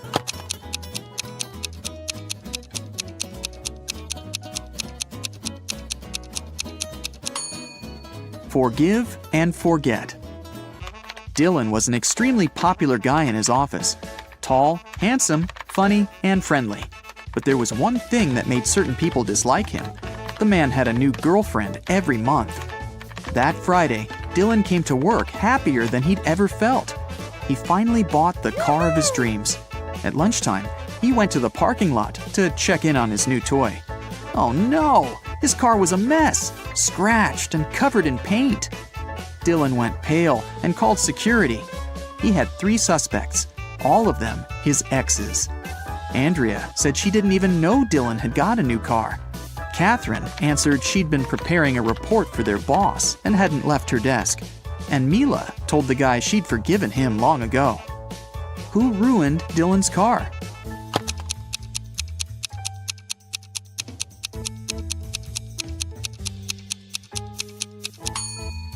It was Catherine. She had some smeared paint on her skirt, and the color is the same as the paint on the man's car. 2 maids work in a small hotel in the mountains. One day, the hotel owner finds out one of them regularly steals stuff from guests, but he doesn't know which one it is. Look at these maids cleaning the rooms. Can you help the owner understand who's guilty?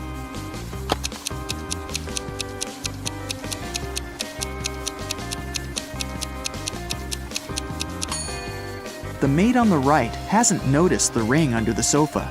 She might not be a great cleaner, but also not a thief. As for the maid on the left, she's spotted the ring and put it in her bucket. It means she's going to take it for herself after she finishes cleaning. She's the one who steals things. One afternoon, all the money was stolen from the register of a small cafe on the beach. The police have 5 suspects. All of them claim they haven't been to the cafe in the past hour. Look at them closely and try to figure out who's the thief.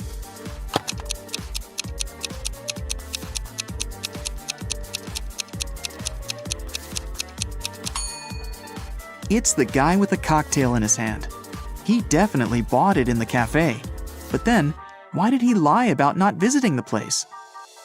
Police officer Cheryl Adams was visiting her colleagues in another town.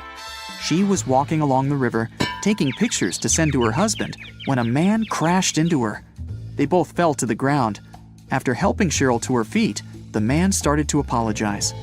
It turned out someone had stolen his wallet, and he was trying to catch the thief. "I was painting my boat, and my wallet was lying next to me. But then I got distracted, just for a moment. But when I turned back, the wallet wasn't there anymore." Cheryl understood the thief couldn't have gone far. She pulled the man to the nearby pier. There were 4 people there. After looking at them closely, the police officer knew who the thief was. Now it's your turn to figure it out.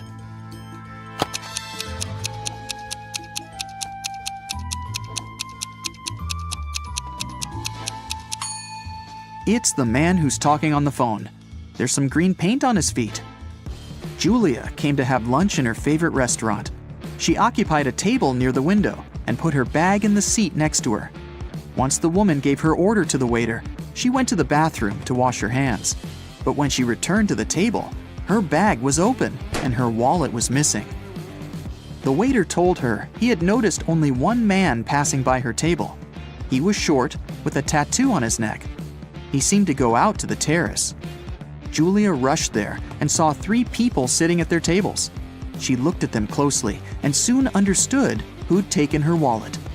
Who was the thief?